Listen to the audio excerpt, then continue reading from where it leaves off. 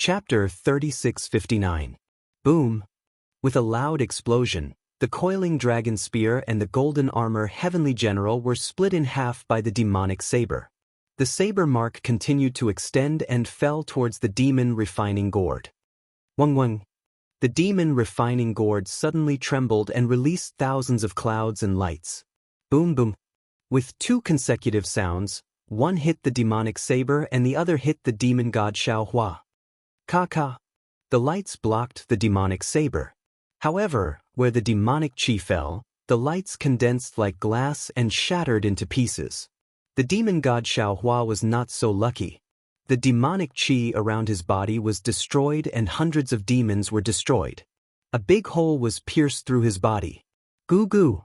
Just as the demon refining gourd let out another rumbling sound, the demonic saber suddenly made a strange sound. Then, the entire demonic saber turned into a waterfall and rushed towards the huge and vast whirlpool above its head. Rumble. The entire space let out a loud rumbling sound. The demon refining gourd also moved. The light caught up with the demonic saber and landed on the whirlpool. Then, the mouth of the demon refining gourd strangely produced a huge shadow that covered the entire whirlpool. The light of the whirlpool was extremely beautiful, like a 9-colored snail.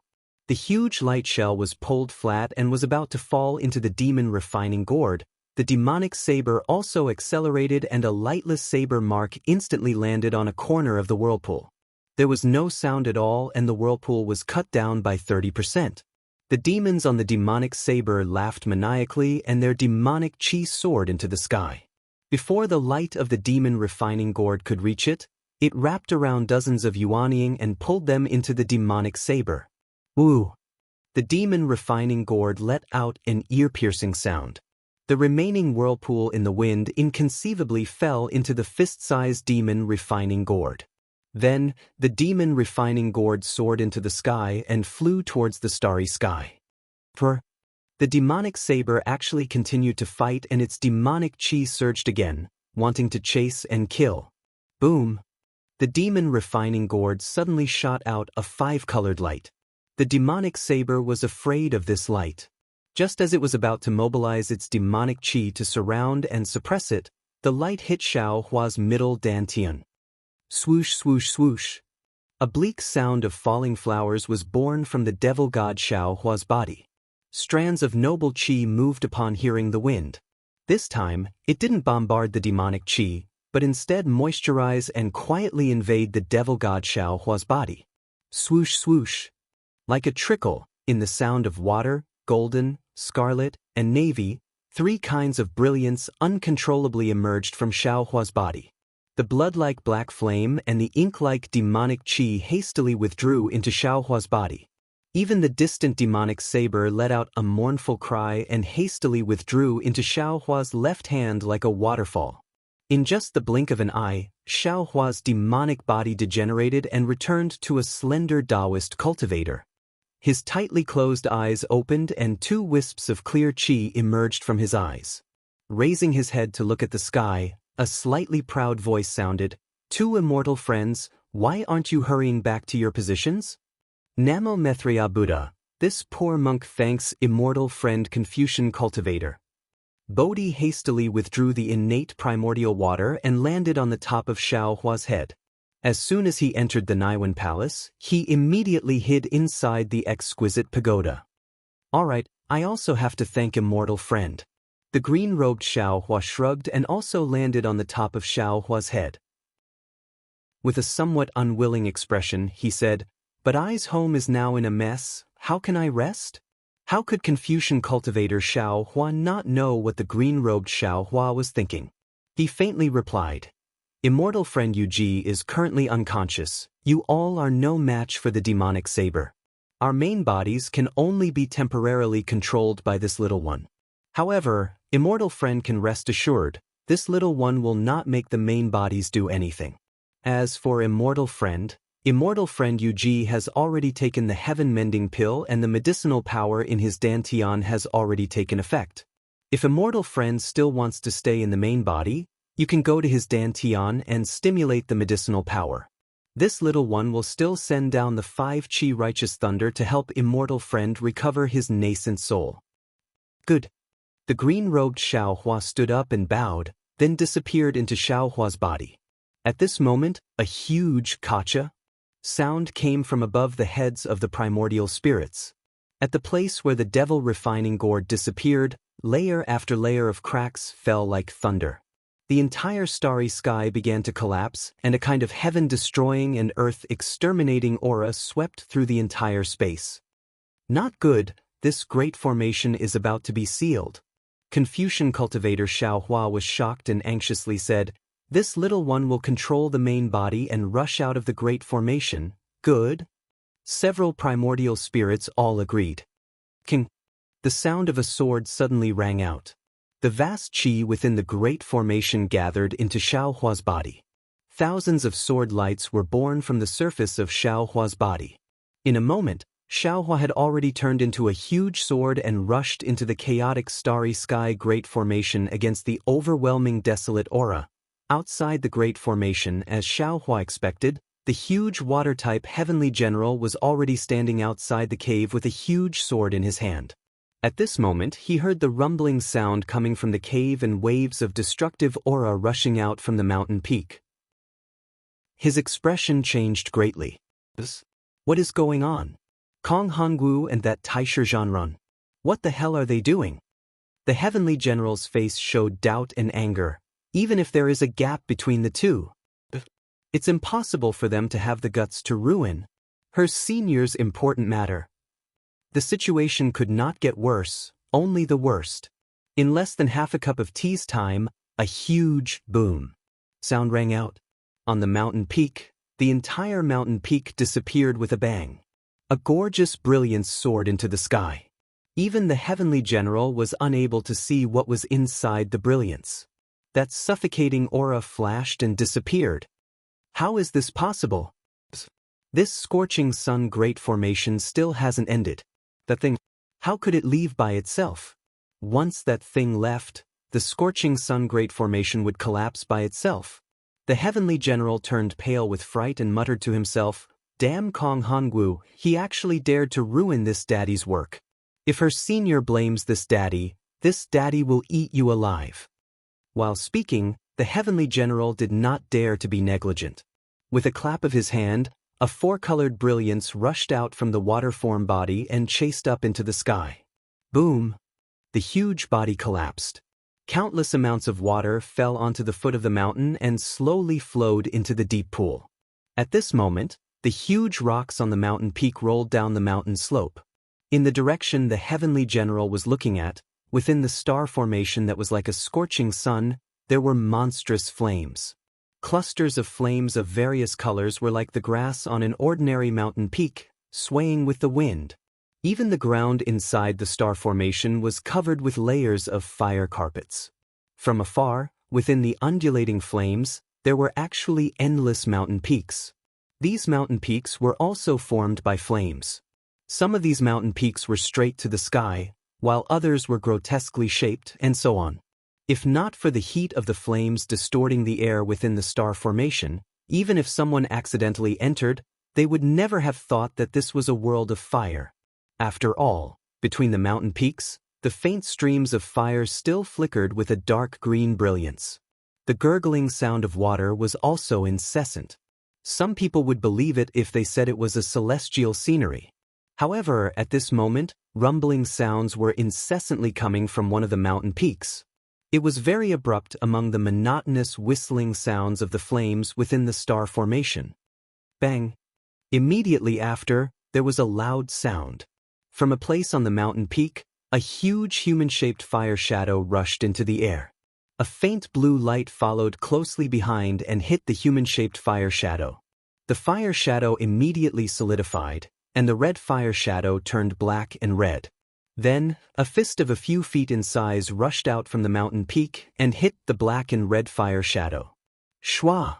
The fire shadow suddenly turned into fist-sized fire crystals and fell from the air.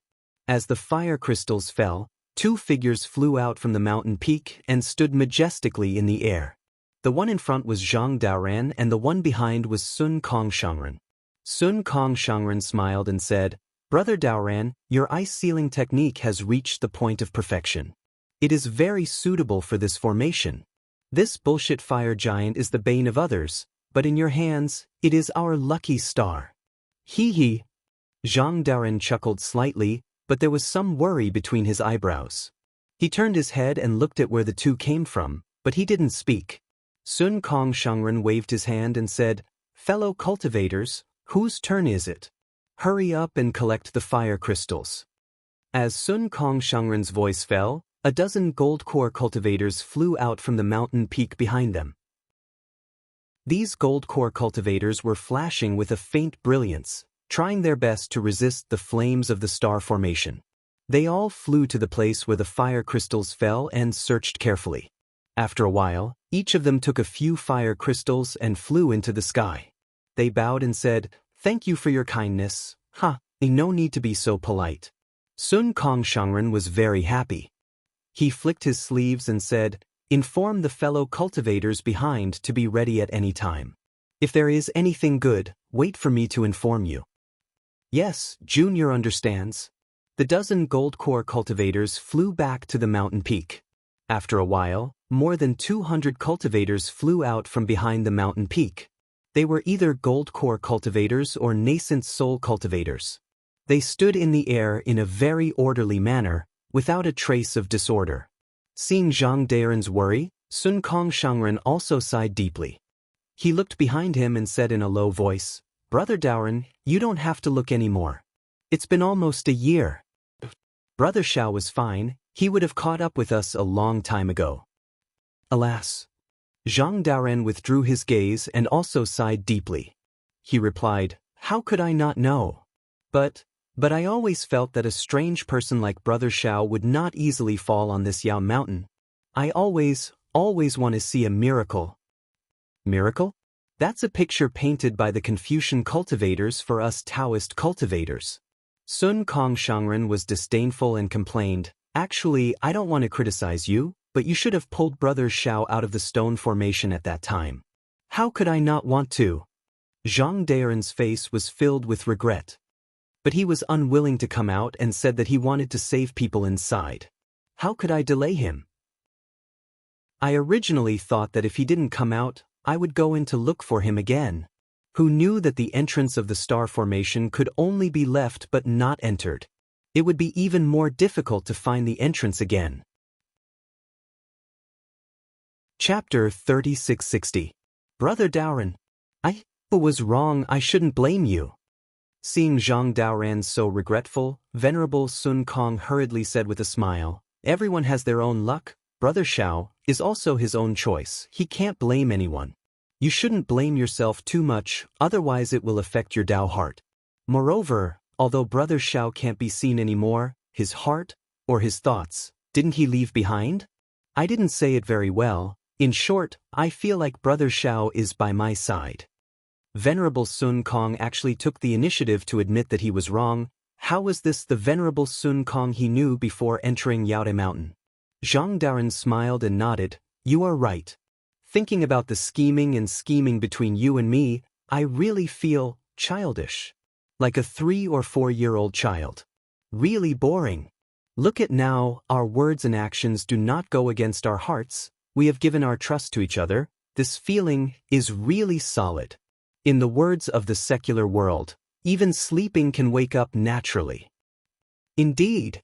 Venerable Sun Kong looked at the 200 cultivators behind him. Previously, I only felt that the group of cultivators trembling in fear in front of me was my prestige.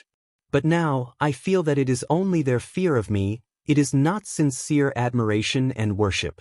Now, although these cultivators had never sworn loyalty to his little brother, their gratitude was even more heartwarming than any oath. This was something that came from the bottom of their hearts. I also feel especially at ease. Brother Xiao, I am afraid he is not younger than us. If he did not have thousands of years of experience, how could he have so many gains? Compared to what he has seen and heard, I feel that my years have been wasted. Zhang Daoran sighed again. Brother Daoran, there is no need to be like this. Venerable Sun Kong smiled bitterly. We are just concentrating on cultivation. Although we are old, some views are not necessarily correct, and the amount of experience we have is also little. We can't just ruin ourselves like this, right? Sai, no matter what, if cultivation is not counted, I feel that there is a big gap between me and Brother Xiao. Zhang Daoren said as he looked back again. Venerable Sun Kong was quite distressed, and also glanced. This sweep didn't matter, but Sun Kong raised his brows and said urgently, "Not good, there are fire crows and flying dragons attacking. Brother Dao Ran, I'll leave the wyvern in front to you. Leave the rest to me and my fellow Daoists." Good. These fire crows and flying dragons aren't as strong as the flame giants. I can't deal with them alone. Zhang Daoren naturally understood. He nodded and agreed. His Taoist robe flapped, and his figure flew into the sky. He slapped his hand on his head again. A huge wind whistled. A huge blue hand that looked like it was made of crystal expanded to 100 feet in size and grabbed towards the distance. Exalted Master Sun Kong said loudly, "Fellow Daoists in the fourth group, set up the formation to lure the enemy. The second and first groups will surround and kill the enemy on the left. The fifth and sixth groups will seal off the right. Golden Core cultivators set up formations at low altitudes to kill the injured fire crows and fire dragons." "Yes, we will do as you say." The group of cultivators responded in unison. Looking at the fire crows and fire dragons that blotted out the sky, there was no panic on their faces. Each of them very skillfully arranged according to Sun Kong's prior arrangements, setting up the formation to prepare for battle. In a moment, the wind blew above the mountain and flames fluttered. Countless rumbling sounds rose and fell. After fighting for a full hour, the sounds finally stopped. Looking at the cultivators, although they were exhausted and had suffered many casualties, their eyes flashed with a strange light. It was as if they had long understood from this joint battle that if they didn't work as one and didn't share weal and woe, they wouldn't have been able to reach here. Even the Crimson Star Formation and Bright Moon Formation would have left their corpses behind. "Quick, look! A shooting star!" At this moment, a Golden Core cultivator with a weak cultivation suddenly shouted, pointing at the distant horizon. Everyone was delighted. After all, in the Crimson Star Formation and Bright Moon Formation, the appearance of a meteor was a sign of a rare treasure. In the first two formations, everyone was very lucky. They were the closest to the meteor and found the trace of the rare treasure early. Moreover, everyone worked together to resist the attacks of other cultivators before obtaining the rare treasure. This time, the meteor that appeared in the Scorching Sun Formation was far away, but it was obvious that it was the location of the last treasure, the pure young ancestor. If it was before, once they heard the warning of this Golden Core cultivator, all the cultivators would definitely rush out like a swarm of bees. Who would care about others? They wouldn't even forget to kill others on the way. After all, it was the pure young ancestor. Although they didn't know what it was also the last treasure of Star-Lord Palace. It was probably more precious than the green abyss dragon saliva and the cold ghost gall. "Let's go!" Seeing that the cultivators were waiting for his order, Exalted Master Sun Kong smiled slightly and said, "When we get this pure young ancestor, our trip will be complete." "Good." The cultivators all applauded and flew into the distance in an orderly formation. When all the cultivators flew away, they saw that behind the fiery clouds in the sky, there was a slight gap, and a beautiful face with a little worry and a hint of joy appeared. Wasn't it the guardian of the Scorching Sun Formation, Sun Chicken Ant Suchiron? Yes, the cultivators of Dao sect have learned how to unite. With this seed of mutual support, Dao sect will not be destroyed. Kong Hongwu's plan. I'm afraid it will fail this time. Gusu Chiron praised in a low voice. I just don't know. Who is this Xiao Hua? How could he have such a great influence on Zhang Daoran and Exalted Master Sun Kong? But after listening to Exalted Master Sun Kong, I'm afraid this person has already died in the star formation. Speaking of this, Gusu Chiron looked at the meteor in the distance again and shook her head slightly. Unfortunately, the Scorching Sun Formation is not something nascent soul cultivators can break through. If it was the star formation of Yaodai Mountain, I could still be merciful, but here, I am powerless. The Immortal Palace. What are they planning? Do they really want all these Dao sect cultivators to die here? Listen. While speaking, Gusu Churan's eyes flashed with a sigh. She waved her hand and the clouds moved. A faint voice came from the depths of the clouds. I can only hope that you can hold on for a year. The meteor streaked across the sky. Finally, with a loud boom, a huge hole appeared in a huge mountain of flames. Then the meteor shattered. Layers of inscriptions rushed out like a swarm of bees. Waves of awe-inspiring energy rotated in the air. A jade box emitted multicolored rays of light and floated in the volcano. As soon as the jade box appeared, the inscriptions changed under the influence of the light.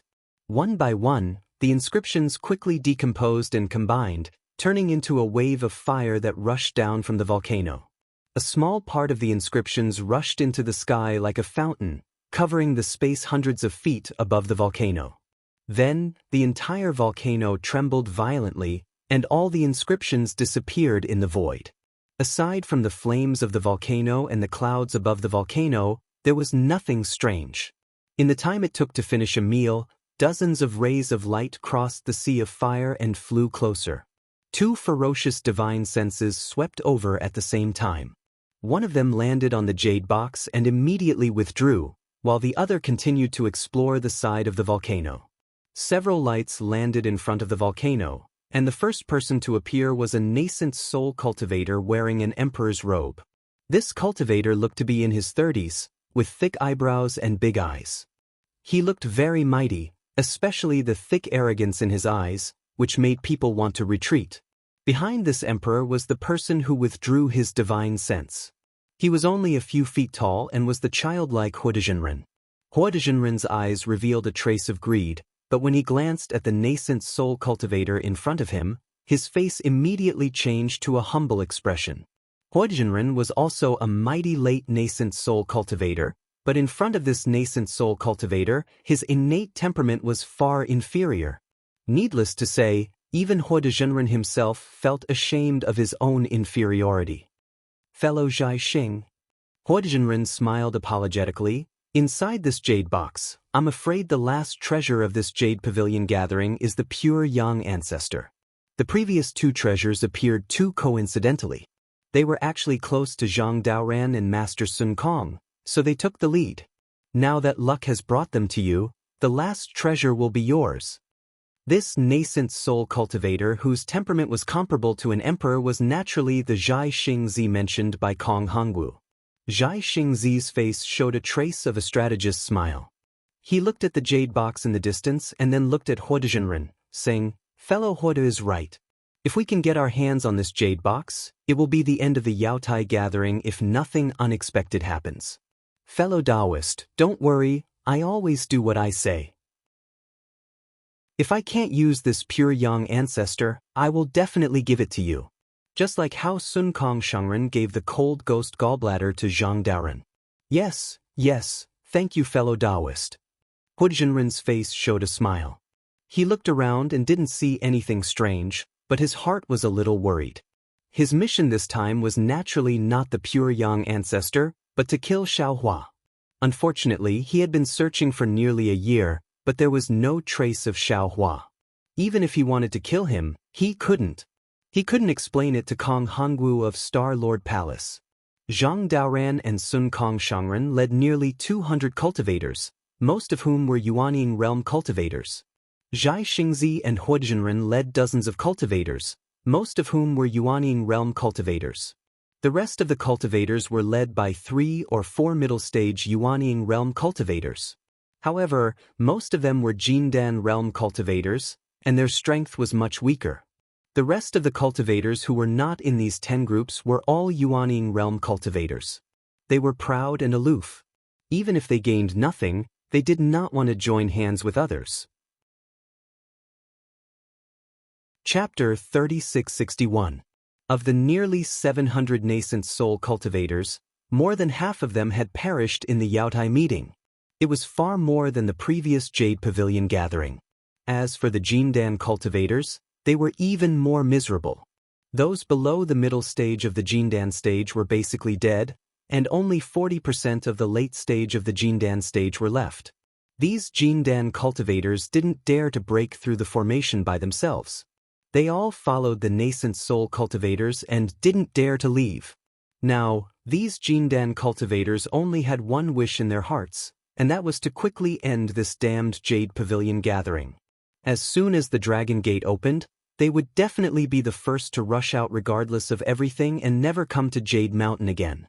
Even if they were beaten to death, they would never come again. In fact, the Daoist cultivators were indeed tragic, but there was a big gap between this and what Kong Hongwu had imagined. The nascent souls of these nascent soul cultivators who had died were really not commensurate with the large investment of the Immortal Palace. Most of the credit should be given to Xiaohua for the Dao cultivators to be able to survive. Not to mention that Xiaohua restrained Star-Lord Palace, not to mention that Xiaohua killed 3 Star-Lords, not to mention that Xiaohua personally saved so many nascent soul and Jindan cultivators. Xiaohua was able to use his Dao heart to move Sun Kong Shangren and Zhang Daoren, which was already the greatest thing. This kind of move was imperceptible, like the spring wind and rain, causing Sun Kong Shangren and Zhang Daoren to go from hostility and suspicion to mutual recognition and cooperation. Not only did the two of them not die, but they also protected dozens of nascent soul cultivators around them from dying. Influenced by them, the other nascent soul cultivators who were also suspicious began to follow suit. These nearly 10 groups of cultivators gradually formed and fought together in the bloody storm of the past year. Of course, the most important thing was that Xiaohua killed Kong Hongwu. Kong Hongwu's plot to kill all the nascent soul cultivators in the Scorching Sun formation couldn't be carried out. Otherwise, even if Zhai Xingzi and the others came here, they still wouldn't be able to survive. Fire de Jinren looked around and whispered, "Fellow Zhai Xingzi, let's hurry up and do it. This is the rhythm of the early bird getting the first bite." Alright. Zhai Xingzi readily accepted the suggestion and waved his hand. "Fellow Daoists, let's surround this volcano. First, we'll act according to our previous formation and attack together. Whoever gets the jade box first, regardless of whether it's me or fellow Daoist Huoda, will give that fellow Daoist something of equal value. Second, even if we can't get it for now, we'll be able to block the cultivators who come here in the future. Yes, we'll listen to fellow Daoist Zhai Xing's orders." The dozens of nascent soul cultivators responded in unison. They moved their bodies and surrounded the entire volcano in a short while. At the same time when everyone had just surrounded him, several divine senses had already swept over from afar. They were the other surviving Dao sect cultivators, including Zhang Daoren, Sun Kong, and the others. "Do it." Zhai Xingzi's face turned serious. He knew that he didn't have much time left, so he waved his hand and ordered. Buzz. Waves of magic treasures rumbled. The dozens of nascent soul cultivators each activated their natal magic treasures. The brilliance of the magic treasures was exceptionally dazzling, completely enveloping the entire volcano.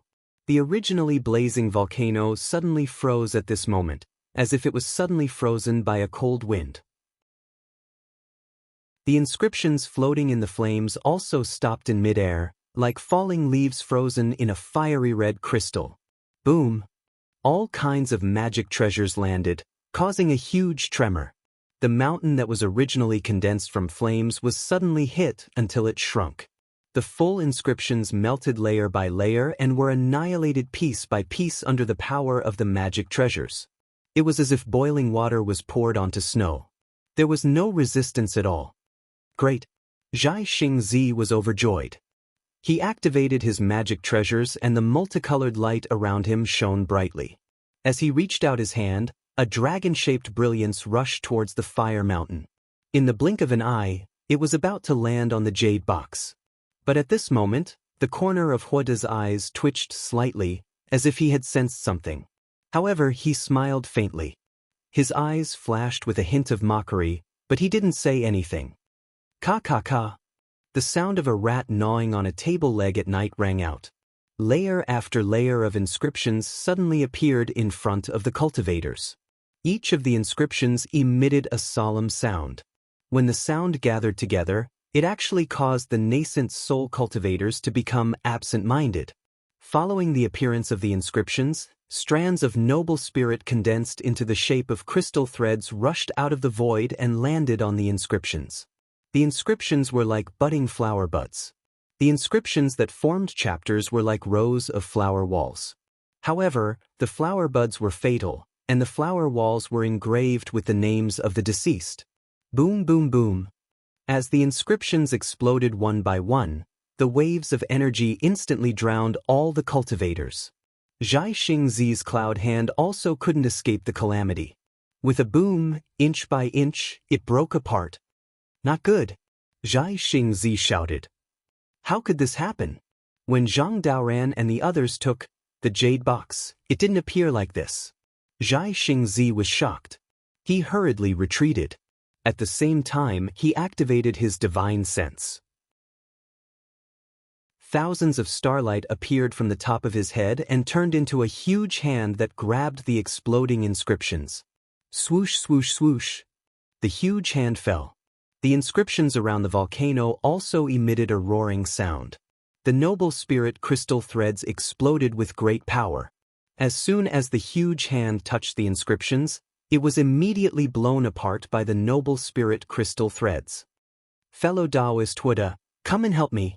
Zhai Xingzi saw that Huada Zhai Xingzi was still activating an ordinary magic treasure. He couldn't help but frown and hurriedly called out. How could Huada Zhai Xingzi be willing to help? But now he had to act. Huada Zhai Xingzi shouted, Fellow Daoist Zhai Xing, don't worry. I will help you. As he spoke, Huada Zhai Xingzi also activated a huge hand that was condensed from flames. Its position was exactly opposite of Zhai Xingzi's. Of course, Huada Zhai Xingzi's hand was not as big as Zhai Xingzi's. The moment it touched the inscriptions, it immediately collapsed. At this moment, a nascent soul cultivator suddenly screamed. Above the volcano, a vast white gas rushed out and covered the nascent soul that had lost its physical body. It instantly dragged the nascent soul into the volcano and disappeared. Puff puff. After a nascent soul cultivator died, the other nascent soul cultivators also endured the most difficult stage. They all activated their magic power and used their divine sense to escape from the attack of the inscriptions. When these cultivators came out, the terrifying inscriptions gradually disappeared as if they had never existed. The volcano that had been hit until it lost its light was now waving its fangs and brandishing its claws. As he looked at the group of cultivators with ghastly pale faces and the damaged magic treasures in their hands, a bitter taste arose in Zhai Xingzi's mouth. He understood in his heart that this last treasure was absolutely not as easy to obtain as the previous two. Zhai Xingzi wanted to give up, but he couldn't say it. This was not only a matter of face, but also a matter of life and death. Even if he didn't take this treasure, the Jade Pavilion Gathering's Dragon Gate would not open. They still had to stay here. Ha! Sun Kong Shangren's mocking voice came like a wave. You dare to go to the volcano without 3 inches? You're just a bunch of useless people, yet you want to covet the 3 great treasures? Are you defeated? If you can't, then quickly move aside and let this old man take it. Sun Kong Shangren's words really made Zhai Xingzi blush because these were the words he mocked Sun Kong Shangren when he first failed to take the treasure. However, Sun Kong Shangren then successfully took the jade box with Zhang Daoran. Now, Sun Kong Shangren was just returning the original words. Sun Kong Shangren's voice had already arrived, but he was still far away. Huada Zhai Xingzi heard it and his heart tightened. The first people he found were Sun Kong Shangren and Zhang Daoran. Unfortunately, Zhang Daoran didn't care about Huada Zhai Xingzi joining, but Sun Kong Shangren was extremely disgusted with Huada Zhai Xingzi. That kind of disgust was undisguised on his face. Huada Zhai Xingzi was also a late Yuaning stage cultivator. How could he bear this? After a few words, he flicked his sleeves and left. In his heart, he was extremely contemptuous of this group of people who were only a few dozen at that time. But what made Huada Zhai Xingzi surprised was that more and more people gathered around Zhang Daoran and Sun Kong Shangren, and more star formations were broken. Just as Huada Zhai Xingzi was about to coldly watch these 2 people being killed by Star Lord Palace, they unexpectedly took 2 treasures. At this time, Huo Xingzi almost suspected that Kong Hongwu of Star Lord Palace had changed his nature and began to favor the Daoist cultivators. However, whether it was the Crimson Star Great Formation or the Bright Moon Great Formation, the casualties of the Daoist cultivators didn't seem to be his guess. Therefore, Huo Xingzi slightly shifted his target from killing Xiao Hua to the treasures. As for Xingzi, to be honest, Huo Xingzi just wanted to make use of him. When Xiao Hua appeared, or when Xiao Hua was fighting with him for the treasures, he could borrow Xingzi's power to kill Xiao Hua. Xingzi was a little embarrassed. He looked at the jade box on the volcano in the distance, and then looked at the group of cultivators who were greatly injured. He thought about whether to continue or not. After all, before Sun Kong Shangren and the others arrived, they still had enough time to attack again. Fellow Xing, what are you hesitating for? If we don't attack now, when Zhang Daoran and the others arrive, how will we have a chance? Huo Xingzi urged from the side. Xingzi nodded. Fellow Xingzi is right. Previously, I didn't succeed. Now it's up to you. When Huo Xingzi heard this, he felt like vomiting blood. However, what Xingzi said was also right. Even if it was a round, it would still be his turn to attack. Huo Xingzi smiled. He already had a plan in mind. He nodded and said, Fellow Xingzi is right. I also want to lead everyone to succeed. Unfortunately, my life source magic treasure was stolen by that bastard Xiao Hua. I only managed to stay alive by fleeing with all my might. Today, even if I use all of my magic power, I still won't be able to stand shoulder to shoulder with fellow Xingzi. How about this, fellow Xingzi? We don't have much time. This time, we must succeed in one strike. There can't be the slightest mistake. I'll be the main force, and fellow Xing will be the support. Why don't we attack together? Chapter 3662. After listening to Huo the Immortal's suggestion, Xingzi pondered. Huo the Immortal had said this before, and he had already regarded Xiao Hua as the scum of Taoism. Since Huo the Immortal did not have his natal magic treasure, his supernatural power would naturally be weakened. He would not be of much help. If it was before, he could take a few steps back and let Huo the Immortal try. But this time, he really did not have much time. Even if he had some grudges in his heart, he could only compromise. Okay. Xingzi nodded and pointed to the opposite side. Huo the Immortal will go to the opposite side. We will attack from both sides. Who is it? At this moment, Xingzi's eyes suddenly overflowed with faint starlight. He raised his head and looked at the clouds that were covered by flames in the distance. Between the 2 clouds, half of a face that was either angry or happy flashed past. Xingzi's heart felt as if it was struck by lightning. Instantly, his body became light and he could not breathe. It was as if thousands of mountains and ravines were stuffed into his chest. This face is so familiar. This person is so attractive. This person? Where have I seen him before? Xingzi's mind was turned upside down. He tried his best to find the memory of this half of the face. Unfortunately, no matter how hard he tried, he could not find the origin of this half of the face. However, the bitterness in his heart clearly told him that this person. He knew this person, and this person was deeply engraved in his heart. Fellow Immortal Xingzi? Huo the Immortal did not see that half of the face, but he was a little panicked. He naturally knew that the scorching sun array was guarded by the celestial lords of Celestial Lord Palace. He did not know who the celestial lord above the clouds was, but he had a vague feeling that this celestial lord was probably Kong Hongwu himself or someone sent by Kong Hongwu to check on his performance. Therefore, he hurriedly reminded him, "What's wrong with you?" Nothing. Xingzi's heart could not help but beat wildly. He could not calm down for a moment. This was rare for a cultivator in the late stage of the nascent soul stage. Xingzi's answer was somewhat perfunctory. Xingzi frowned. Huo the Immortal was a little relieved. He smiled and said, "If there's nothing, we will prepare to set up the formation now." But Xingzi was still a little absent-minded. Huo Zhenren muttered in his heart. He looked at the clouds in the sky and flew to the other side of the volcano. Behind the clouds, Gusu Chiron's face was red and her hands were trembling. There was a strange look in her eyes and her heart was pounding. Who is this cultivator from the Taoist sect? How did he discover me? Even a cultivator of the 5th grade of essence energy wouldn't be able to notice my appearance. How can he see me at a glance? Moreover, why is his appearance so familiar? How could I have such a deep impression of a Daoist cultivator? Gusu Chiron couldn't help but blush at this thought. She was just as surprised as Zhai Xingzi. As a woman, she was far more sensitive to this feeling than Zhai Xingzi. Because of this, she was far more confused than Zhai Xingzi. After all, Zhai Xingzi's glance was truly shocking. Gusu Chiron just showed her face and Zhai Xingzi was already moved. This was definitely not an ordinary Daoist cultivator's spell.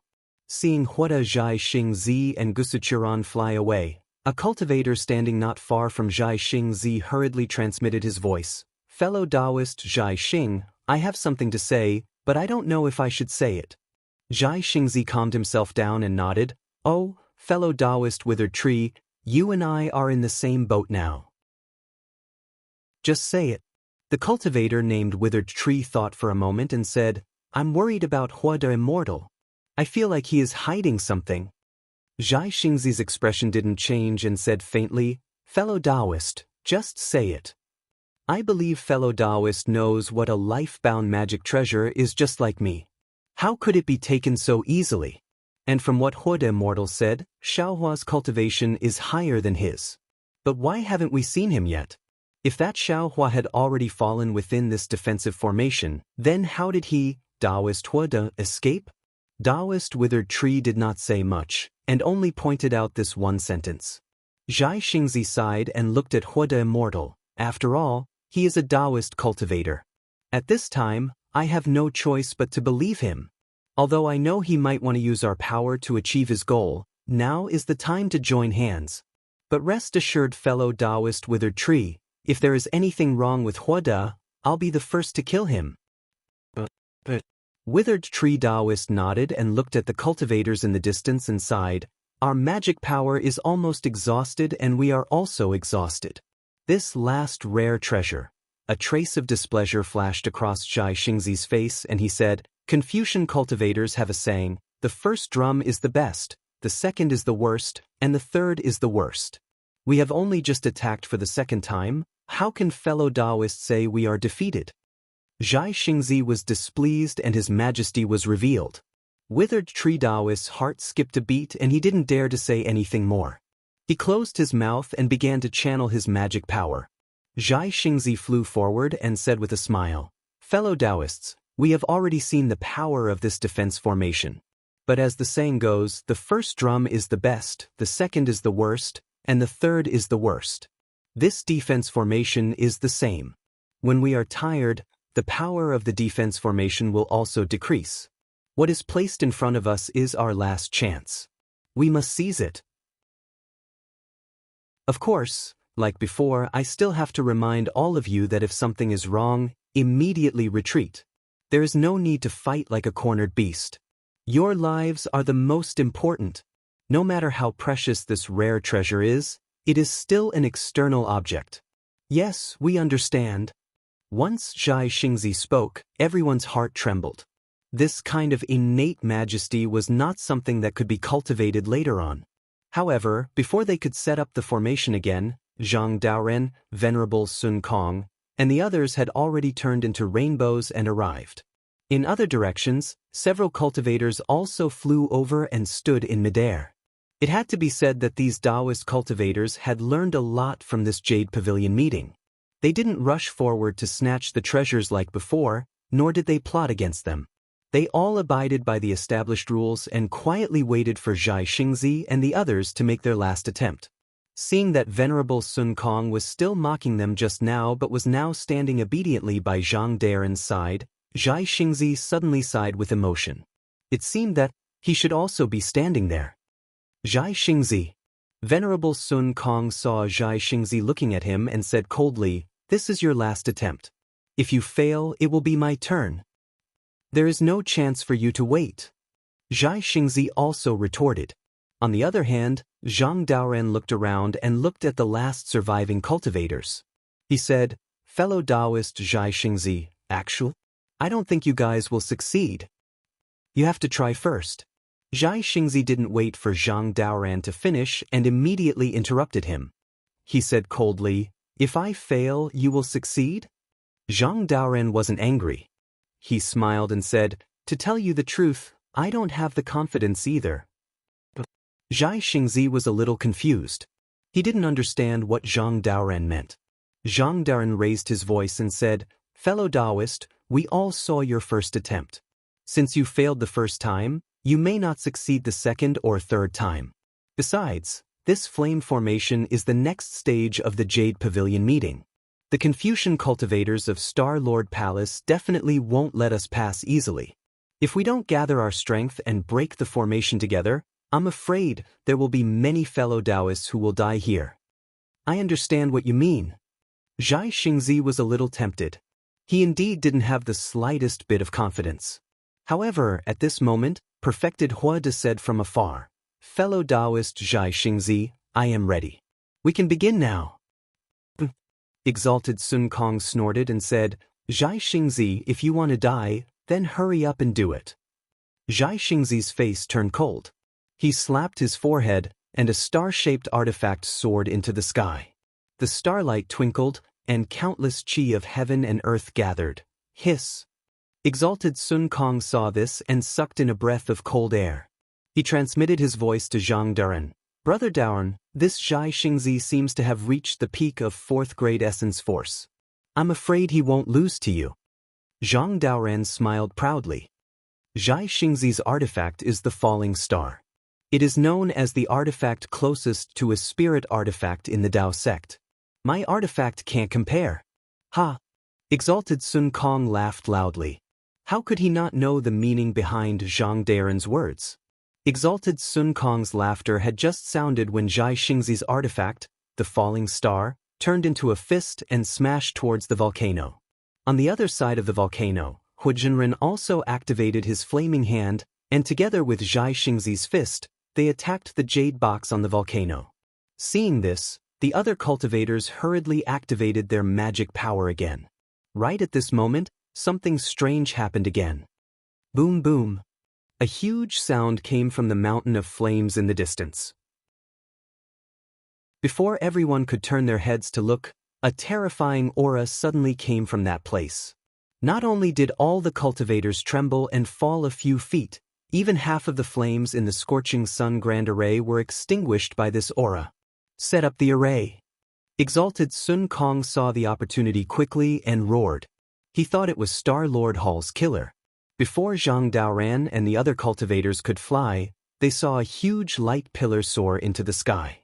It passed through the flames and the clouds in the sky and disappeared. This is... Everyone saw that the fear disappeared along with the light pillar like a receding tide. They were very puzzled. However, Zhang Daoren and the others set up the array. The other cultivators also set up the array and were on guard. Rumble! Just as the light disappeared, the entire scorching sun formation began to tremble again. Volcanoes collapsed one after another, clouds turned into streams of fire and fell from the sky. Forests turned into fiery ponds that spiraled in the air. Everyone turned pale with fright. They were somewhat at a loss. Chapter 3663. Zhang Daoren's expression also changed when he saw such a huge change in the array. He scanned the array with his divine sense and exchanged glances with Venerable Sun Kong. Both of their eyes were filled with bitterness. This time, the collapse of the array was a little different from the previous one. It was completely disorderly and there was no trace to speak of. Moreover, their divine senses had just scanned a few miles when they were immediately defeated by the aura of the collapse. They couldn't go far. Even if they wanted to escape, they would be like headless flies. Oh no! Before they could withdraw their divine senses, the entire space was torn apart. Their divine senses were also cut off in the broken space. Zhang Daoren and Venerable Sun Kong's divine senses were damaged. Their faces were pale. They hurriedly waved their hands and wanted to escape with the other cultivators. At this moment, a loud sound came from beside them. They quickly turned around and saw the volcano where the jade box was located collapse. The space around the volcano was broken and shattered like glass. Thousands of inscriptions surged out of the void. These inscriptions were immediately torn into pieces by the space cracks before they could trigger the noble spirit. Haha. While the other cultivators were at a loss, Xianxia let out a wild laugh. The big hand formed by the starlight grabbed the jade box that was flowing with the fire in the volcano. Layers of extraordinary colors bloomed from the jade box. Good. Venerable Sun Kong couldn't help but praise. Everyone heaved a sigh of relief. After all, they had obtained the last rare treasure. The Jade Pavilion gathering was about to end. The dragon gate that would send everyone out would inevitably appear. This collapsing space would naturally stop. Just as everyone's heart settled, they heard Xianxia's miserable scream. A space crack appeared out of nowhere between Xianxia's big hand and instantly cut the big hand apart. Xianxia's expression changed drastically. Woo! Huodazhenren reacted quickly. The flaming hand hurriedly grabbed the jade box that Xianxia had let go. Xianxia helplessly waved his hand and the falling star turned into a speck of starlight and flew back to Xianxia's eyes. Xianxia's miserable scream caused everyone's hearts to skip a beat. Because the dragon gate was gone and the space was still collapsing, their way out did not appear. What's going on? At this moment, Zhang Daoran was no longer interested in any treasures. All he wanted to do was to escape. The hundreds of cultivators around him were the same. Unfortunately, the collapse of the scorching sun formation was far beyond their expectations. Spatial cracks appeared one after another, turning the formation into pieces. They gradually separated from each other and even became further and further apart. Waves of inscriptions and clusters of flames rushed out again, blocking everyone's line of sight. A golden core cultivator was caught in the flames in a panic. He screamed as his body was corroded. The flames quickly killed him. Immediately afterward, several more golden core disciples were killed by the spatial rifts. They didn't even have the chance to scream. At a place several miles away from Zhang Daoran, Daoist Yuan Qing, Hong Songzi, and Hai Hongzi were watching from afar with a group of gold core disciples.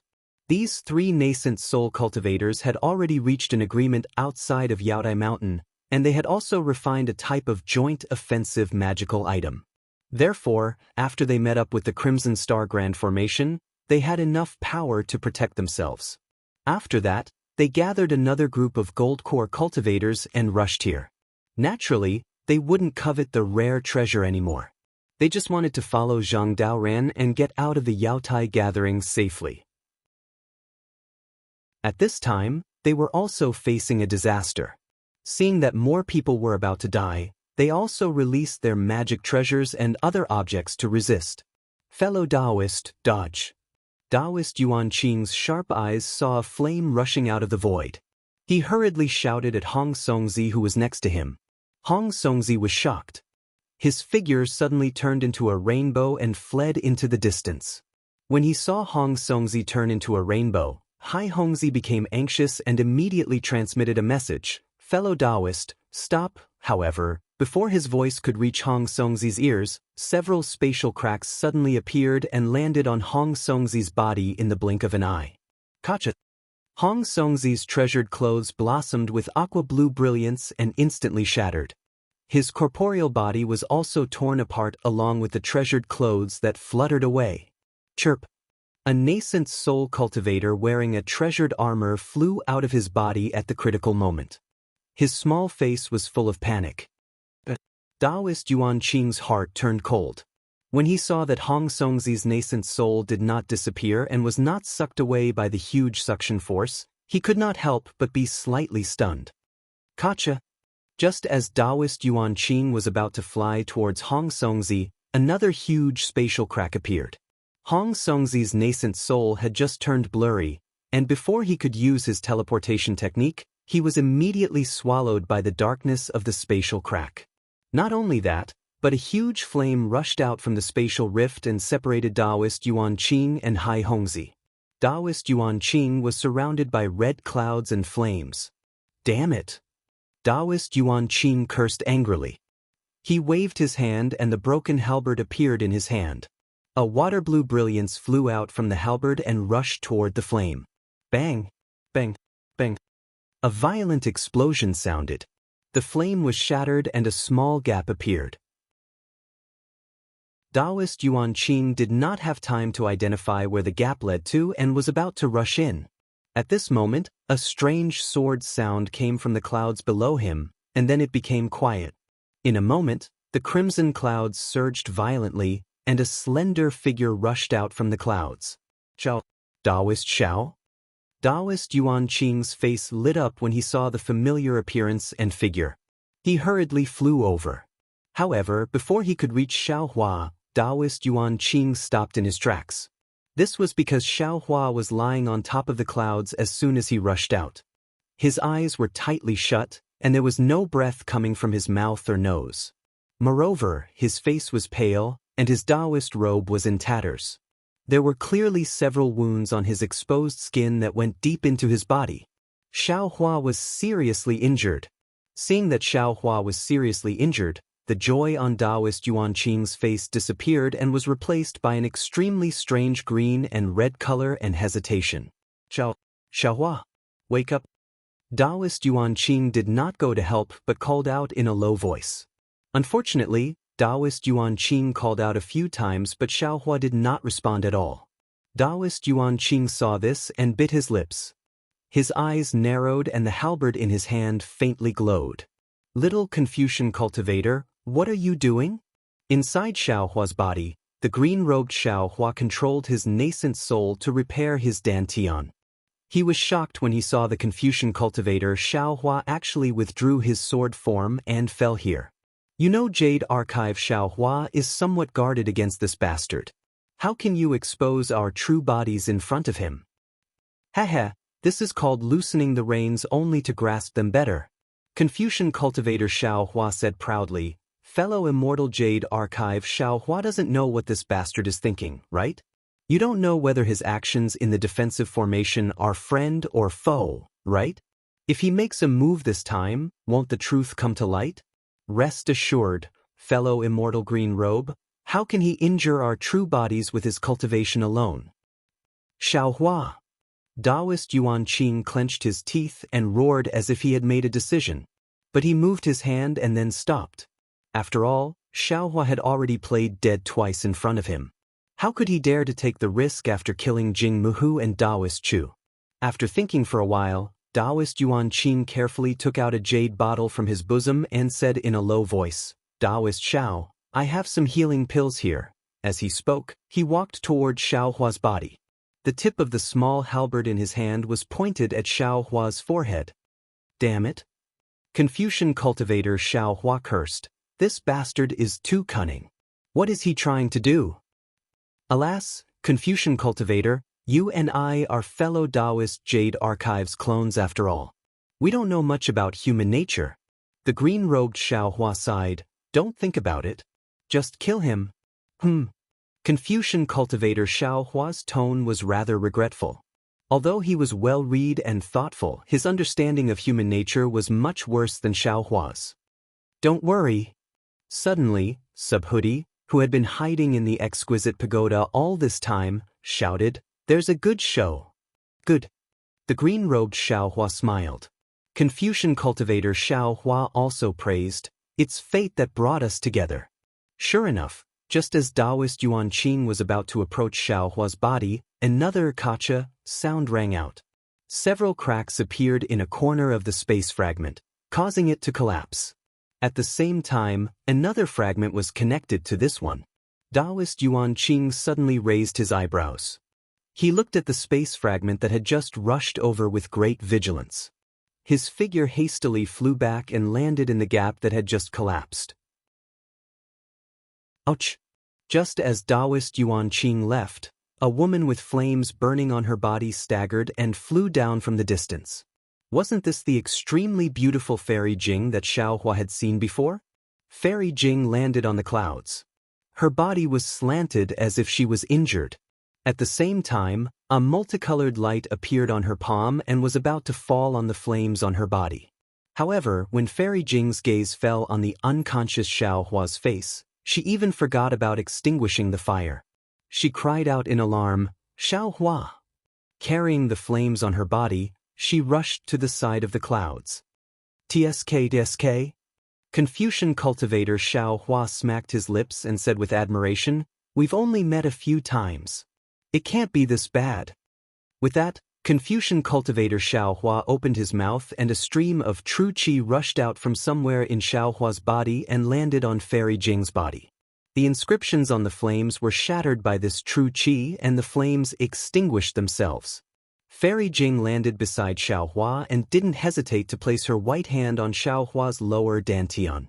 This made the green-robed Xiaohua hesitate. Xiaohua himself would never allow others to inspect his dantian like this. However, Fairy Jing was very concerned and worried about Xiaohua, which made the green-robed Xiaohua hesitate. During this moment of hesitation, Fairy Jing's true qi landed on Xiaohua's dantian. Ah! Fairy Jing was dumbfounded.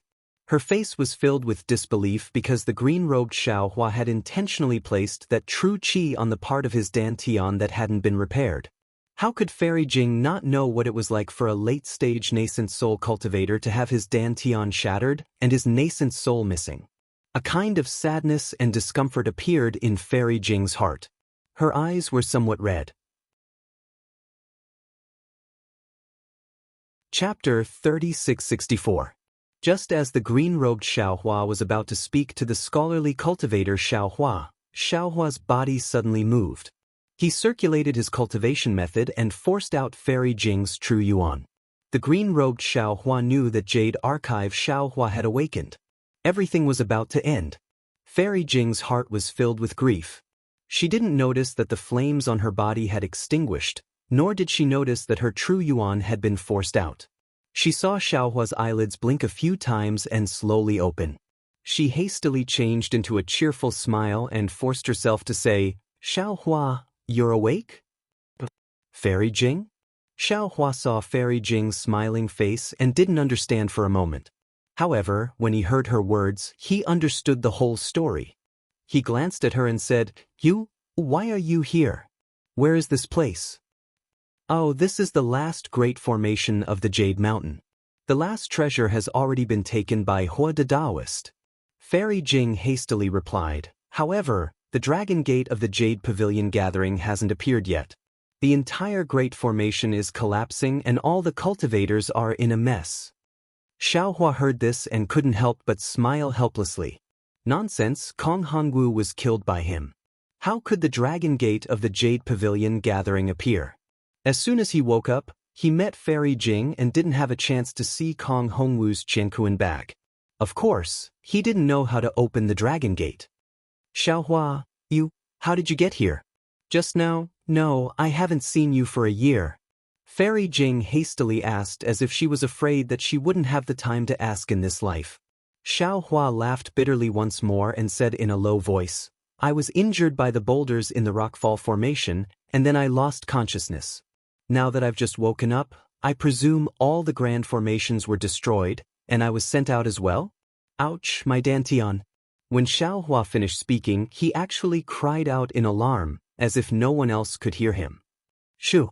Fairy Jing was anxious and whispered, "Xiaohua, don't say anything. Your dantian is broken and your cultivation is no longer there. What a Daoist and the others are not far away. You mustn't let them know. I'll take you to find Senior Daoist and the others first." But Xiaohua's face was filled with panic as he hurriedly agreed. With Fairy Jing's help, he struggled to get up. Wind blew through the gap between the flames in the distance as if someone was about to enter. At this moment, there was a boom. It was the sound of waves crashing into the mountain rocks that the Daoist cultivators were very familiar with. Everyone's vision darkened. Then, a meteor soared into the sky and crashed into the crimson flames. The entire crimson sky shook violently. A huge black hole flashed with a golden frame. The meteor turned into a huge sun in the black hole. A three-legged golden crow flashed in the sun. Then the entire sun fell into the black hole and disappeared. A dazzling brilliance rushed out from the black hole.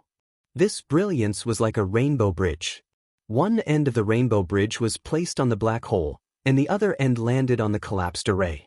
The strange thing was that as soon as the rainbow bridge fell, the entire disintegrating array stopped splitting. All the flames, inscriptions, and spatial cracks froze. Is this the Dragon Gate?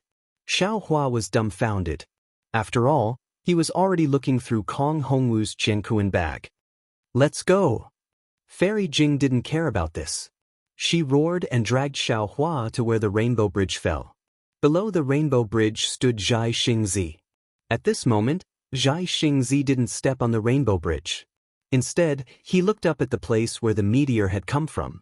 That place was filled with crimson clouds, so he couldn't see anything. However, Zhai Xingzi clearly saw that behind the clouds, there was a woman whose face was also covered in red clouds. Fairy Jing had just left with Xiaohua when the ashen-faced Daoist Yuan Qing emerged from behind the solidified flames. He fiercely stomped his feet on the clouds with a remorseful look on his face. Soon after, he flew up and carefully covered his tracks as he followed behind Fairy Jing.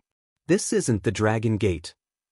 Daoist Huda stood not too far away from Zhai Xingzi and coldly said, "This is Star-Lord Palace's trap." The cultivators who had left the Jade Pavilion gathering didn't move. Although the cultivators who hadn't seen the Dragon Gate open before were tempted, they still stopped after hearing Daoist Huda's words. The entire world was silent. Not a single sound could be heard. Zhai Xingzi's eyes narrowed. He shifted his gaze away from the clouds and stepped on them as he sang, "A 1,000-year withered tree doesn't see water. A 10,000-year ancient well doesn't have ripples.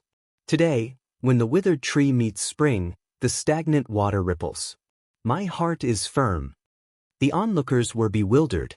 Above the clouds, Gusuchiran bit her lips. Her face was so red that it seemed like it would drip water at any moment. She moaned, "Damn it. Although I don't know why I'm willing to give up everything for you, with your words, I'm satisfied to wander the world." Daoist Zhai Xing, be careful.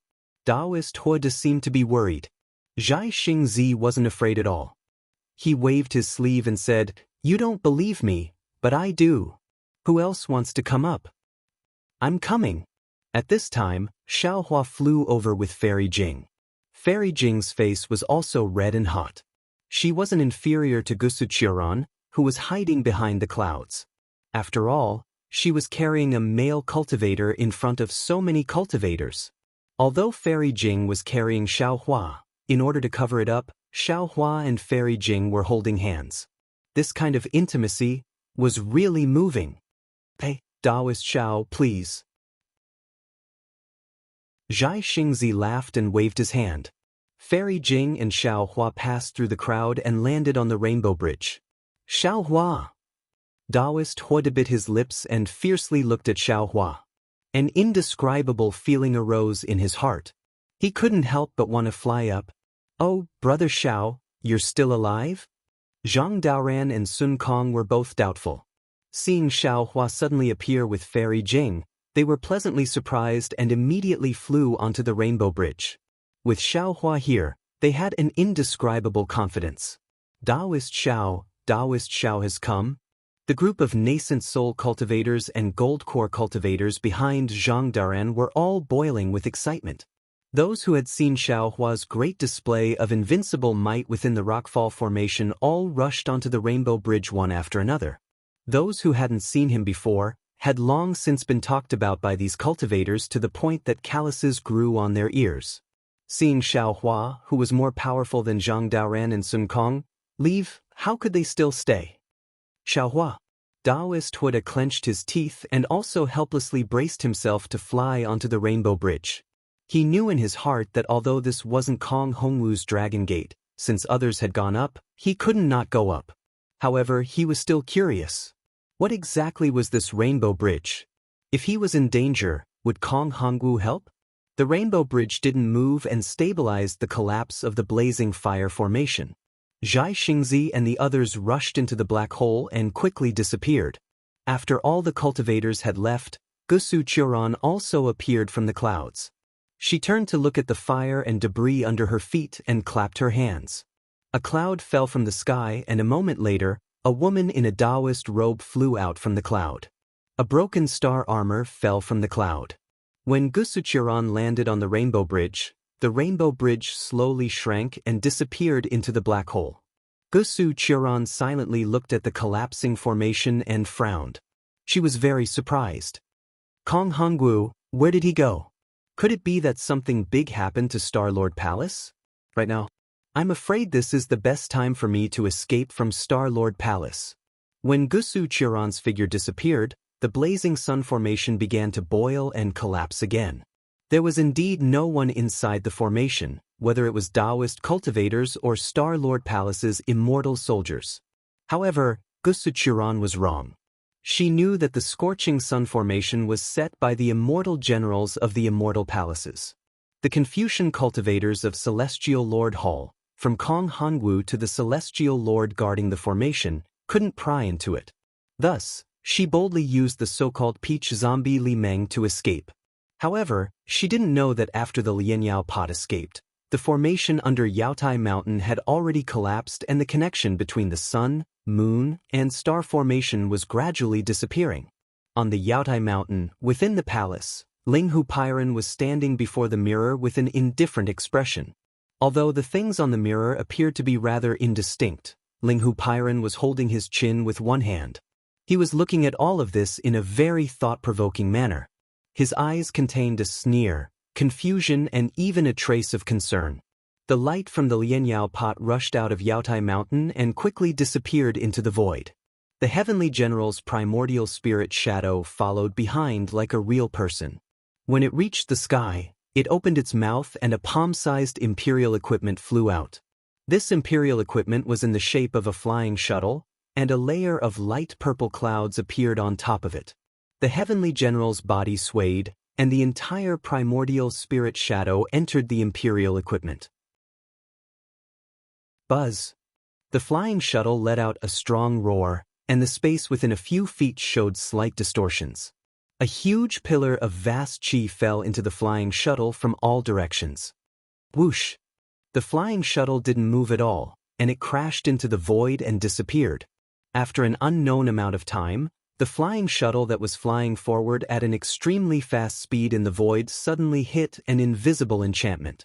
Circles of 9-colored light rippled in all directions in the void. Even the void was extremely distorted. When the flying shuttle entered the restriction, it suddenly slowed down, and an extremely long shadow appeared. The originally palm-sized flying shuttle was stretched to 1,000 feet long. The rumbling sound of the flying shuttle also became muffled and erratic at this point. Then, thousands of light spots flew out from the flying shuttle. Layers of inscriptions bloomed like an epiphyllum. Ripples appeared on the left side of the flying shuttle. The light spots scattered around the flying shuttle rushed into the depths of the sea and disappeared without a trace. There was a palace made of silver, and the surroundings were filled with light green clouds. The brilliance of the clouds was like the sky, illuminating the surroundings. The palace's vermilion door was extremely large. Above the vermilion door of the palace, there was a bright plaque with 3 inscriptions, Jasper Flower Palace. An indescribable majesty was emitted from these 3 inscriptions, covering a range of several hundred feet in front of the palace. Chapter 3665. Behind the towering palace gate were layers upon layers of pavilions and pavilions. They were dazzling, exquisite, and majestic. In the clouds above the pavilions, colorful phoenixes danced gracefully, followed by hundreds of other immortal birds. Their cries entered one's ears. On the ground inside the palace, clouds were also rolling. They seemed to be evergreen immortal grasses. Immortal trees were everywhere, giving off a clear light and a delicate fragrance. In the palace, many young women dressed in palace dresses of various colors were holding jade bottles, rui scepters, and other things. They were flying around on auspicious clouds. Similarly, there were also many young children playing or weeding beside the immortal grasses. It was indeed the auspicious and aura of immortals. It seemed that everything was normal. At this moment, in an extremely secret pavilion in the palace, a strange brilliance suddenly flashed. Then, the crackling sound of firewood being roasted on a bonfire could be heard. Then, from the corridor outside the pavilion, a woman in her 20s flew in at an extremely fast speed. She was as beautiful as a flower, and her watery peach blossom eyes flashed with a seductive smile. When the woman saw the brilliance in the pavilion and the bright clouds that were constantly gushing out from the noise, her face lit up with joy. But then, she frowned slightly and raised her left hand. Her fingers that were whiter than snowflakes quickly bent. In just a moment, the woman's face changed greatly. She almost cried out in surprise, "What? Isn't there still a few hours left? Why did this thing suddenly fly back?" After saying that, the woman's face became ferocious, and the sweet smile disappeared in an instant. Then, the woman flew to the pavilion. However, before she could get close, layers of tiny inscriptions gushed out from all over the pavilion, forming a huge chain armor. The chain armor shone brightly, and each ray of light was like a sharp sword, blocking the woman's path. Alas! The woman's eyes turned slightly, and then she seemed to have thought of something. She stepped on an auspicious cloud, rushed out of the pavilion, and flew directly to the palace gate of Jasper Flower Palace. Along the way, many palace maids stopped on their clouds and stood quietly to greet her.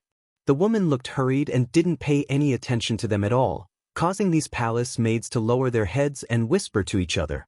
After a while, the woman returned from outside the palace with a strange expression. She rushed into the depths of the palace and only stopped when she came to a small door. She lowered her cloud and took a deep breath. She walked to the door and lowered her head. Gu Xianyun requests to see the princess. After a while, a young and beautiful woman walked out of the small door and said with a smile, "Sister Xianyun, the princess is not in the palace today. If you have something to do, you can come in 3 days." Ah! Hearing this, Gu Xianyun's face changed and he begged, "Sister Xia Jing, where did the princess go? Little sister has an urgent matter here. I want to report this to the princess as soon as possible. If there's any delay, I won't be able to keep my life." Hearing this, the woman's face turned serious and she asked anxiously, "Xianyun, what happened?" However, this was only said out of impatience. After saying this, the woman quickly said, "Oh, Xianyun, you don't have to explain it to me." Then she took Gu Xianyun's hand and comforted him, "Don't worry, sister. It's only 3 days. The princess will be back soon. Sister you, 3 days? 3 days is 3 years?" Gu Xianyun blurted out, but he didn't say it out loud. Hearing this, Yu Xiajing immediately understood. Of course, she also knew the key point. However, she still shook her head slightly. "Sister Xianyun, it's not that I don't want to send a message to you. It's the princess who doesn't allow it. Yesterday, the princess went to the school of the Emperor Star with Princess Miao Miao. Do you think I can go to the school of the Emperor Star to send a message?" Alas! Hearing the school of the Emperor Star, Gu Xianyun immediately lowered his head and muttered, "Princess Qingqing has always been at odds with the school of the Emperor Star. If I go to send a message, I'll be seeking death. Both of them will die. Which one do you choose?" Yu Xiajing blinked and looked at Gu Xianyun. Gu Xianyun froze and then pondered. After a while, he bowed and said, "Thank you for your reminder, sister. Everything will be decided after the princess comes back." "Yes, that's right. Don't be too anxious." Yu Xiajing nodded with a smile. "Although I don't know what kind of task you're doing for the princess, there's no need to rush. However, since it's a task, there's a possibility that you'll screw it up. Then, I'll have to see how badly I screw it up. Imagine if I made any mistakes and how the princess will punish me. The princess empathizes with us the most. She won't be too harsh on us." Gu Xianyun smiled bitterly and said in a low voice, "Actually, I'm not sure either. However, perhaps it's not as serious as I think. Elder sister, if the princess comes back, can you take a look at her mood before you inform this little sister? You're making things difficult for me." Yu Xiajing smiled even more bitterly. When has the princess ever come back with a smile from the school of the Emperor Star? Sister, you're just making things difficult for me. My life is at stake. Gu Xianyun begged, Sister, you must think for me. Sister Xianyun, go ahead. I'll remember this. Yu Xiajing smiled, everything will be fine after the heavens selection.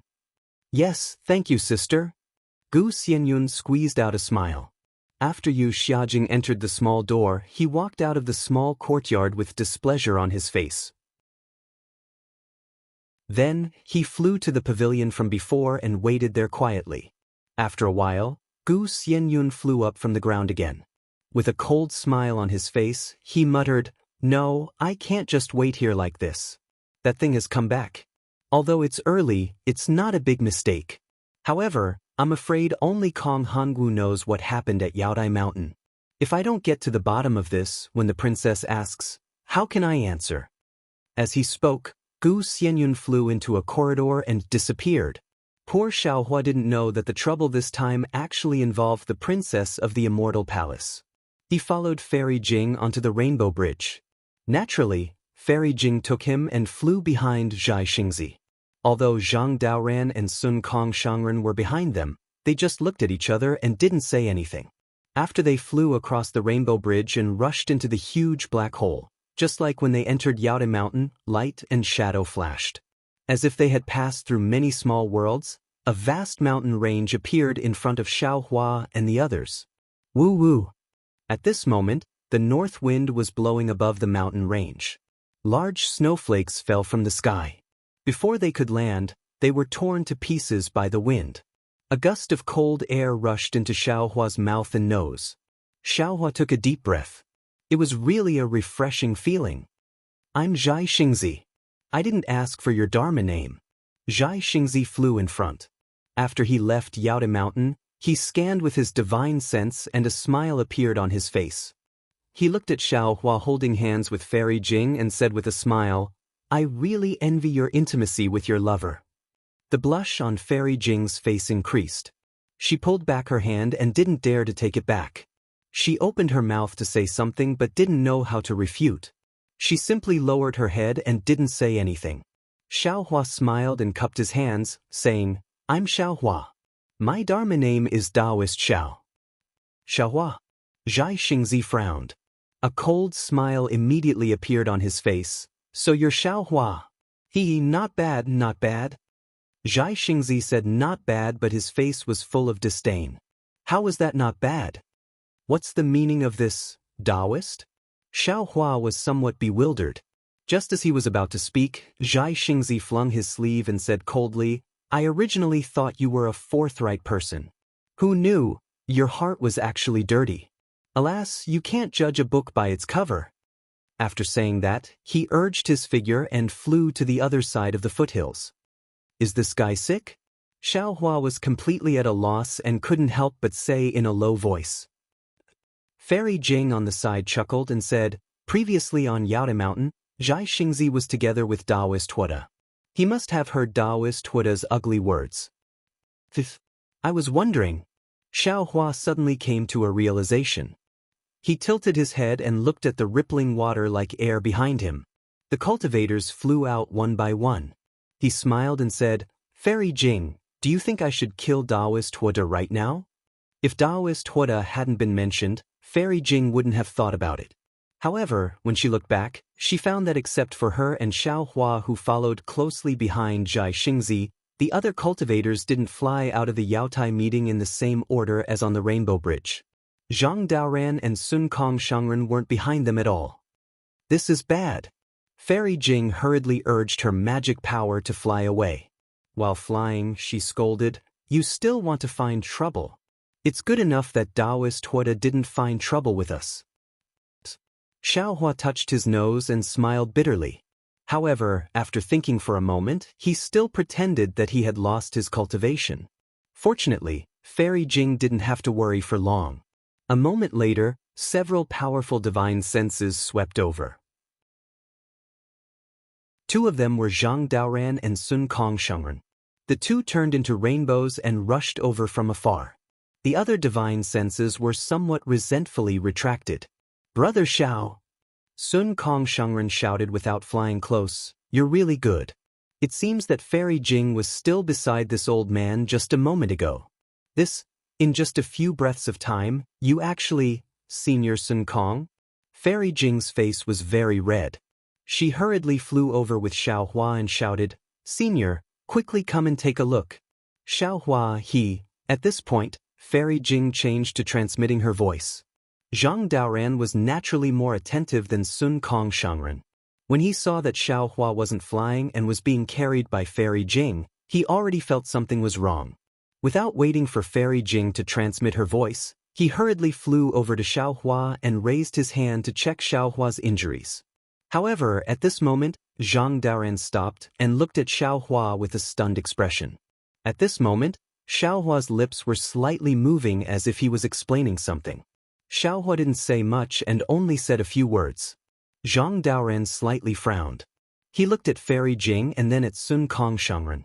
His expression was very serious as he said, Brother Sun Kong, do you have any medicinal pills? Chapter 3666. When Sun Kong heard this, he shook his head slightly and said with a bitter smile, Brother Daoran, you really think too highly of me. My Denan is destroyed, and my nascent soul.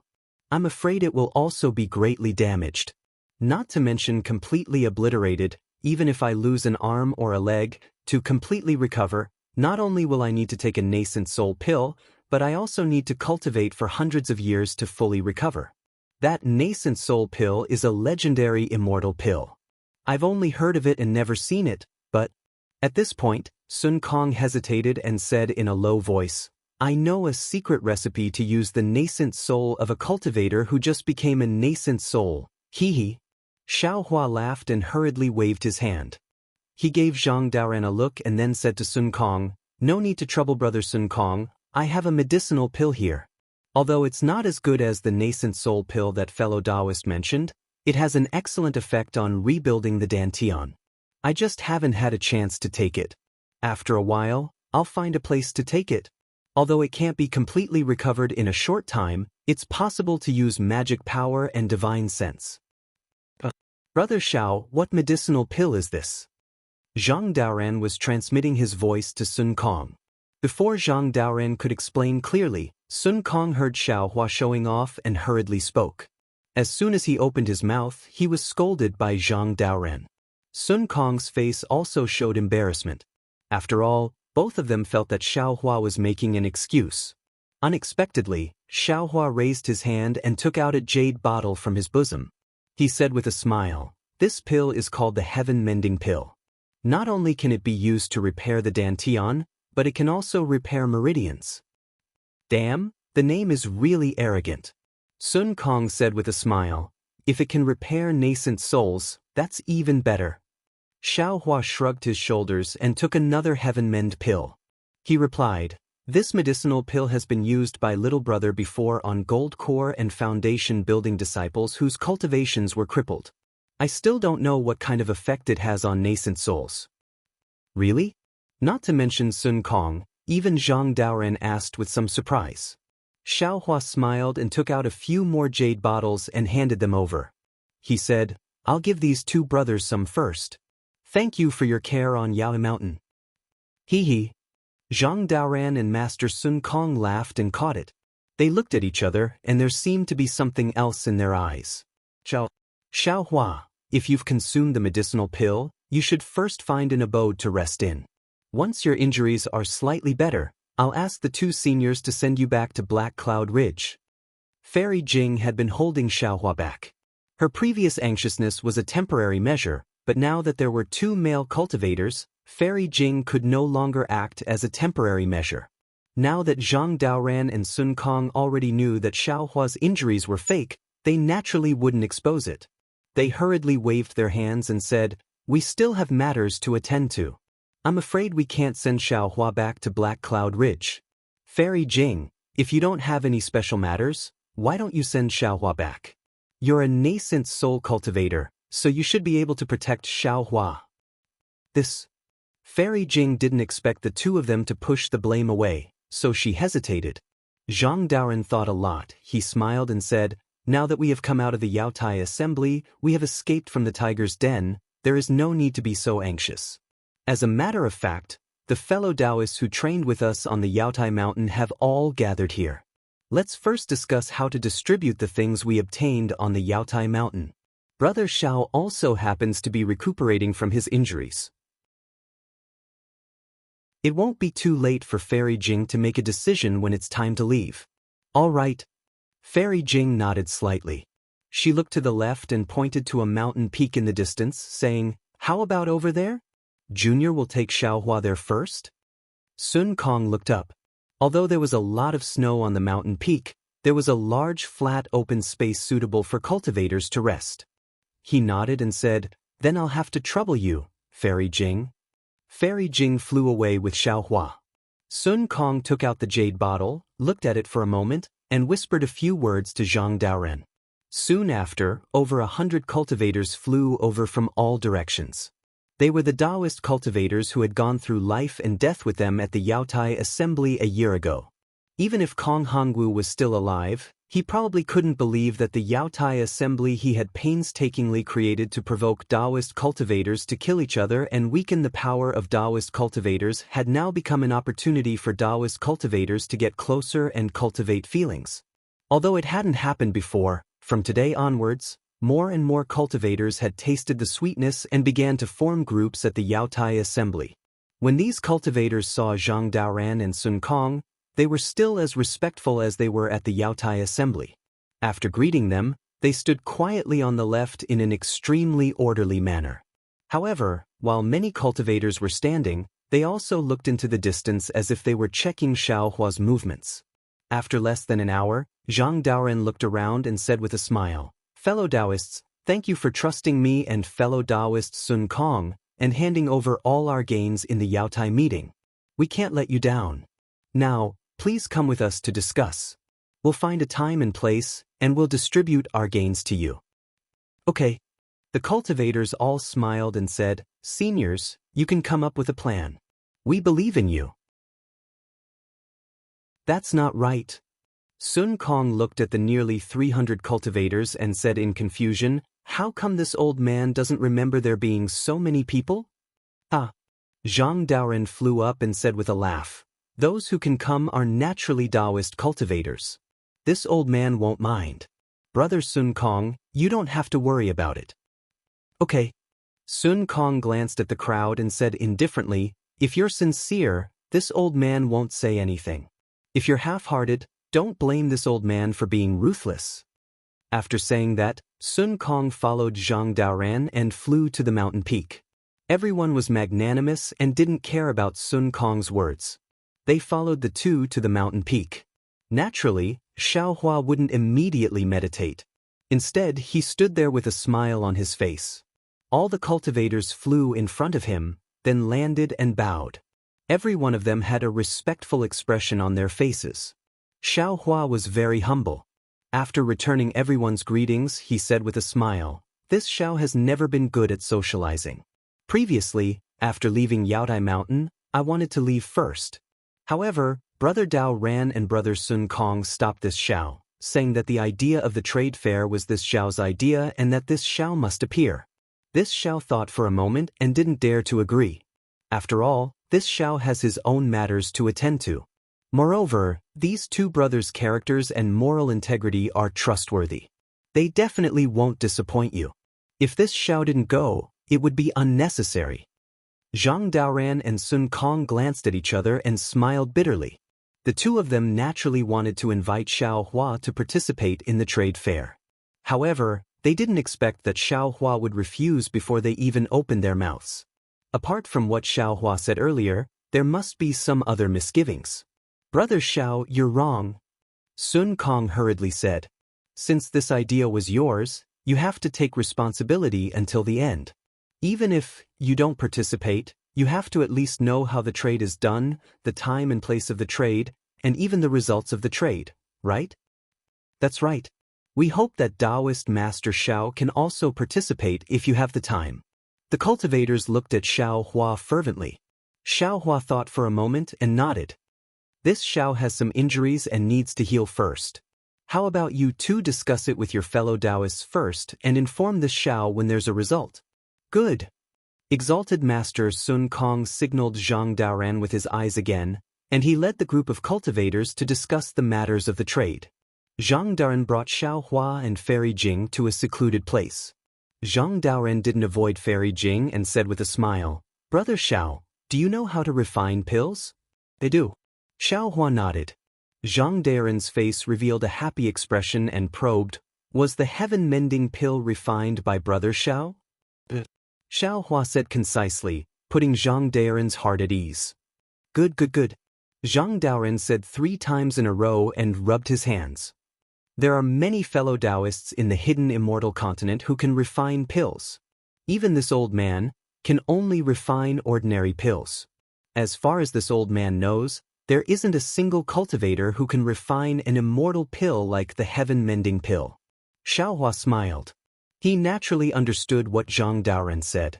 The cultivators of the hidden immortal continent had to rely on themselves to cultivate, whether it was refining pills or refining tools.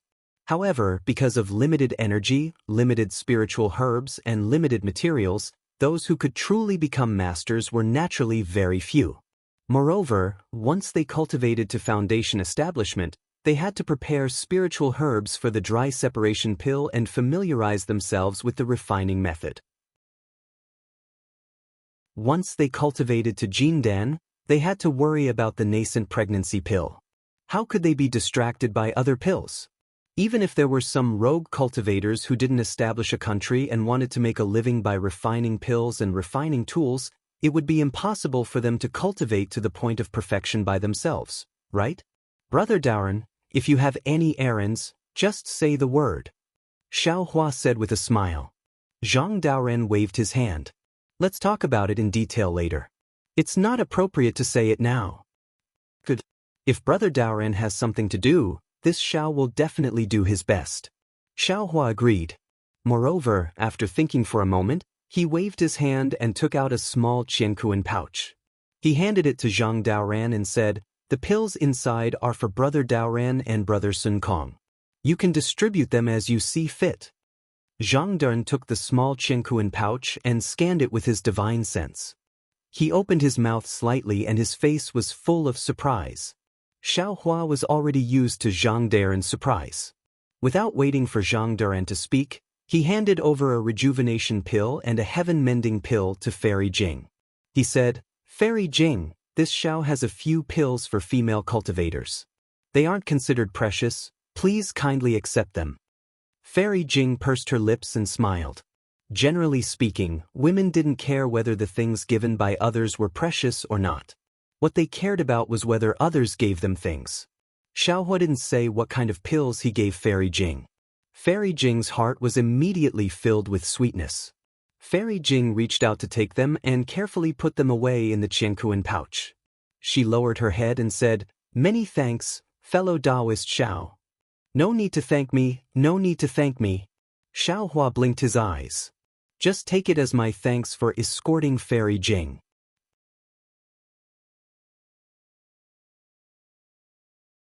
Chapter 3667. Hee, if you want me to be your bodyguard, I'm afraid these pills won't be enough. Fairy Jing replied with a chuckle. Since Xiao Hua wanted to cast a long line to catch a big fish, he naturally had to act well. Fairy Jing was a necessary person. Seeing Fairy Jing agree, Xiao Hua laughed and clapped his hands. "Fairy Jing, you can name your price. If I have anything, I'll give it to you." Fairy Jing was overjoyed and acted like a spoiled child. Her eyes rippled with a smile. "I've been thinking day and night about entering the leaving body realm. I wonder if fellow Daoist Xiao can help me?" "No problem." Xiao Hua agreed without hesitation. Seeing Xiao Hua's seriousness, Fairy Jing hurriedly waved her hand. "Fellow Daoist Xiao, I'm just joking with you. No need to take it seriously. I'll be happy if fellow Daoist can give me some pointers on cultivation. I'm not joking." Xiao Hua said seriously. Then he even looked at Zhang Daoran, who was smiling beside him. "Brother Daoran, we all have to face the out-of-body stage. Isn't it better to comprehend it together than to work behind closed doors?" "Well said, Brother Xiao." Zhang Daoran hurriedly gave a thumbs up and praised. When brother said you weren't going to participate in the trade fair, I was worried that brother had some misgivings and that we had some bad intentions. Now, it seems that's not the case. Since that's the case, brother Xiao, this old man will discuss something with you. Then, Zhang Daoran transmitted a few words to Xiao Hua. The general idea was that he wanted to unite his forces with Sun Kong's and Xiao Hua's forces to develop together. Moreover, there was a faint hint of entrusting. Xiao Hua pondered for a moment and nodded. This matter is of great importance. I'm afraid it's not something that can be explained in a few words. After the trade fair, I'll have someone discuss it with Brother Daoran's subordinates. The three of us will have a good idea. Good, it's a deal. Zhang Daoran's heart was set.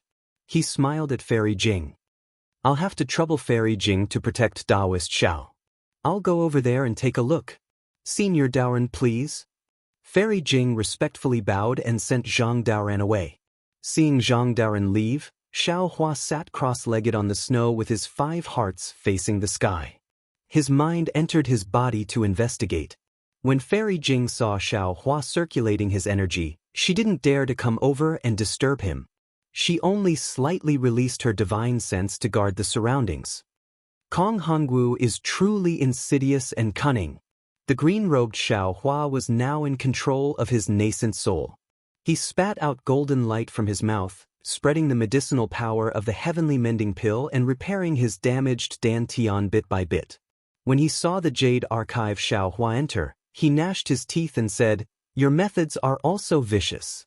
Our corporeal bodies have been tempered, and our meridians are incomparable to those of ordinary cultivators. That so-called nascent soul annihilation art can penetrate the corporeal body and directly attack the dantian, and even destroy the nascent soul. If I hadn't gone out with my nascent soul, I'm afraid I would have been killed by him. Once bitten, twice shy." Jade Archive Xiao Hua sighed slightly. This time, we suffered a great loss, but the harvest is not small. In the end, nearly 100 nascent souls of the demon purification pot were taken away by the fiend Saber. I'm afraid he won't be able to take away many of them. Upon hearing the harvest, the green-robed Xiao Hua was immensely proud of himself. He smiled and said, "Right now, you and I have a lot of empty nascent souls. I want to wear one. Look at one and throw another one to the side. Empty nascent souls?" Jade Archive Xiao Hua frowned. "Aren't the nascent souls that we seized from the whirlpool in the demon refining gourd all intact?" The green-robed Xiao Hua shook his head and said, "The nascent souls are all intact, but a lot of them have already been destroyed. The huge whirlpool outside the demon refining gourd is used to destroy the nascent souls and nascent souls. The longer they stay inside, the thinner their nascent souls will be.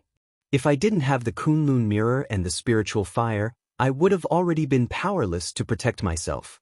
How could I save Daoist Jingting?" "Oh, this is troublesome." Jade Archive Xiao Hua frowned. "I still wanted to save these nascent soul cultivators and let them cultivate scattered nascent souls. The Immortal Palace is also strange.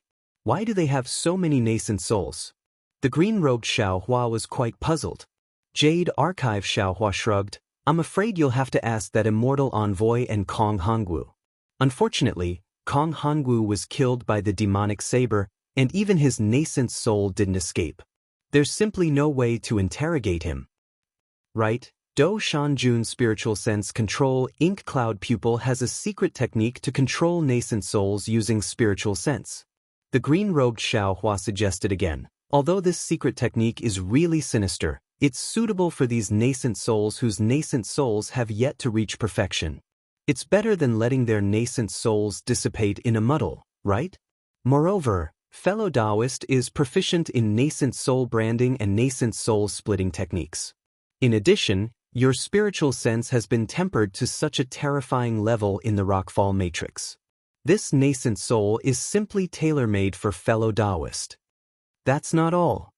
A voice faintly resounded in the void like heavenly thunder. Jade Archive Xiao Hua raised his head in surprise. "Soul Cultivator fellow Daoist has also made progress?"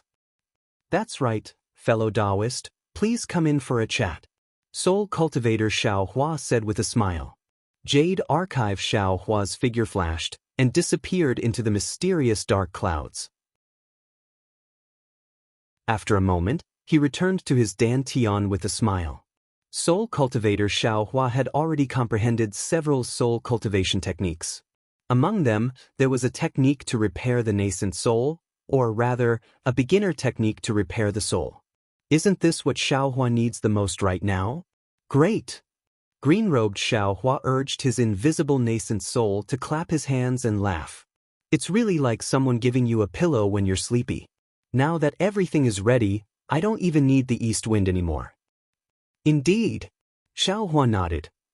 However, I seized 12 nascent souls from the swirl in the demon purification pot, and 11 were seized by fellow Daoist in green robe, including the 117 nascent souls that fellow Daoist in green robe sent into the lost realm of Kunlun when he was refining the Kunlun mirror in the swirl. We have over 140 nascent souls that are still missing.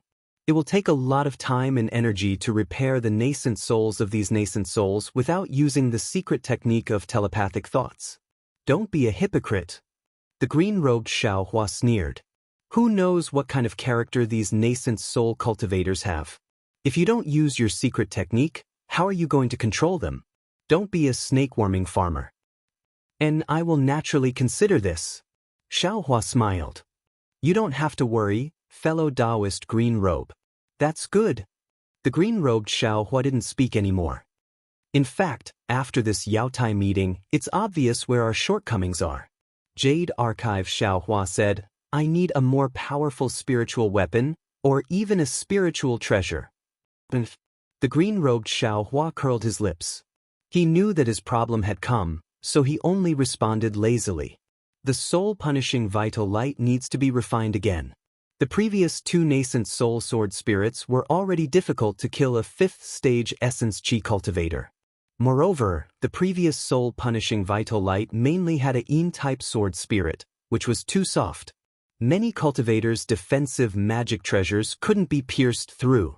This time, I obtained Daoist Huda's fire gourd. I can refine it into the soul-punishing vital light. There's also that spatial monster's thigh. The green-robed Xiaohua saw that he couldn't refuse, so he blinked his eyes and said, the tip of that thigh can pierce through the void. It's very sharp. There's no harm in refining it into the soul-punishing vital light. You only need to use the tip. Xiaohua knew that the green-robed Xiaohua's words were very reasonable.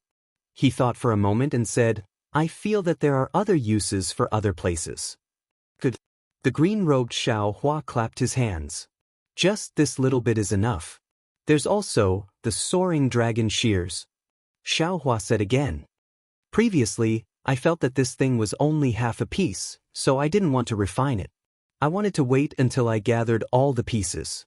Unfortunately, even the last piece of the Kunlun mirror has been found, but this thing has no clues at all. Daoist green-robed, please refine it while you're at it. While I'm at it. The green-robed Xiaohua smiled bitterly. Does Daoist know how difficult it was for I to refine the Kunlun mirror? To tell the truth, if it wasn't a matter of life and death, I wouldn't have been able to refine it easily. Xiaohua of course instantly said, that's why Daoist is several times more powerful than I. I can only trouble Daoist for this matter. I heard Confucian Daoist drop a book bag, saying something about a hands-off shopkeeper. Daoist, isn't he talking about you? The green-robed Xiaohua said somewhat eccentrically. Confucian Daoist Xiaohua's voice uncontrollably sounded above his head. He then hurriedly explained, Daoist, this isn't what I said, it's what the green-robed Xiaohua said himself. No matter. Fellow Daoists are all improving, I am also very happy. Xiaohua said with a smile. He then handed over the sword gourd, fire gourd, and soaring dragon shears to the green-robed Xiaohua, waiting for him to refine it after he repaired his dantian. Give it to me. The green-robed Xiaohua stretched out his hand. Without Daoist's blood essence, I can't refine it. Sigh. Xiaohua sighed and waved his hand. Daoist should first repair your dantian, and slowly nourish the two magic treasures. It's really not easy for I to take out my blood essence now. Let's wait a bit. That bastard Mo Ling has seriously injured us. The green-robed Xiaohua was silent. After a while, he advised in a low voice, Daoist, Mo Ling is an outsider after all, you can't trust him. That demonic technique is also a technique of the demonic realm. You and I are humans, it's fine if we don't cultivate it. Xiaohua smiled bitterly. Maybe before, but now I have been forced to do something beyond my ability. If I don't cultivate the demonic technique, I can't control the demonic saber. If I don't control the demonic saber, I'll always be in danger of being controlled by the demonic saber. Daoist, what do you think we should do? This demonic saber is also strange. That demonic dragon has clearly been swallowed into a demonic spirit. How can it still be so arrogant? Confucian Daoist Xiaohua gritted his teeth. Even I can't completely restrain it. Since it's a maggot in the bone, we can only slowly think of a way. Xiaohua said. Although this demonic saber is really powerful and can kill a 5th-grade elemental energy great-grandmaster like it's a toy, the backlash is too strong. Fellow Daoists, don't you all feel that everyone is a bit affected? Saint Tseng once said, I reflect on myself 3 times a day, am I not loyal to others? Make friends but don't trust them? Pass it down and don't learn it? Xiaohua's face turned cold. He asked, Confucian Daoist, have you never read it? Why don't you reflect on yourself? Why don't you understand yourself and create a grudge against Daoist Xiaohua?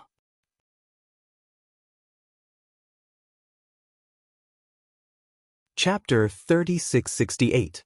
Sigh, fellow Immortal is right. The Confucian cultivator Xiaohua let out a long sigh.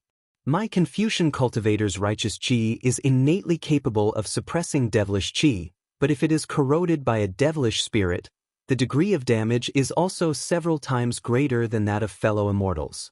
This matter, I was wrong. Hehe, it's best to correct your mistakes. The green-robed Xiaohua spoke first. Fellow Daoist, you've already given Green-Robe the magic tool of the Daoist sect. Shouldn't you also give my Confucian cultivator's imperial magic tool to me? The regretful Confucian cultivator Xiaohua asked for the imperial magic tool, as if he wanted to make up for his mistake. Jade Archive Xiaohua thought for a moment, then nodded and said, That's right, the imperial star spike and the imperial shield should be given to fellow Daoist. There are also some things for Confucian cultivators. These aren't urgent. After fellow Daoist Green Robe organizes them, I'll give them to fellow Daoist to comprehend. Actually, Confucian cultivator Xiaohua hesitated for a bit before saying, I feel that the Confucian cultivator's Tao is a single breath, all the divine abilities are the same as the Buddhist sect's divine abilities, there is still a gap when compared to the Tao sects. I will refine these imperial equipment and will also help Immortal Friend fight your enemies, but Immortal Friend shouldn't expect too much. I naturally know this. Jade Archive Xiaohua cupped his hands and said, All right, let's not talk about this anymore. After this calamity, we all have to learn from our mistakes. The path of cultivation is really too long. I hope that everyone can reach the peak. I've reached the peak. Doesn't that mean you've also reached the peak? The green-robed Xiaohua smiled and then said to the scholarly cultivator Xiaohua, Scholarly cultivator Xiaohua, you shouldn't covet Kong Hongwu's Jiankuan bag. Although I have been recuperating and haven't carefully examined it, I can roughly see that in addition to the star card and other things Kong Hongwu cultivated, most of it is my Dao sect's magic treasures and cultivation methods. It was most likely the body he had collected in the hidden immortal continent. On the other hand, the cosmos pouches of the other 3 Star Lords have quite a few good items. Speaking up to here, the green-robed Xiaohua looked at the Jade Archive. Xiaohua said, That's right, fellow Daoist Jade Archive, within Kong Hongwu's Jiankuan pouch, there are indeed a few good items from my Dao sect. There are even many secret techniques. There is a jade box with a lot of runes on it. Those runes are the talismans of the Dao sect, and there is definitely something strange inside. Fellow Daoist, why don't you go take a look? Alright, I understand. When Jade Archive Xiao Hua heard that Kong Hongwu's Qianquan bag didn't have many things from Star-Lord Palace, he lost interest and nodded slightly. I will go take a look now. Hee, farewell, fellow Daoist. The green-robed Xiao Hua cupped his hands and said with a smile. Xiao Hua waved his hand, and with a flicker of his figure, he appeared in the space. After looking at Kong Hongwu's Cosmos sack, he reached into it and took out a jade box. Sure enough, just as the green-robed Xiao Hua had said, this jade box was overflowing with extraordinary splendor, and there were countless strange runes on it. These runes were very simple, and Xiao Hua couldn't recognize the jade archive. However, this did not hinder Xiao Hua. He casually opened the jade box and countless runes flew out from the jade box, turning into specks of light that floated in the air. As the runes dissipated, boom! With a low rumble, several auras of awe-inspiring auras rushed out of the jade box. This is... Jade Archive Xiao Hua frowned slightly, looking at the 5 strange imperial equipment that rushed out of the jade box. His heart was indescribably strange. Kong Hongwu is the palace lord of Star-Lord Palace, and he himself is a Confucian cultivator. Why did he seal these 5 imperial equipment with Dao talismans? While thinking, Jade Archive Xiao Hua waved his hand, and one of the imperial equipment that was faintly connected flew out and landed in his hand. This was a fist-sized ochre imperial equipment, and when it landed in his hand, it gave off a warm feeling. Moreover, this imperial equipment's texture was very solid, and it was engraved with mountains and rivers, flowers, birds, fish, insects, and other things, giving off an indescribable feeling of heaviness. Looking at the jade archive, Xiao Hua didn't know what to do, so he took out another one. After a while, Jade Archive Xiao Hua looked at the 5 imperial equipment. These 5 imperial equipment were obviously a set. It was just that the shapes were different, and the shapes were also strange. Some were like worms, some were like eagles, and some were like bears, and so on. These 5 imperial equipment. I'm afraid they're not simple. Jade Archive Xiao Hua sneered. The Star Lords of Star-Lord Palace are all criminals of the Immortal Palace, and Kong Hongwu himself probably isn't that strong. He racked his brains to collect these imperial equipment to curry favor with the people of the Immortal Palace, and perhaps it's that so-called immortal emissary. No matter who he wants to show filial piety to, these things have fallen into Ai's hands, and I'm afraid they'll never see the light of day again. Immediately, Jade Archive Xiao Hua threw these imperial equipment back into the jade box, casually throwing them into the pile of imperial equipment and magic treasures, and then his figure swayed, entering the inside of the space. After a long time, Xiao Hua opened his eyes, and the first thing he saw was Fairy Jing's concerned gaze. Although Fairy Jing wasn't close to Xiao Hua, her eyes were overflowing with emotions as she watched Xiao Hua's movements without blinking, fearing that Xiao Hua would have any abnormalities.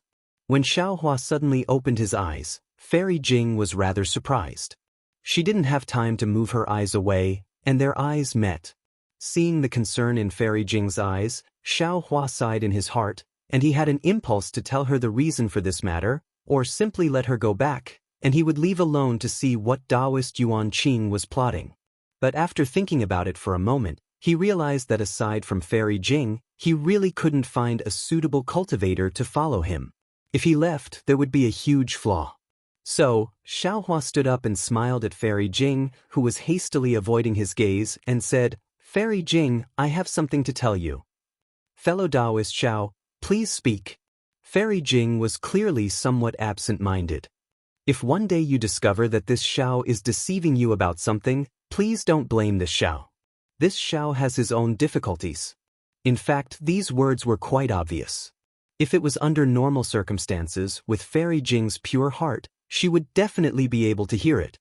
Unfortunately, this woman was currently a part of the situation, so how could she distinguish it? She hesitated for a moment, and then a trace of sadness appeared between her brows, as if she was thinking of something else. Xiao Hua's heart thumped. Just as he was about to explain, he heard Zhang Daren's loud laughter again. "Brother Xiao, I didn't disturb you, did I? If you've already rested, please come over like this. We've already arranged everything." "Fairy Jing, don't think too much. Xiao Hua could only comfort her like this, and urged his figure to fly over. Of course, flying techniques were the most ordinary, and his speed was also extremely slow. Fellow Daoist Xiao has already recovered? Master Sun Kong blinked his eyes at Xiao Hua and said loudly. Xiao Hua smiled slightly. He naturally knew that Master Sun Kong, in order to cater to his plan, had promoted him quite a bit. Presumably, his heroic deeds in the Rockfall Matrix had also been exaggerated by him. Sure enough, when Master Sun Kong accompanied Xiao Hua in front of everyone, all the cultivators respectfully bowed and said in unison, "Greetings, Daoist Xiao." Fellow Daoists. Xiao Hua hurriedly returned the greeting, and with a wave of his hand, everyone felt a flash of Xiao Hua's profound magic power, and the respect in their eyes became even more intense. Brother Xiao, this is the constitution that we've discussed. If you have time, take a look. Zhang Daoren took out a jade eye from his bosom and handed it over to Xiao Hua. The time is set to be 3 years later. Moreover, all the things that we've obtained in the Jade Pavilion conference this time, except for the 2 treasures, will be recorded in it to show fairness. Good. Xiao Hua nodded. We Dao sect cultivators don't have a good reputation in the hidden immortal continent. First, it's because Confucian cultivators exaggerate, and second, it's because our Dao sect's cultivation method is different from Confucian cultivators and Buddhist sections. We have a great need for spirit pills, spirit herbs, and cultivation methods. Sometimes, we have no choice but to do some things that corrupt our conscience. These things are admittedly done secretly, but there will always be a time when it's exposed. There's an old saying, the heavens are watching what people do. This Xiao doesn't dare to ask you fellow Daoists for anything. I only ask you fellow Daoists to think about your own conscience when you do things, and think about the heavens above your head. Brother Daoran and Brother Sun Kong have done extremely well. The word fairness is easy to say, but it's difficult to do. The 2 fellow Daoists actually put this word in front of your head. Presumably, all of you fellow Daoists are convinced in your heart. Leaving the treasures you've obtained with other fellow Daoists is also a relief. If this Xiao has the opportunity 3 years later, I'll definitely go and participate in the conference at that time. Once Xiao Hua's words came out, the several hundred cultivators had different expressions on their faces. Some looked pensive, some looked disapproving, and even some looked disdainful. Xiao Huan naturally didn't feel that his words could change everything. He already felt pretty good that he was able to seize this opportunity to speak his mind. Immediately after, Xiao Hua waved his hand again, and several hundred jade eyes fell down like rain. 1 or 2 fell in front of each cultivator's eyes. The crowd of cultivators looked at the jade eyes with puzzlement. They didn't know whether they should take it or not. Xiao Hua cupped his hands and said, "Fellow Daoists, this Xiao has a matter to ask of you. Inside these jade eyes are low-level mental cultivation methods from Foundation Establishment to Enlightened Realm. There are also some mental cultivation methods that are different from the current cultivation methods. This Xiao hopes that you fellow Daoists can take these jade eyes back, or pass them on to your own disciples, or gift them to the later generations of Daoist disciples. Of course, if you fellow Daoists can copy them and gift them to Confucian disciples with potential, this Xiao will be even more grateful." Haha, that's easy. When Master Sun Kong heard this, he flicked his big sleeve and took the jade eyes in front of him. He said with a smile, "This old man will let the disciples make 10,000 copies and pass them on to other low-level disciples." I also have no problem. When the crowd of cultivators heard this, they naturally agreed without hesitation. It was just helping Xiao Hua distribute the cultivation methods. It was simply a matter of lifting their hands. Many thanks, fellow Daoists. Xiao Hua was overjoyed.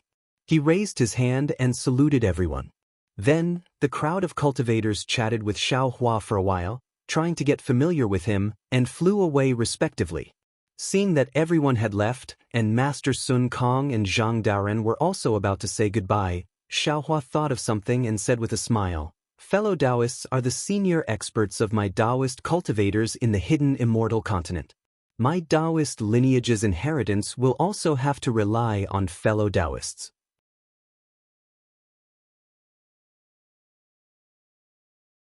Chapter 3669. Then, Xiaohua told them about his suspicions that Confucian cultivators had tampered with the Daoist techniques.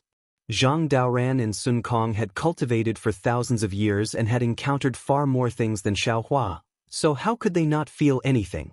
However, they had always been minding their own business. They were already very happy that they had obtained the correct techniques, so how could they care about others? Now that Xiaohua mentioned it, he even took out a lot of cultivation methods to ask them to teach their disciples. Of course, they all agreed. Finally, before the two left, Xiaohua specially asked them to help him find children with good aptitudes, and there was no limit to the number, the more the better.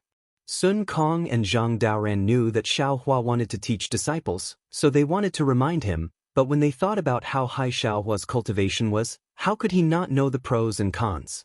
They didn't mention it and cupped their hands to bid farewell to Xiaohua. Fairy Jing naturally stayed by Xiaohua's side. She looked at Xiaohua's actions with a dumbfounded expression. These were things she had never thought about before. In her heart, as long as she could cultivate to nascent soul, then late nascent soul, it would be her life's greatest goal. She didn't dare to hope for out-of-body cultivators, so her agreement with Xiaohua was just a joke.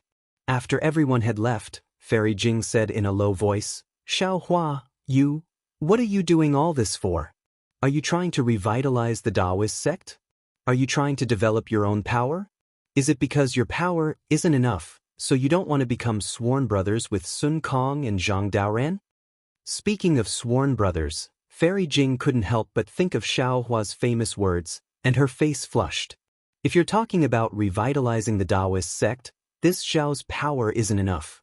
Xiaohua said with a smile, then just think of it as developing my own power. Although this Xiao's cultivation is good, I don't have many disciples under me, and many of them are good and bad. So it's like that? Fairy Jing nodded, but she understood that just developing her own power didn't need to be so troublesome. This is a great man. Fairy Jing couldn't help but praise in her heart. Xiaohua didn't know that he was so great in Fairy Jing's heart. He waved his hand and said, "Let's go, this Xiao still has some things to do. You have to escort this Xiao." "Of course." Fairy Jing smiled and was abnormally quiet. "Oh, actually." Xiaohua thought for a moment and finally said, "I didn't suffer such heavy injuries." "Nonsense." Fairy Jing said angrily, "I'm the only one who knows about your injuries. Your nascent soul is damaged, and your dantian is damaged. Why don't you release your nascent soul for me to see?" Xiaohua sweated. Even if his nascent soul was in perfect condition, it still couldn't be seen by others. He raised his hand, wanting to cast a spell, but right now he didn't have any magic power in his body, so he could only cast Confucian cultivation techniques. Forget it, this Xiao's nascent soul isn't wearing any treasured armor. Xiaohua shrugged helplessly. "Cheeky." The corner of Fairy Jing's mouth curled up as she spat again. Her expression was one of joy. After flying with Xiaohua for a while, Fairy Jing was somewhat bewildered and said in a low voice, "Fellow Daoist Xiao, you want to go to the front of Yaotai Mountain?" "Yeah." Xiaohua said with a smile. "This Xiao still has 2 new disciples there, and this Xiao still has some trivial matters to attend to." Fairy Jing advised, "Fellow Daoist Xiao, this time's Yaotai Mountain gathering was really strange. I feel that, besides the strange treasure that Kong Hongwu mentioned, there must be something else that we don't know about." In particular, in the end, the Dragon Gate of the Yaotai Mountain gathering didn't appear, and that so-called Rainbow Bridge was even more strange. It's better for us to leave Yaotai Mountain as soon as possible. Xiaohua was well aware of this, but as a Daoist cultivator who killed Kong Hongwu, he should stay here at this time. Even if someone from the Immortal Palace came to investigate, he would appear calm and not easily be suspected by the Immortal Palace. Of course, this kind of calmness couldn't be too excessive. If people felt that he had nothing to fear, he would be suspected of trying to hide something. Therefore, Xiaohua nodded, "Fairy Jing is right. Let's hurry to the front of the mountain and leave as soon as we finish our business." When Fairy Jing heard Xiaohua say, "Hurry," she immediately stretched out her hand and held Xiaohua's arm. She urged her magic power, and her figure turned into a rainbow and flew into the distance. Xiaohua smiled bitterly and could only let it be. He didn't know where the scorching sun formation was set up on Yaotai Mountain, but it took Fairy Jing more than an hour to bring Xiaohua to Yaotai Mountain. Perhaps it was because some cultivators had already come here, or perhaps it had already been a year since the Yaotai Mountain gathering began, but the previously lively Yaotai Mountain had become a lot more desolate.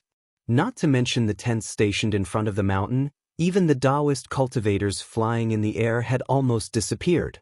Xiaohua didn't wait for them to arrive and had already released his divine sense. After Chang Yu and Wu Tian sensed it, they immediately flew out from their secluded cultivation and stood respectfully in the air. When Xiaohua and Fairy Jing arrived, the two looked at Fairy Jing very curiously and bowed. "Greetings, Daoist Xiao, greetings, senior." Xiaohua smiled and said to the two, "This is Fairy Jing, she saved this old man at the Yaotai Mountain gathering." Then he told them about Chang Yu and Wu Tian's origins.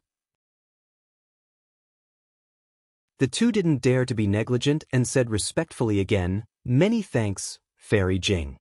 Fairy Jing waved her hand and took out 2 magic treasures from her bosom, handing them over to the two, saying, "This is the first time we've met. I don't know what hobbies you have, but I obtained these 2 magic treasures in my early years. Take them." Chang Yu and Wu Tian didn't dare to take them and looked at Xiaohua. "Huh, did he take them?" Xiaohua said with a smile. "In the future, Fairy Jing won't be an outsider. You can treat her as your senior." "Yes, we understand." Chang Yu and Wu Tian smiled. Seeming to understand something, they reached out to take the magic treasures. Xiaohua's words were clearly ambiguous. Even if Fairy Jing heard it, her face turned slightly red.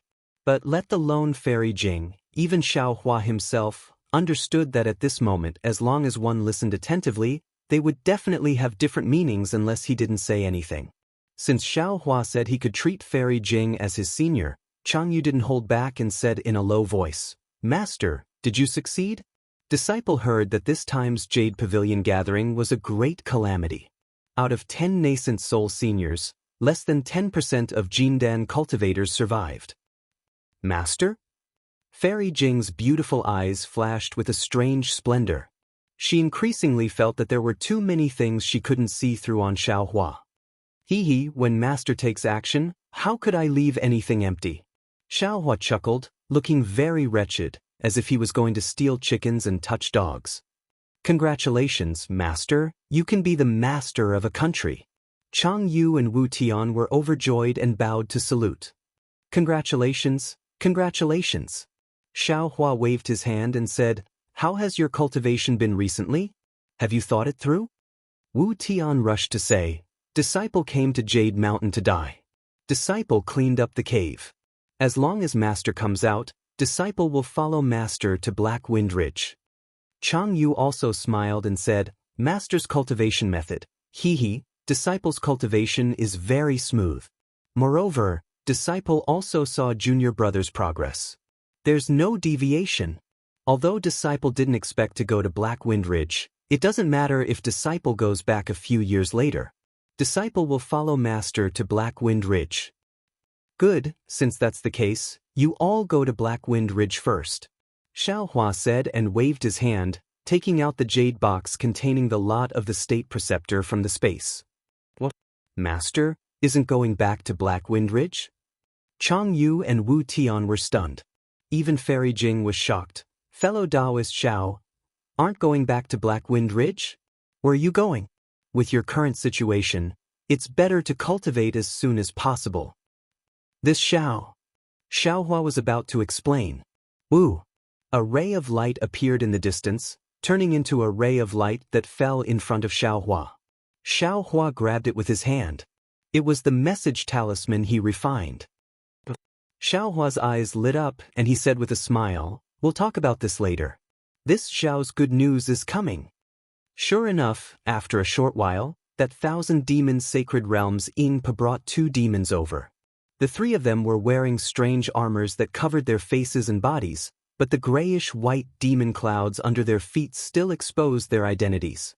Seeing the 3 demons flying over, the doubt on Fairy Jing's face became even stronger. Xiaohua urged his body to fly forward for a while, and he cupped his hands. Fellow Daoist Ingpe is indeed a trustworthy person. Cough, cough, no, a demon with trustworthiness. This Xiao just came out of the Jade Pavilion conference, and I have good news. Ingpe smiled and cupped his hands. This one congratulates Daoist Xiao. This year, those who can come down from Jade Mountain are all elites of the hidden Immortal Continent's Daoist sections. Although this one heard a lot of alarmist news, this one firmly believes that Daoist Xiao can return safely. You're welcome, you're welcome. Xiao Hua said with a smile. This one was just lucky to escape death. Fellow Daoist must have noticed that this one is already injured. Therefore, this one is far from being the elite that fellow Daoist thinks. Ingpe waved his hand. This one doesn't care if you are an elite of the Daoist sects or not. What this one cares about is Daoist Zhao's trustworthiness. Then he took out 2 Qingquan bags from his waist. The 2 demons behind him also hurriedly took out 4 Qingquan bags and handed them to Xiao Hua together. Ingpe didn't do anything special. The 2 demons behind him slightly flew forward a few steps and sandwiched Xiao Hua in the middle, as if they were afraid that Xiao Hua would escape. Seeing this, Ingpe said with a bitter smile, Daoist Xiao, please don't blame them. This one's clansmen have suffered too many losses in front of the human race. There are too many tricks that they can't think of. Even if this one took out Daoist Zhao's vitality stones, the clansmen wouldn't dare to believe it too much. And this old man can understand. Xiao Hua nodded and didn't think it was strange. He waved his hand and took out several small Qingquan bags and handed them to Ingpe and the 2 demons, saying, You guys take the vitality stones first. This one will look at the things inside. Ingpe didn't take the small Qingquan bags, but said a few strange words indifferently. The 2 demons hurriedly took the small Qingquan bags and looked at each other, then flew back behind Ingpe. Okay, this time, thank you fellow Daoist. Xiao Hua took out a Jade-Eye bag and handed it to Ingpe, saying, Next time, if fellow Daoist has something, you can send it to the place recorded on the Jade-Eye bag. This one's imprint is inside, it's also recorded who you give it to. They will pay fellow Daoist enough vitality stones.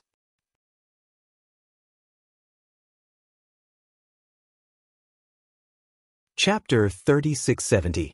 Seeing Xiao Hua like this, Ingpe was stunned and said in a low voice, Daoist master, you don't want to take a look at the things inside?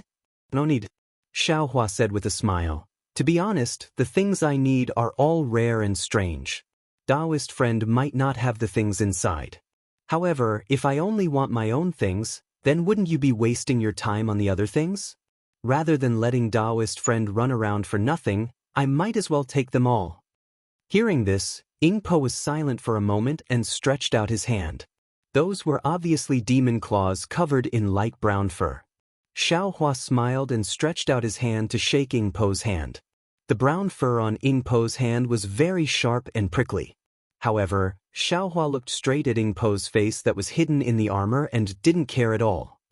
Daoist friend is the first trustworthy person I met in the hidden Immortal continent. Ingpe looked into Xiao Hua's eyes and said in a low voice, If the first transaction was for profit, then the future transactions with Daoist master will also be for profit. Xiao Hua originally thought that Ingpe's second sentence would have a twist, but who knew that Ingpe would be so straightforward? Xiao Hua couldn't help but laugh. Daoist master, please don't laugh. For the survival of my clan, profit is the most important thing. Of course, other than profit, I will do my best, and even use the power of my entire clan to serve Daoist Master Xiao. Ingpe said immediately. After speaking, Ingpe let go of his hand and Xiao Hua also withdrew his hand with a smile. Xiao Hua naturally didn't think that what Ingpe said was the same as what Ao Zhantian and the others said, so he said with a smile, To be able to obtain Daoist friends' trust, I am also honored. However, I don't know if the primeval stones I took out are enough. If not, how much more do you need? I will make up for it. Ingpe asked the 2 demons several times in a low voice and then said with a smile, Daoist master has more than enough. My clan is very satisfied. If Daoist doesn't have anything else, I will take my leave. I will find the things and send them to the place Daoist master wants. After sending Ingpa off, Fairy Jing brought Chang Yu and Wu Tianfei over and said with a smile, Daoist Master Xiao has friends all over the world. Even the demons of the Thousand Demon Sacred Realm are old acquaintances. Not at all, not at all. Xiao Hua waved his hand. It's just that we met during the negotiation. Fellow Daoist Xiao, the items in the Thousand Demons Sacred Realm are indeed suitable for Daoist cultivators, but most of them are harmful to the physical body. Fairy Jing reminded him with concern. Fellow Daoist, you must be extremely careful when using them. Yes, thank you for your reminder. Xiao Hua naturally knew that Fairy Jing had good intentions and agreed with a smile. Fairy Jing then asked, also, fellow Xiao, where are you going instead of returning to the Black Wind Ridge to cultivate? Hee, Fairy, don't be anxious. Come with me to watch a good show, and then I'll tell you. Xiao Hua giggled. He waved his hand and brought Fairy Jing, Chang Yu, and the others to where the alliance was. Not to mention Fairy Jing, even Chang Yu and Wu Tian were confused. They didn't know what Xiao Hua meant. However, when they saw Xue Ping hurriedly flying out of the barracks before Xiao Hua landed, Chang Yu and Wu Tian thought of something. Senior. Xue Ping's face was filled with ecstasy. He bowed and greeted, Junior congratulates Senior on leaving the Jadestage gathering unscathed. Xiao Hua didn't stop and landed in the largest tent in the alliance. He said as he flew, Is your monarch still here? Xue Ping hurriedly followed. Although he didn't know why Xiao Hua was moving forward in such a hurry, he didn't dare to ask.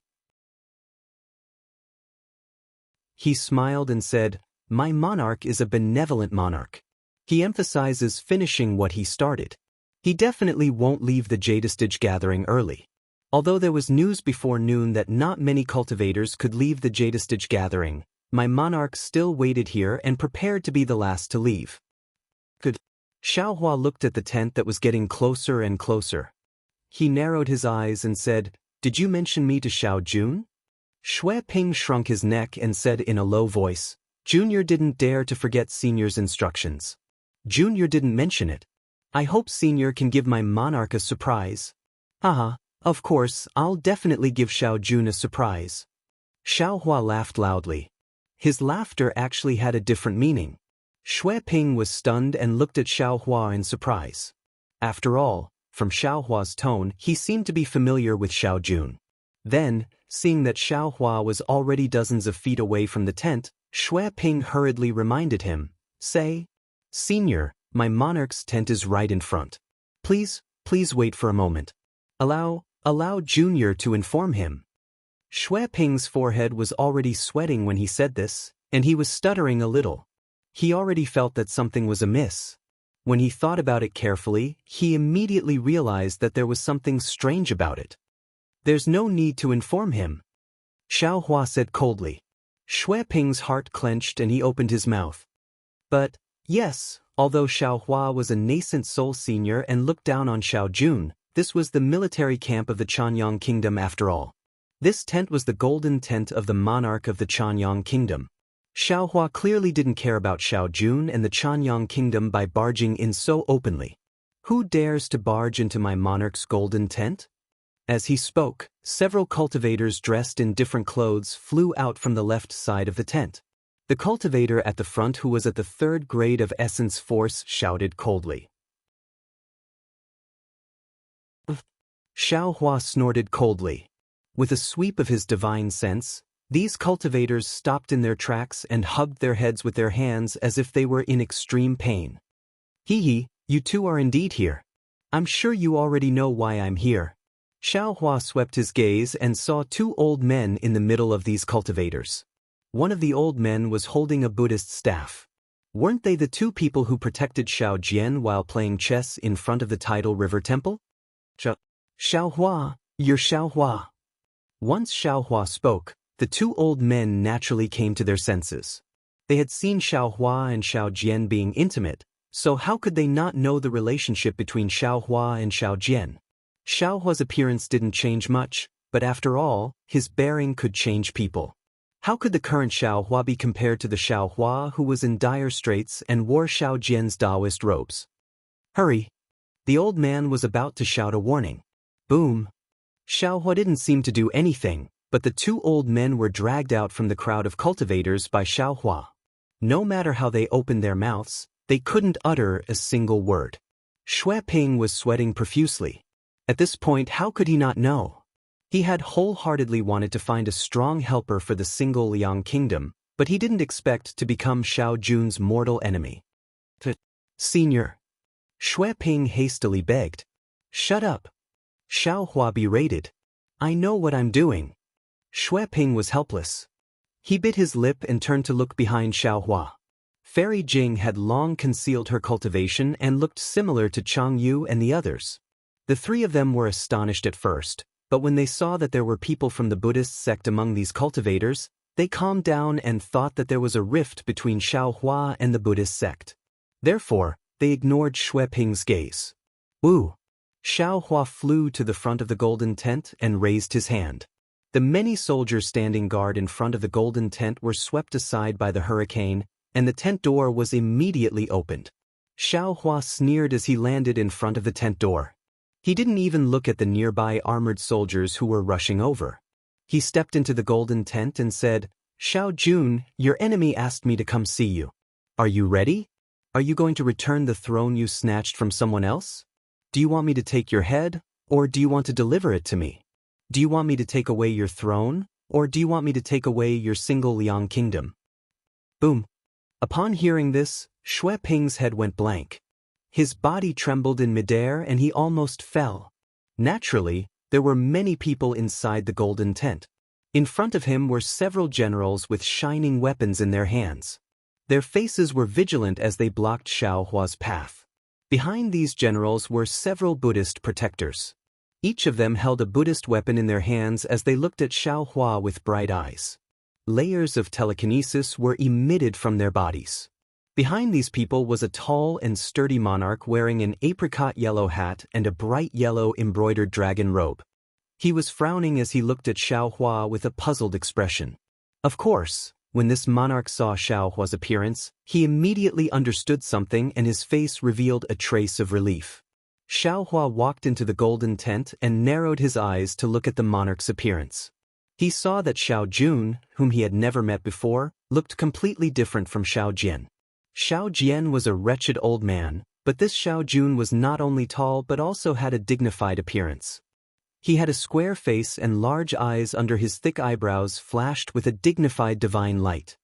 He had a dignified appearance and even his mottled white hair made others feel a sense of respect. What? He looked at Xiao Jun and coldly said, You want to fight with this old man? Without waiting for Xiao Jun to reply, Xiaohua took a step forward. An invisible force pushed the general, who was at least a grade 2 origin energy, to the side. That general clenched his teeth and raised the treasured saber in his hand. Before he could do anything, Xiaohua coldly snorted. That general immediately flew away from Xiaohua's eyes. With a pew sound, he crashed into the side of the golden tent and fell to the ground. Protect the emperor! Protect the emperor! A Buddhist cultivator in front of Xiao Jun shouted as he prepared to take out his Buddhist weapon. Stop! Xiao Jun shouted. His face was calm as he said, This is my private matter. It has nothing to do with you. Don't worry, monarch. Even if this cultivator... How could the Buddhist sect cultivators give up? But before they could say anything, Fairy Jing let out a cold snort and released the pressure of a nascent soul cultivator. The Buddhist sect cultivators were all submerged by this pressure and found it difficult to even open their mouths. Fortunately, Fairy Jing only revealed a bit of her power and immediately withdrew her pressure. The cultivators in the tent were all shocked. That's right, a nascent soul cultivator who came out of the Jade Pavilion conference should have just experienced a life and death situation. How could these people compare to her?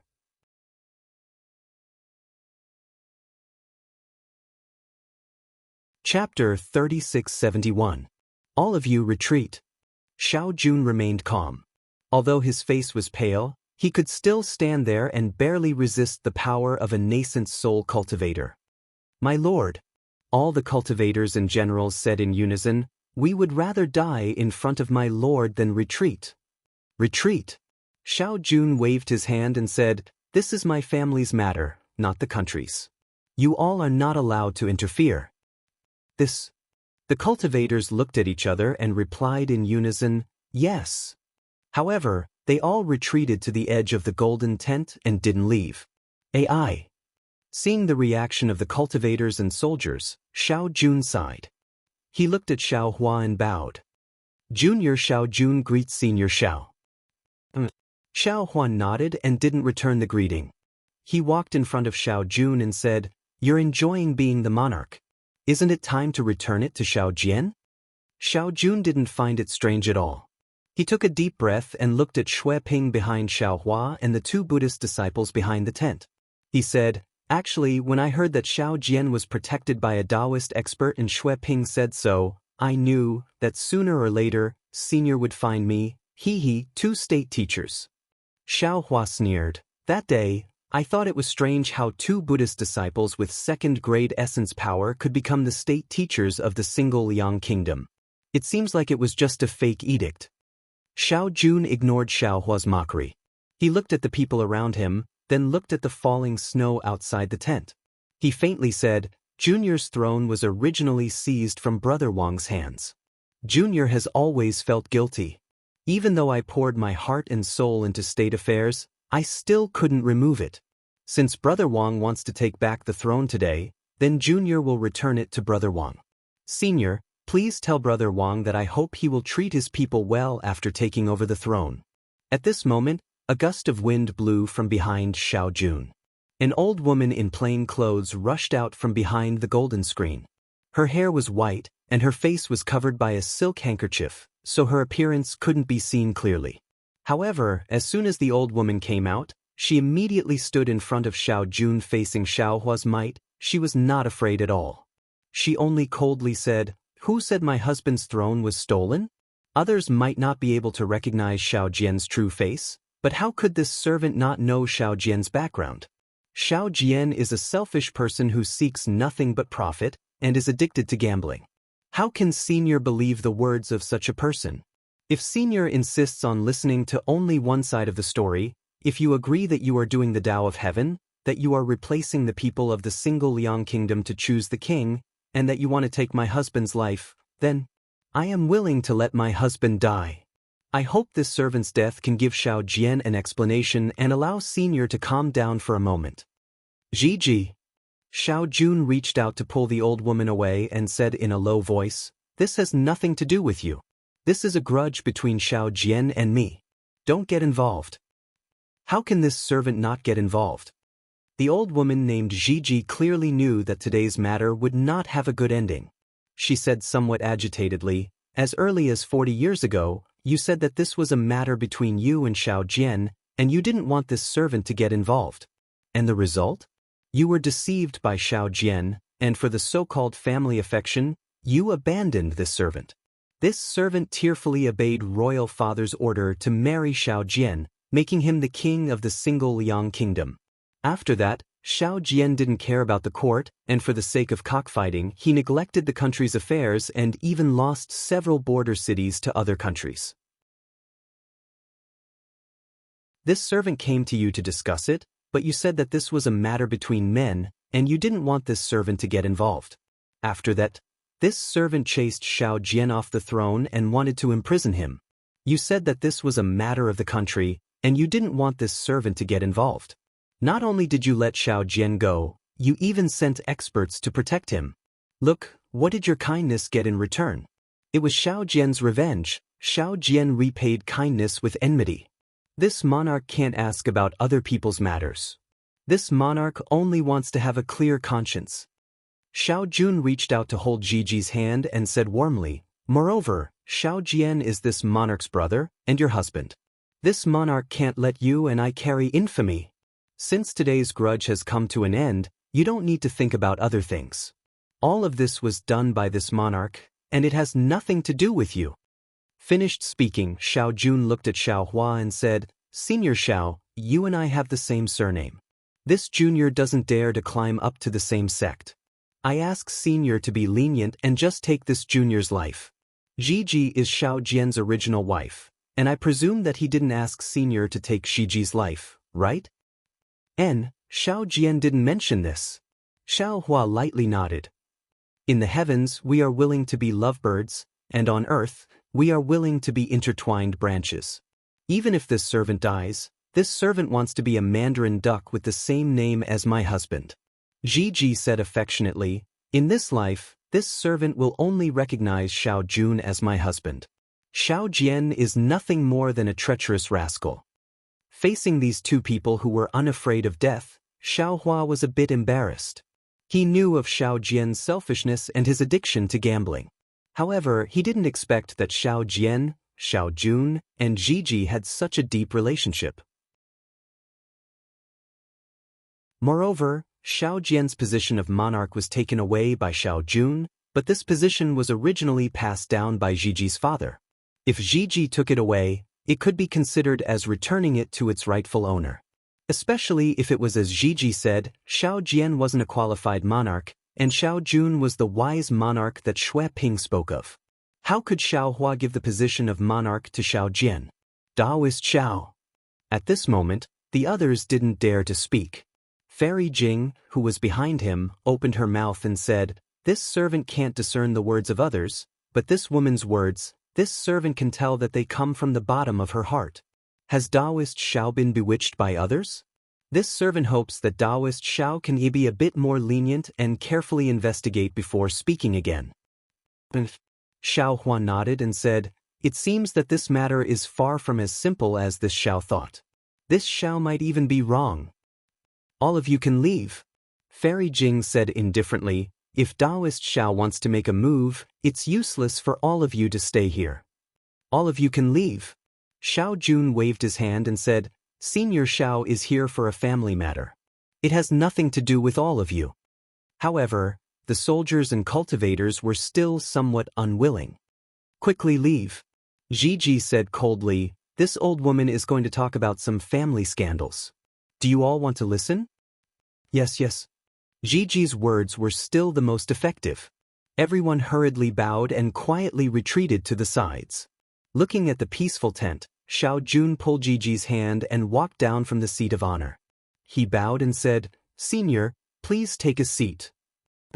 Xiao Hua didn't hold back. He walked to the back of the jade table and sat down. He said to Chang Yu and Wu Tian, the two of you can leave. I'll talk to Xiao Jun. Yes, master. Chang Yu and Wu Tian hurriedly left the tent. Fairy Jing's beautiful eyes swept over and said with a smile, since it's your Xiao family's matter, it's not convenient for this servant to listen. I'll leave for a moment. Xiao Hua thought for a moment and nodded, very well. Fairy Jing, please wait outside for a moment. After Fairy Jing left, Xiao Hua looked at Xiao Jun's slightly calmed face and said, tell me the matter between you and Xiao Jian. No matter how big or small it is, tell me everything. Yes, senior. Seeing Xiao Hua's tone as a senior of the Xiao family, the Xiao family didn't dare to be negligent and told the whole story in detail. The matter was far more complicated than Xiao Hua imagined. Xiao Jun and Xiao Jian were cousins. They were from the side branch of the Xiao family of the single Liang country. The Xiao family had some influence in the single Liang country and was a big family that the king of the single Liang country wanted to rope in. Xiao Jun and Xiao Jian had a good relationship since childhood. Xiao Jian's character wasn't good and others didn't like him. However, Xiao Jun was magnanimous and didn't care about Xiao Jian's shortcomings. He could be considered one of the few family members that Xiao Jian could trust. When the two of them got older, they entered the academy of the single Liang country to study. Although Xiao Jian's character wasn't good, he was exceptionally intelligent. His studies were outstanding and he also stood out in Daoism cultivation. On the other hand, Xiao Jun couldn't compare to Xiao Jian in any aspect. As the princess of the single Liang country, Gigi also studied in the academy. Naturally, she was like the moon surrounded by stars. Xiao Jian even spent a lot of effort to get close to Gigi. Unfortunately, Gigi had unique insight and didn't pay much attention to Xiao Jian. Instead, she was especially close to Xiao Jun. Thus, Xiao Jian pretended to be drunk and confided in front of Xiao Jun that he wouldn't marry anyone other than Gigi. Xiao Jun fell for it and reluctantly dropped out of the academy. He was even punished by the Xiao family. Later, the king of the single Liang country selected a son-in-law from the Imperial Academy.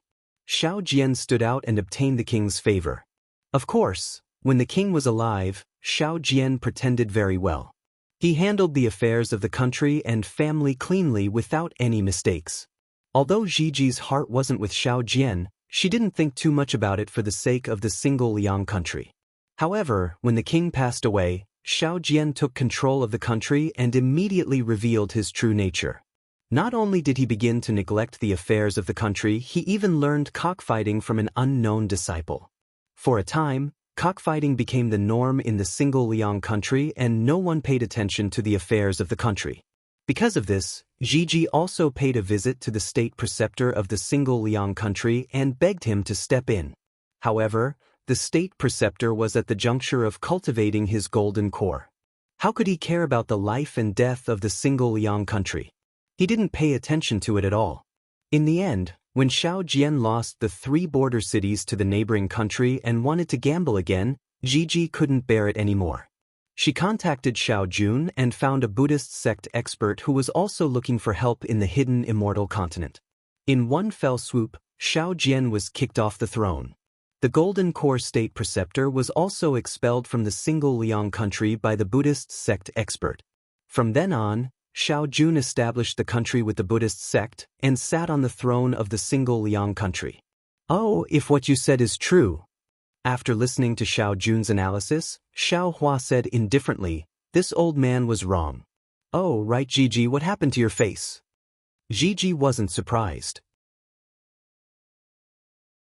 She took off the handkerchief on her face and saw that the left side of Gigi's face was densely covered with a layer of purple pimples. It was very frightening.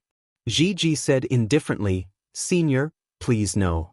I also don't know what happened. Ever since Xiao Jun left the Imperial Academy, my face has been covered with pimples. Father searched everywhere for a divine doctor but to no avail. Previously, there were only 1 or 2 pimples, but later on, half of my face was covered with them. If it wasn't for my face, how could Xiao Jian be chosen by Father so easily?"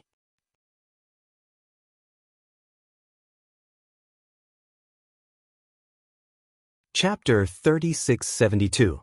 Speaking of this, Gigi rejoiced again. "It is also because of this disease that Xiao Jian has never touched me since we got married. I have always let the maidservants by my side accompany me. Only then can I keep Xiao Jun's chastity." Xiao Hua was quite moved and looked at Xiao Jun. "Xiao Jun, you don't dislike Gigi's face. What Junior doesn't like is the disease on Gigi's face, not Gigi's face." Xiao Jun didn't dare to hide and said in a low voice, "Facing Gigi's heart, that kind of trust and affection is enough to drown this kind of dislike."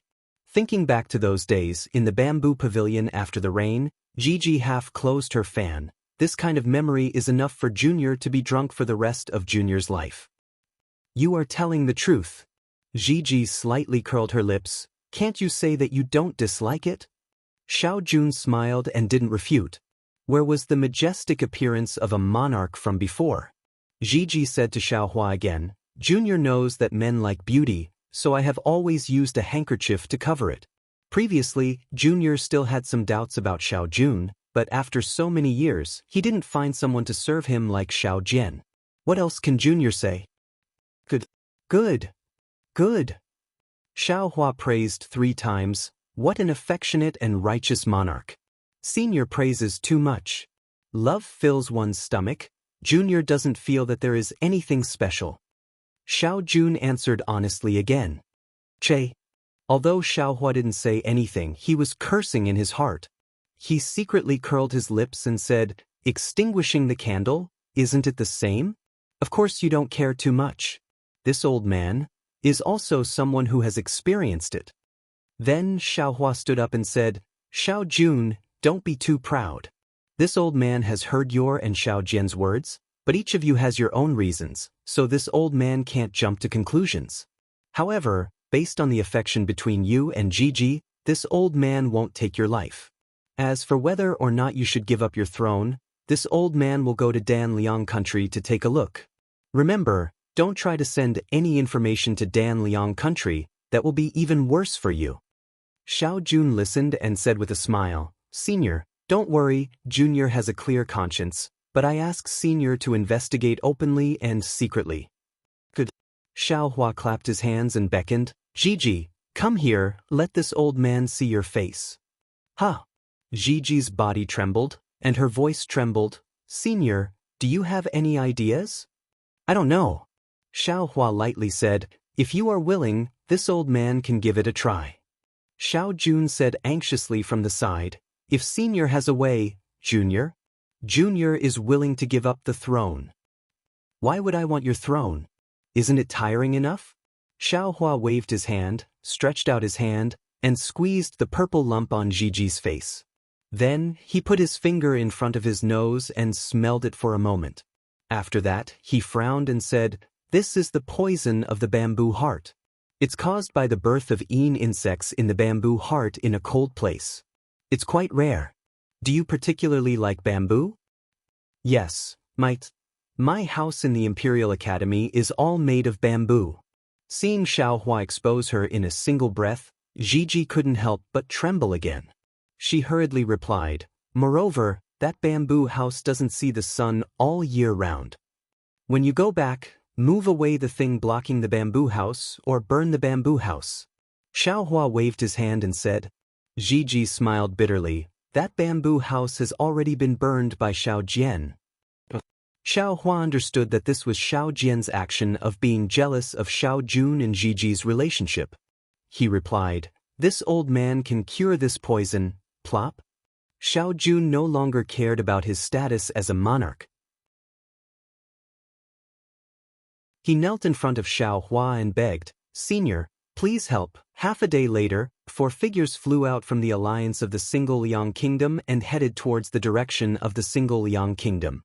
After flying for an hour, seeing that the snowflakes gradually stopped, Fairy Jing was puzzled and asked, Fellow Daoist Xiao, since you have already treated Gigi's illness, and you think that Xiao Jun is a loyal and affectionate monarch, then why do you still have to make a trip to the Single Liang Kingdom? What I have heard and what I have seen are not important. Xiao Hua smiled and said, the most important thing is the choice of the people of the Single Liang Kingdom. Moreover, whether Xiao Jian's words are true or not, is too important to the Jiang country. Therefore, I have no choice but to make a trip to the Single Liang Kingdom. Of course, Fairy Jing didn't know what Xiao Hua was thinking. She didn't ask and only smiled, is this the reason why you didn't return to the Black Wind Ridge? Not all. Xiao Hua shook his head and said, I didn't return because someone else did. They are more suitable than me. Oh, them? Fairy Jing turned to look at Chang Yu and Wu Tian and asked curiously, just the 2 of them? How can they compare to a real person? Hee, of course it's not them. Xiao Hua smiled mysteriously and said, I have even better help. Fellow Daoist also knows how to keep people in suspense. Fairy Jing pursed her lips and smiled. Xiao Hua scanned with his divine sense and pointed to the distance and said, let's go. When we get there, I will ask my helper to come out and meet with Fairy Jing. Ask him to come out? Fairy Jing was even more bewildered. Fellow Daoist can't have brought out the fellow Daoist from the Jade Pavilion meeting in his Qinquan bag, right? That's right. Can't I? Xiao Hua laughed. When they landed on the foot of the mountain, Xiao Hua looked around and threw out a jade talisman. After setting up the capital star array, he made a grabbing motion with his hand. A dozen waves rose from the foot of the mountain and sealed the space within a few hundred meters. This is the great heavenly cycle. Star array? Fairy Jing's gaze was a bit blank and her mouth was bitter. Looking at the changing scenery around her, she couldn't help but blurt out in disbelief. Xiao Hua smiled and nodded. Fairy Jing has good eyesight. However, this star array isn't complete. I still haven't figured out a few parts. It's not a few parts, it's 100. Fairy Jing stopped being surprised and said with a smile, as far as I know, the Great Heavenly Cycle Star Array needs 365 talismans. Fellow Daoist Xiao just cast out less than 100. At this point, Fairy Jing suddenly realized something, and her face flushed. She smiled and said, I understand. Fellow Daoist Xiao is indeed an unparalleled talent. You can already set up a simple great heavenly cycle star array with the least number of talismans. Fairy Jing, if you like it, when this matter is over, follow me back to Black Wind Ridge. There is a relatively intact great heavenly cycle star array there. Xiao Hua invited her in a timely manner. However, Fairy Jing didn't agree as readily as Xiao Hua expected. Instead, she hesitated and finally lowered her head, saying, We'll see, okay. Xiao Hua didn't think much and patted his head. Buzz. The mountain and river seal made a rumbling sound and flew out of his meridians. Waves of dragon chi filled the array. This is a nation weapon? Fairy Jing was naturally an experienced and knowledgeable person. When she saw Xiao Hua take out the mountain and river seal, she immediately understood something. However, she was a bit confused and stared at Xiao Hua, as if she wanted to see something from him. Xiao Hua patted his hand, and Su Tingzi and the 9 golden core cultivators flew out of the mountain and river seal and landed on the ground. Although Su Tingzi's cultivation hadn't fully recovered, his face was already flushed, and the magic power around him was faintly surging. He should be fine. The other 9 golden core cultivators also seemed to have restrained their divine light. Although it was unknown how much their injuries had recovered, it seemed that Xiao Hua's pills had already taken effect. Su Tingzi stood on the ground and looked around. He cupped his hands and said, Daoist Xiao, have you left Yaotai Mountain? Greetings, Senior Xiao. The 9 golden core cultivators hurriedly bowed and stood beside Xiao Hua. They had already sworn a blood oath on Yaotai Mountain, so they were naturally considered Xiao Hua's disciples. Of course I left Yao Mountain. Xiao Hua smiled and pointed at Fairy Jing. Come, let me introduce you. This is Fairy Jing, and this is Su Tingzi. Greetings, Fairy Jing. Greetings, fellow Daoist Su Tingzi. The two of them exchanged some pleasantries. Xiao Hua then pointed at the 9 Jindan cultivators and said, These 9 cultivators swore a blood oath within the Yaotai Mountain's Grand Formation to pledge their loyalty to me. I then brought them out of the Yaotai Mountain. Afterward, Xiao Hua pointed at Chang Yu and Wu Tian and said to the 9 people, These are my disciples. You should familiarize yourselves with them first.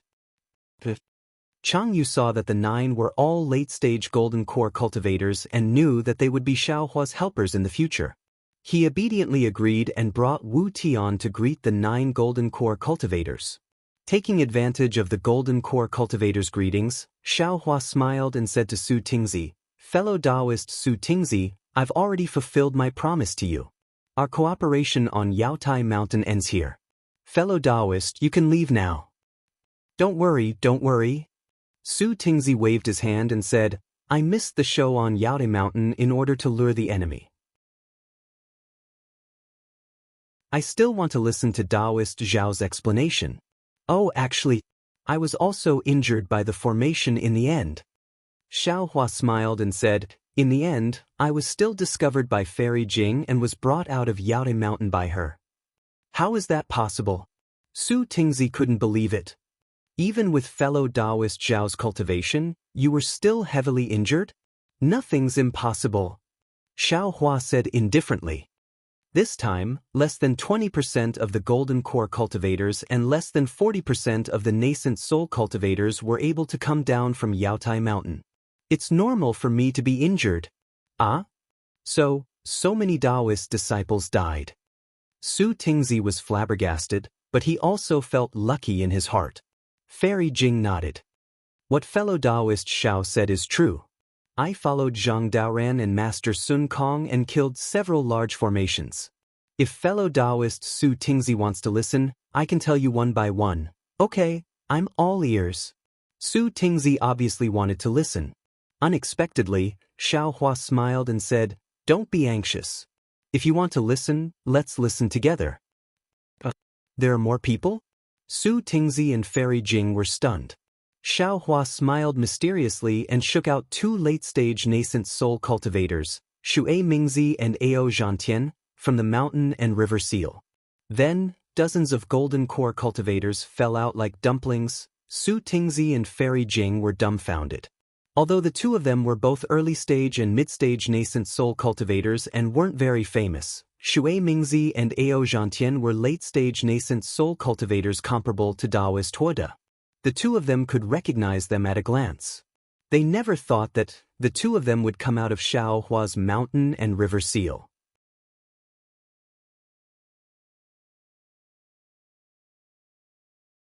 Chapter 3673. Shui Mingzi and Ao Zhantian were stunned at first, but they soon understood. They looked at each other and greeted Xiaohua. Su Tingzi and Fairy Jing also hurried over. After the dozens of golden core cultivators greeted them, they also walked over to Chang Yu and Wu Tian and greeted each other again. Don't be anxious, don't be anxious. Xiaohua smiled again after the situation calmed down. There are still some fellow Daoists who haven't arrived yet. Puff, puff, puff. The mountain river seal trembled again, one after another. Fairy Jing was flabbergasted as more than 30 nascent soul cultivators and dozens of golden core cultivators walked out. It wasn't just Fairy Jing, Chang Yu, and Wu Tian. Even Su Tingzi, Shui Mingzi, Ao Zhantian, and the other nascent soul cultivators who were brought out by Xiaohua were dumbfounded. After all, they were taken in by Xiaohua one by one, so they couldn't see anything. Now that they all came out, they could see the results. These were dozens of nascent soul cultivators and hundreds of golden core cultivators. Which country or Daoist cultivator could control so many nascent soul and golden core cultivators? There were dozens of nascent soul cultivators, early, mid and late nascent soul cultivators, and some of them were familiar with each other. At this moment, those who knew each other greeted each other, and those who didn't know each other introduced themselves. It was a lively scene. Apart from Xiaohua, who stood at the head of the table, Fairy Jing, Su Tingzi, and the others were also present. Fairy Jing, in particular, was tactful enough to sneak into the group of mid-nascent soul cultivators and exchange greetings with a few of them. After the time it took to eat half a meal, the noise in the hall gradually died down. Xiaohua looked around and coughed twice, then raised his voice. Fellow Daoists, although everyone was talking, they were all paying attention to Xiaohua. When they heard Xiaohua speak, everyone immediately stopped. Ao Zhantian and the other late nascent soul cultivators stood at the front, while the other cultivators lined up according to their cultivation. They all bowed and said, "Thank you, Daoist Xiao, for saving our lives." As he looked at the nascent soul stage and golden core stage cultivators that filled the place, Xiaohua's little tail was slightly raised.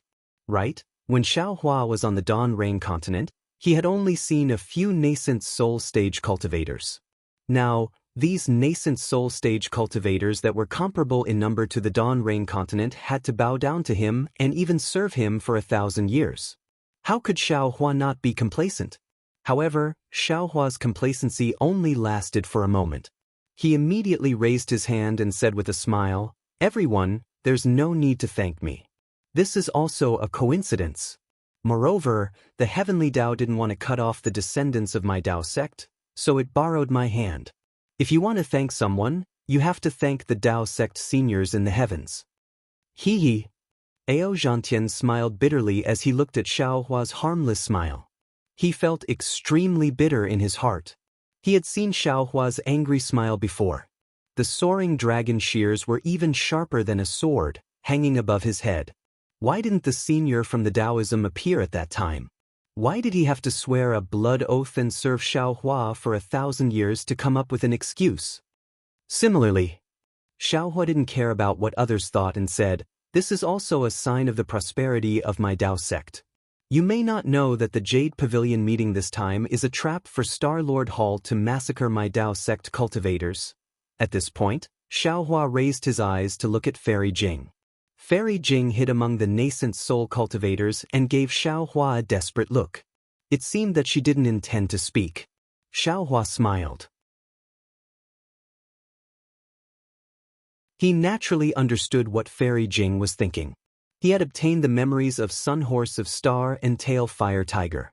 After coming out, he also listened to Zhang Daoran and Master Sun Kong's analysis. Naturally, he knew more than Fairy Jing. It was naturally more appropriate for him to explain than Fairy Jing. Then, Xiaohua explained the arrangements and plans of the Confucian cultivators on the Jade Mountain, as well as the losses of the Dao sect cultivators. All the cultivators present, whether they were early golden core or late nascent soul cultivators, had a great change in expression. The trace of dissatisfaction and unhappiness in their hearts from being forced to swear allegiance had now completely turned into rejoicing. If they hadn't met Xiaohua, they would have already fallen on the Jade Mountain. Since they could live, why should they care too much? After Xiaohua finished speaking, he looked at the changes in everyone's expressions and said with a smile, "Since the Dao sect seniors borrowed this Xiao to rescue you, then this Xiao would like to thank the Dao sect seniors for giving this Xiao an opportunity to work together with everyone to contribute to the Dao sect of the hidden immortal continent."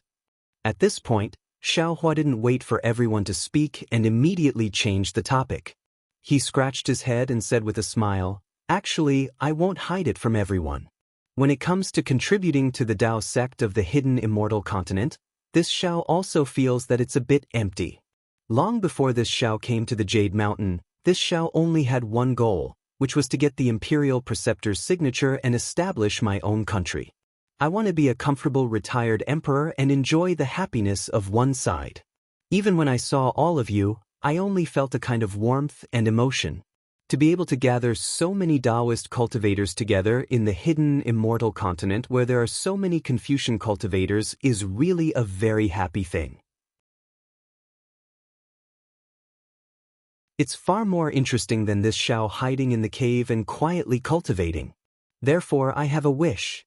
Even if we don't contribute to the Daoist sect, even if we don't fight against the Confucian cultivators, even if we drink wine and enjoy the flowers and talk about the sword when we are busy, I want to gather all of you together so that we can enjoy the joy of cultivation." The happiness of cultivation? All the cultivators were dumbfounded. This was the first time they'd heard of the phrase, the joy of cultivation. Perhaps they'd experienced this sort of joy when they just entered the aura refining realm. It was the pleasure of grasping a divine ability for the first time, a comfort that surpassed that of ordinary people. However, as their cultivation grew more difficult and as the years passed, this sort of joy had long since disappeared. Aside from foul winds and bloody rain, there was only infighting and scheming, and even mutual deception. One bottleneck needed to be broken through one after another, one opponent needed to be killed one after another, one conspiracy needed to be cracked one after another. This kind of endless life seemed to have become the main theme of cultivation, making them unable to see any hope. Sometimes, many people would ask themselves, why did they cultivate? Was it for the sake of divine ability? Magic power? Lifespan? They had divine ability, they also had magic power, and their lifespan was even more extraordinary. However, when thousands of years of cultivation were dominated by boredom, slaughter, and fear, who would still think about the benefits of lifespan? Where was the happiness? Of course, everyone was different. There were also many ambitious cultivators who found their own position in this long cultivation life and found the so-called happiness of cultivation. Seeing everyone in a daze, Xiaohua faintly smiled and said, "Confucian cultivators often say that there is beauty in books, and there is a house of gold in books.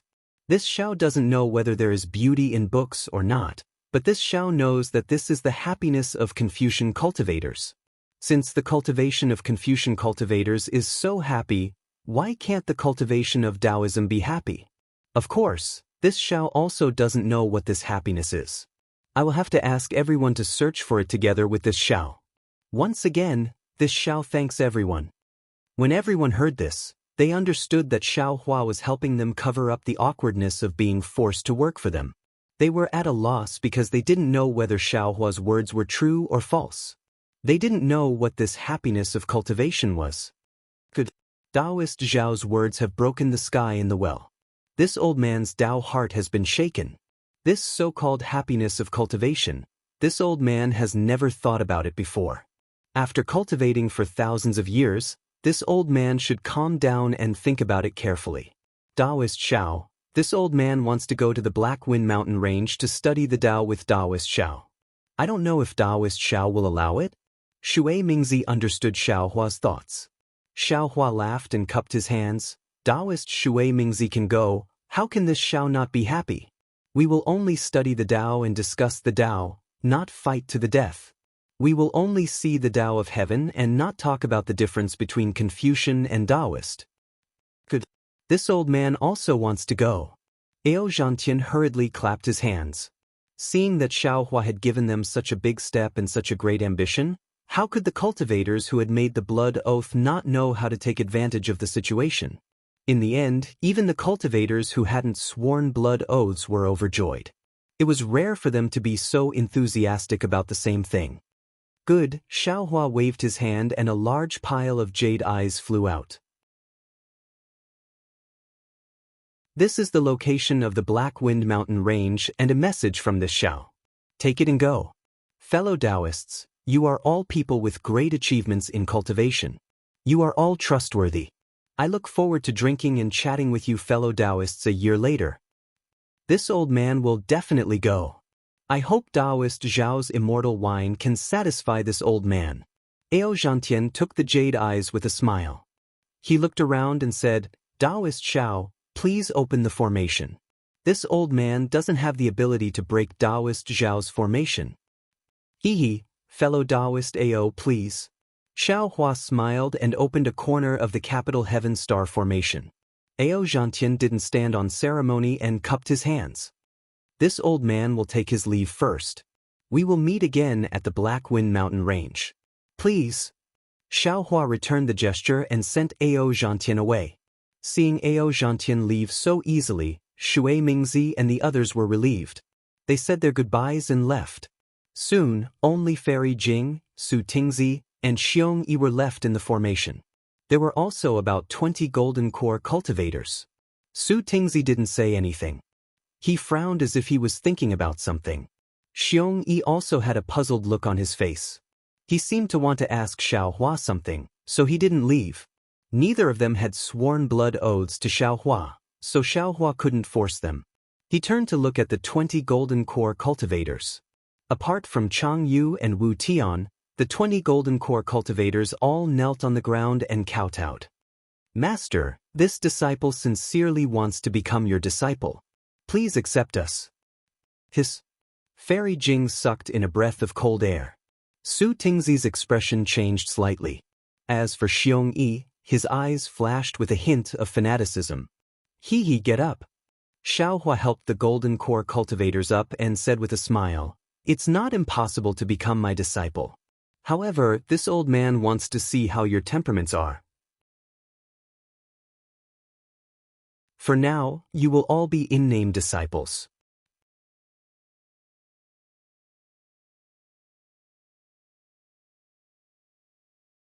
Chapter 3674. Thank you, Master. All the Jindan stage disciples were wild with joy. After all, they knew better than anyone the difference between being an apprentice and being loyal to a master. Cultivators who had died once could see more clearly than others, and many taboos were nothing more than smoke in their eyes. I don't have the ability to guide you one by one for now. All of you stay with Chang Yu at the side. Once we return to Black Wind Ridge, I'll let all of you know that joining my sect is the best choice you'll ever make in your lives. Oh, it's the best choice besides joining my Dao sect. Yes, disciple understands. Xiaohua's words were somewhat unsteady, but it made many golden core disciples feel warm in their hearts. After agreeing in unison, they stood aside. Xiaohua asked with a smile, I promised you that I would take you out of the Jade Pavilion gathering. At that time, although you said you wanted to serve me, I knew you were in a dangerous situation and had no choice but to say those words. Now, I will give you a chance. You can leave now. Daoist Master Xiao, I want to ask you a question first, then I can decide. Xiong Yi said very seriously. Daoist Master, the joy of cultivation is admiring the flowers and the moon and discussing the Tao? If so, why did Daoist Master come to the Jade Pavilion gathering to snatch the Imperial Preceptor's lot? Xiong Yi immediately asked. Let's not talk about cultivation first. Xiaohua smiled faintly and explained, just talking about happiness, there are many kinds of happiness in the secular world.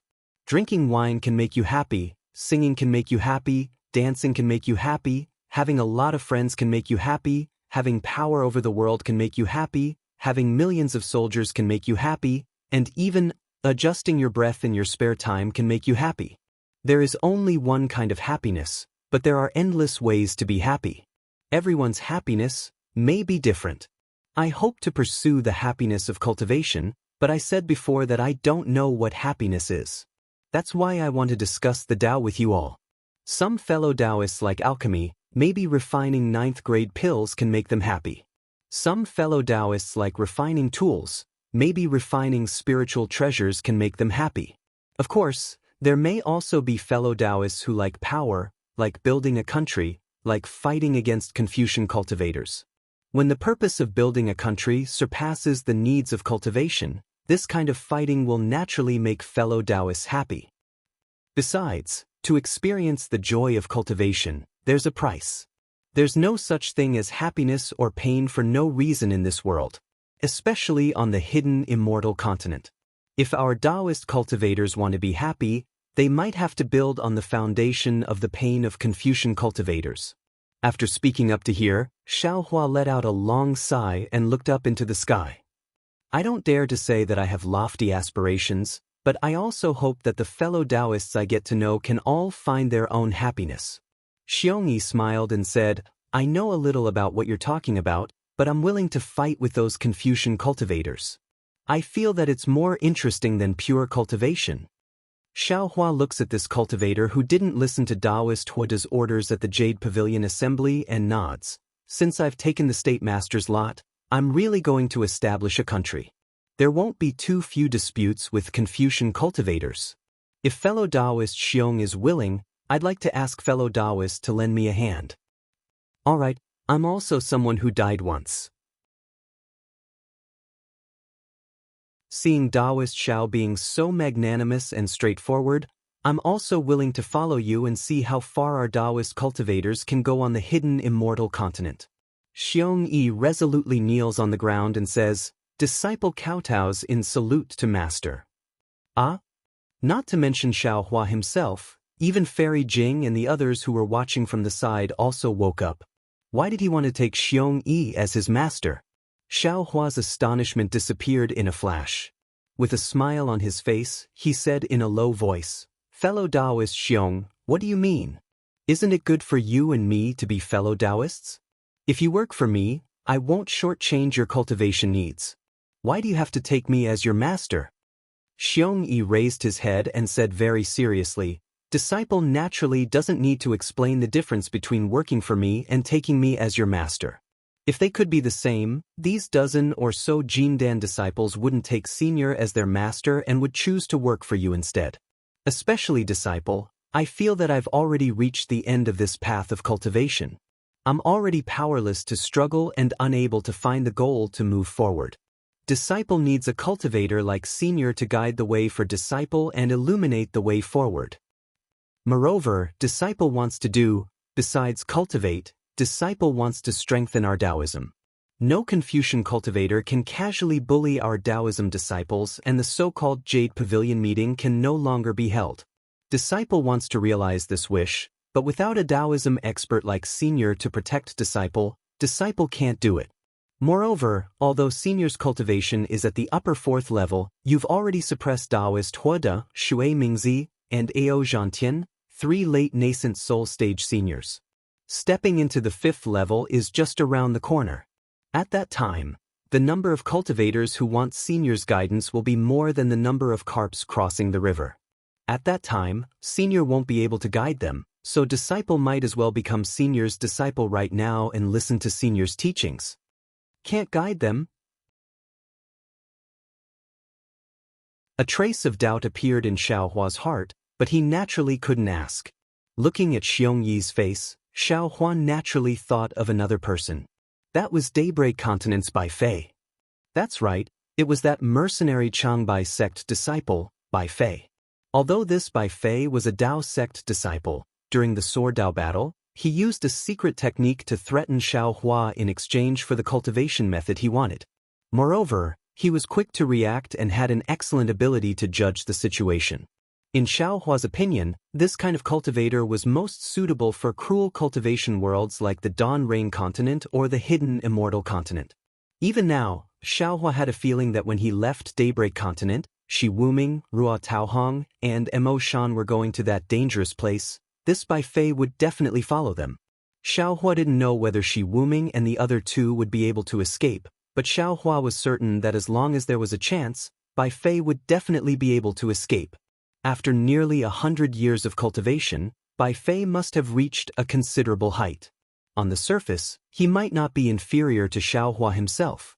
Thinking about Bai Fei and then looking at Xiong Yi, weren't they both the kind of cultivators who would seize every opportunity to improve their cultivation? Good. Xiaohua pondered for a moment and nodded. Since you have the heart to become my disciple, then I won't disappoint you. I'll accept you as my disciple. Fairy Jing's small mouth slightly opened. This Xiong Yi's way of accepting a master was strange, and Xiaohua's way of accepting a disciple was even more inexplicable. He didn't ask anything, didn't say anything, and just accepted an early nascent soul cultivator as his disciple. Master, please accept this disciple's bow. Xiong Yi was overjoyed and respectfully kowtowed. He kowtowed a total of 9 times before getting up. Xiaohua smiled. Xiong Yi, you are the first nascent soul disciple this old man has accepted. When this old man has time, I will properly guide your cultivation. I can't let you sully this old man's reputation. Yes, this disciple understands. This disciple will follow master's instructions. Xiong Yi very respectfully replied. He didn't feel that Xiaohua was boasting at all. Xiaohua nodded. He looked at Chang Yu and the others and said, "You all come and greet your senior brother." Chang Yu, Wu Tian, and the other Golden Core disciples were also dumbfounded. At this moment, they all rushed over to greet this senior brother who was qualified to be their master. However, everyone also heard clearly that the senior brother that Xiaohua spoke of was only senior brother. He didn't say, eldest senior brother. After everyone finished greeting each other, Xiaohua opened his mouth and said, "Since you all are this old man's disciples, then you are different from others. You all don't need to return to your respective caves. Go to the Black Wind Ridge first. When you get there, Xiong Yi will first assist Li Xiang and the others in the Black Wind Ridge, and establish the Jiang country that this old man promised them." With that, Xiaohua took out a jade eye from his bosom and handed it to Xiong Yi. "Your identities, as well as the appearance of Li Xiang and the others, are all recorded inside. You all will know when you see it." Yes, this disciple understands. Xiong Yi respectfully received it and said, "When Master returns to the Black Wind Ridge, this disciple will give Master a complete Jiang country. Master, please be the imperial preceptor." This old man doesn't have the leisure to be the imperial preceptor. Xiaohua laughed and said, "That's your matter. Go." Seeing that Xiaohua was urging him and didn't give him the imperial preceptor's lot, Xiong Yi probably already entrusted it to someone else. However, Xiong Yi didn't care. After bowing and saluting, he led the 20 or so Golden Core disciples into the sky. With a wave of his hand, a small flying boat actually landed in front of them. Dozens of people boarded the flying boat, cupped their hands towards Xiaohua again, and flew away quickly. Daoist Xiao. Seeing that there were only 3 people left in the Great Formation, Su Tingzi thought for a moment and said, "This one knows that Daoist Xiao has the intention to guide me, but this one, fellow Daoist, are you afraid?" Xiaohua asked, hitting the nail on the head. Su Tingzi was stunned and immediately nodded. "That's right. If Daoist Xiao didn't save so many nascent soul cultivators and didn't accept so many Golden Core disciples, as disciples, to be honest, this one really wants to pledge loyalty to Daoist Xiao and cultivate together with Daoist Xiao, just like in the Jade Pavilion Conference. However, Daoist Xiao's movements are really too big. Although Star-Lord Hall's Kong Hongwu might not notice Daoist Xiao right now, he will pay attention to all the Daoist cultivators who came out of the Jade Pavilion Conference. When he sees Daoist Xiao's movements, he will definitely take action. Daoist Xiao. It's not that this one doesn't have confidence in Daoist Xiao, but this one is really clear about the methods of Confucian cultivators. A small Star-Lord Hall, which only controls the Jade Mountain that is several tens of thousands of li wide, was able to kill several hundred nascent soul cultivators and several thousand golden core cultivators of my Daoist sect. It can be said that they almost wiped out all the Daoist cultivators of the hidden immortal continent. If they really send out, not to mention immortal soldiers and generals, even if several aristocratic families join forces and send out fierce generals, Daoist Xiao, do you think you can resist them? Hee, fellow Daoist, you're too extreme. Xiaohua said with a smile, I invited these fellow Daoists here just to share the joy of cultivation with them. I didn't say that I wanted to oppose Confucian cultivators. Then what about fellow Daoist Xiongyi? Su Tingzi stared at Xiaohua and asked.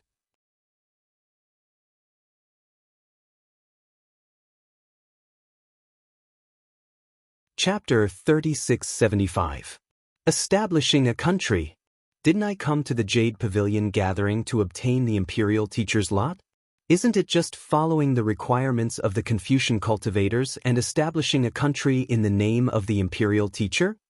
Xiaohua shrugged innocently. Su Tingzi bitterly smiled. Biting words is the specialty of Confucian cultivators. I didn't expect Daoist Xiao to understand this as well. Xiaohua sternly said, Fellow Daoist is correct. I am acting under the rules of Confucian cultivators. I don't have the slightest intention of overstepping my boundaries. The reason I allowed fellow Daoist to stay until now is to give fellow Daoist the leeway to choose. If fellow Daoist doesn't have a choice now, you can return to your cave and think about it. Fellow Daoist helped me with your life, so I will definitely treat fellow Daoist well. Su Tingzi's expression slightly changed when he heard Xiaohua mention this. Killing a Star Monarch of Star Monarch Hall. Xiaohua was extremely daring, and Su Tingzi could be considered to be helping the tyrant. If Star Monarch Hall really pursued this matter, he would be heavily punished. Su Tingzi cupped his hands and bid farewell. This matter? I hope Daoist Xiao can give me some time to think about it. Fellow Daoist, please? Seeing Su Tingzi looking at the formation with some fear, Xiaohua pulled his hand, and the formation was immediately torn apart. Su Tingzi cautiously flew out of the formation and directly flew 300 meters before letting out a sigh of relief. He was the only cultivator who didn't agree to cooperate with Xiaohua. Moreover, he had seen Xiaohua kill Star Monarch Hall's Star Monarch Mu Xian. He was truly afraid that Xiaohua would silence him. After Su Tingzi flew far away, Xiaohua waved his hand and took back the several dozen jade talismans. He then looked at the pensive Fairy Jing and said, Let's go, Fairy Jing. We're going to the single Liang Kingdom. At this moment, Fairy Jing was no longer as calm as before. Her misty eyes flickered with a strange expression as if she was thinking about something or hesitating about something. Hearing Xiaohua's call, she absent-mindedly nodded and followed him into the air. However, it only took a moment for her to come to her senses. She hastily stopped and waited in the air. She directly flew away, leaving Xiaohua extremely far behind her. Fairy, what are you thinking about? Xiaohua chased after her and said with a bitter smile, Why did you leave me behind? It's nothing.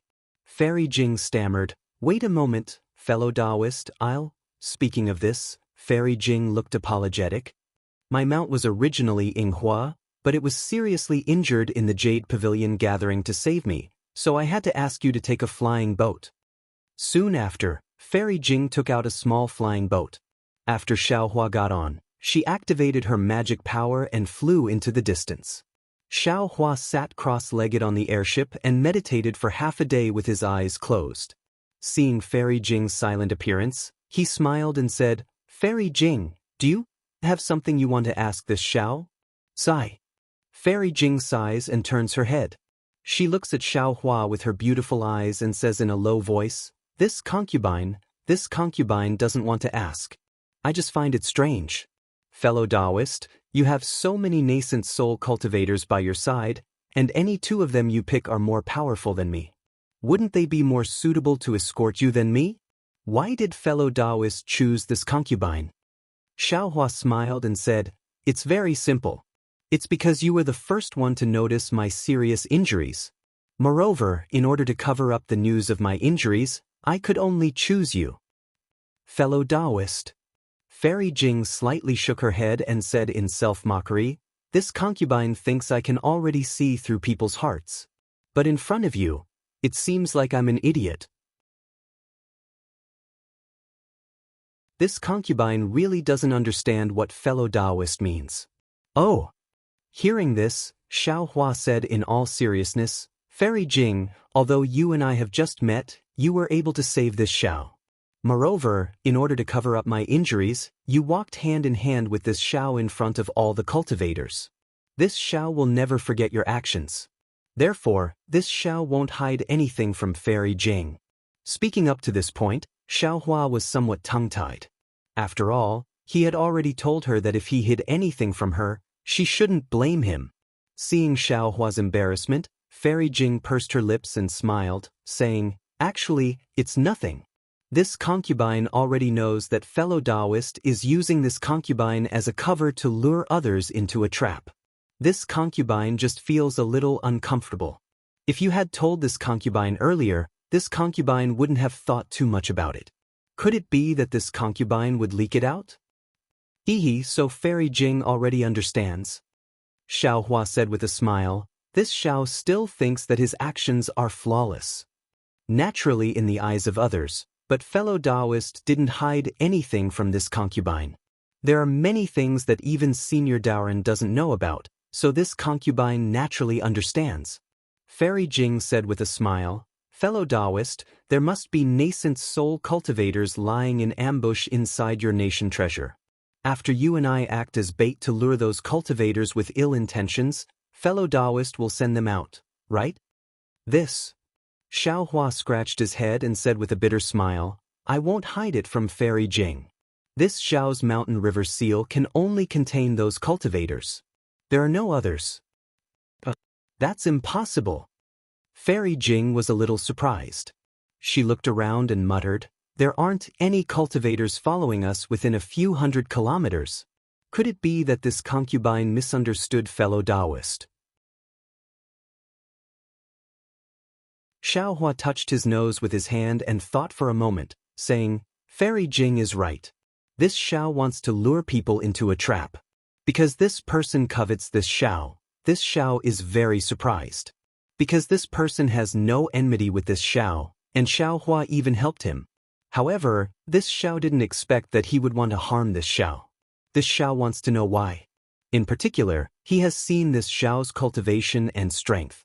This Xiao really wants to see what his trump card is." Sigh, fellow Daoist is a bit careless. Fairy Jing said worriedly, "Fellow Daoist's injuries won't heal for several years. This concubine's strength is limited." Xiaohua smiled and waved his hand. "It doesn't matter. This is only a guess of this Xiao's, and it might not be true. Moreover, this Xiao feels that that guy isn't so stupid as to really chase after this Xiao." "That's good." Fairy Jing smiled sweetly. Now that fellow Daoist said this concubine's heart is still a bit anxious and on edge. Xiaohua rolled his eyes and said while looking at the sky, "This Xiao originally didn't want to say it, but who asked someone to think so much?" "Hee." Fairy Jing laughed as if she hadn't relaxed for a long time. The two of them were silent for a moment, and Fairy Jing asked again, "This concubine feels that the happiness of cultivation that fellow Daoist talked about to those nascent soul cultivators is very interesting. It seems to have enlightened this concubine, as if this concubine's previous cultivation had deviated." Xiaohua smiled and said, "What if this Xiao says that this is nothing but a lie, a drawing of a pie or a fantasy? Would Fairy Jing be very disappointed?" "I would." Fairy Jing's face turned bitter. Actually, this concubine also thought about it before. The Confucian cultivators of the hidden immortal continent are really free and unfettered, and the Buddhist sects of the Western Paradise also cultivate Western Paradise. Even the demons of the Thousand Demons Sacred Realm should be incomparably free. Why is it that our Dao sects are bullied and controlled like this? Is there no paradise that belongs to our Dao sects? There is. But it's not here, nor is it at this time. Xiao Huan nodded with certainty. Fairy Jing's eyes flashed with surprise. Then fellow Daoist Xiao, tell me, where is it? When is it? There will be such a day. There will also be such a place. Xiao Hua made a solemn vow and said, this Xiao will let you see that the cultivators of my Dao sect can freely fly in the sky. My Dao sects will bloom on the earth. My Dao sect seniors will soar into the sky from time to time. There will be a smooth path of cultivation in front of us. Perhaps at that time, this Xiao will talk about the happiness of cultivation with Fairy Jing. Establishing a sect. Fairy Jing's eyes flashed with a trace of a smile. Previously, when I saw fellow Daoist Xiong Yi, and those 20 Jindan disciples call fellow Daoist Xiao Master, this concubine is very fond of you. It feels like a home. Fairy Jing, with your nascent soul middle stage cultivation, you can naturally accept disciples, right? Xiao Hua said with a smile. Fairy Jing wryly smiled and shook her head. This concubine isn't as ambitious as fellow Daoist. I don't dare to attract the attention of Confucian cultivators. At this point, Fairy Jing suddenly thought of something and asked, by the way, fellow Daoist Xiao, when Shui Mingzi and Ao Zhantian were here, why didn't you tell them about the alliance between Zhang Daoran and Master Sun Kong? If you told them, wouldn't they be more confident? It's different. Xiao Hua pondered for a moment and said, these cultivators are fundamentally different from the 200 people that Zhang Daoran and Master Sun Kong brought. Fellow Daoist, please enlighten me. Fairy Jing didn't understand and said with a smile, this concubine is confused. To put it bluntly, these cultivators that I brought were deserters from the Jade Pavilion Conference. Although they experienced bloodshed, they didn't experience life and death. They didn't persevere to the end. It can be said that their nature is cowardly. In the future, when there are few storms, perhaps they will choose to run away again. If this Xiao had told them about my alliance with Zhang Daoran and Master Sun Kong, with their knowledge, they would have immediately understood the size of this force. Perhaps they would have been scared away. How could that be? Fellow Daoist, you can't bring them out for no reason, right? Fairy Jing looked at Xiao Hua with a smile. Of course, Xiao Hua says with a smile, everyone has been forced by this Xiao to pledge their loyalty to me for several hundred to 1,000 years. Otherwise, do you think that this Xiao's happy cultivation would be able to move these old ghosts who have cultivated for several thousand years? That's what I said. Fairy Jing was full of smiles. How could they take the bait so easily? That Su Tingzi, fellow Daoist Xiao, has been earnestly persuading fellow Daoist Xiao for so long, and he's still only considering it. Just as they were talking, a divine sense swept over from afar. This divine sense was very hurried and swept over the flying boat as if it was casual, then swept elsewhere. However, it was only a moment before the divine sense swept back and circled around Xiao Hua for a moment before immediately withdrawing.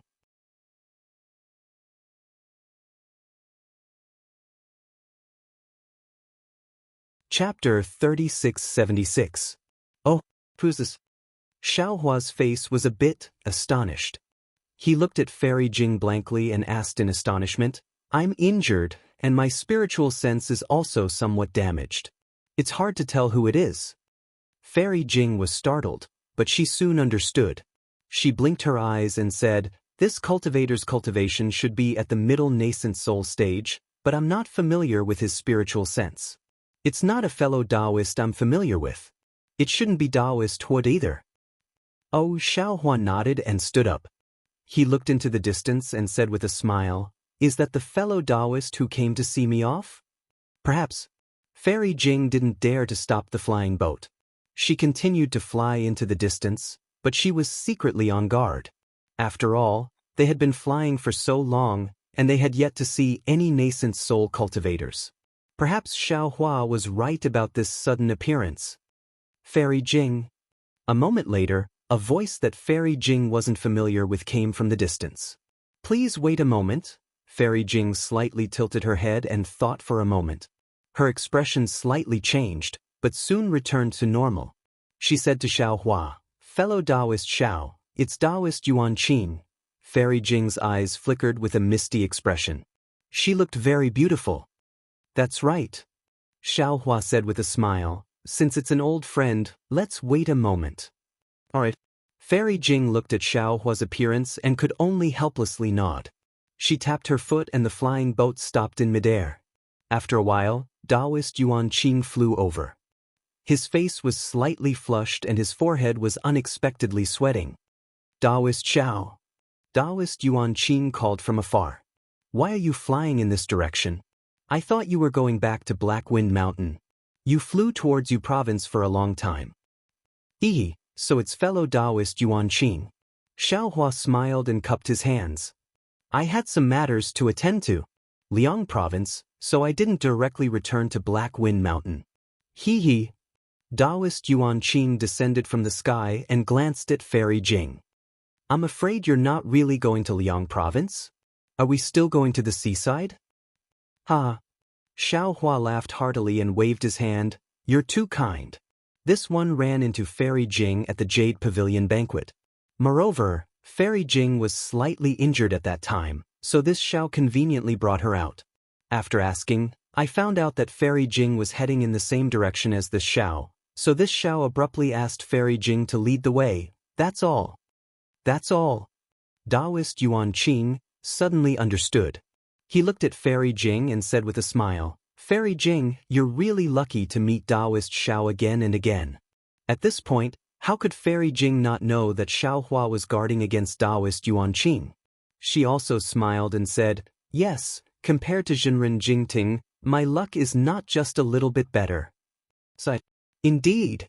At the mention of Daoist Master Jingting, Daoist Master Yuan Qing seemed to have found a topic to talk about. He hurriedly continued and sighed, apart from the difficulty of cultivation, our Daoist cultivators are also far inferior to Confucian cultivators in terms of luck. Daoist Master Jingt. I'm afraid he's a very extreme example. Although he wanted to serve Daoist Xiao in the end, he still died. At this time, Daoist Master Jingting's nascent soul was naturally already in Xiaohua's mountain river seal. With the mother-child spirit fruit, he should be able to cultivate a scattered nascent soul like Hong Songzi. Although he couldn't compare to Xiaohua and the others, he was still alive after all, which was a lot better than dying. What Xiaohua was currently thinking about was how to use the Immortal slaying platform or the 5 Qis righteous thunder to refine the 2 nascent souls, and even the 100 or so nascent souls that were about to be repaired.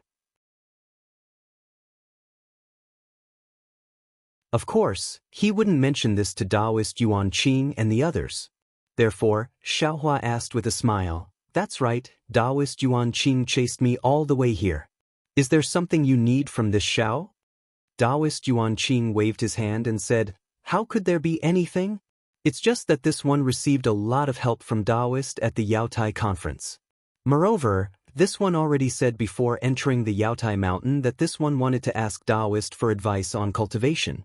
Who would have thought that there was no time before the Yaotai conference, and this time, the Yaotai conference was a mess. As soon as this one left the Yaotai mountain, Daoist disappeared. Hastily, Hai Hongzi and I split up to look for Daoist. Later on, Hai Hongzi encountered a lot of calamities in the Yaotai mountain's Great Formation. In his heart, he regretted not following Daoist. He even wanted to apologize to Daoist. It's fine. It's fine. Xiaohua said with a smile. It's all in the past. Don't mention it.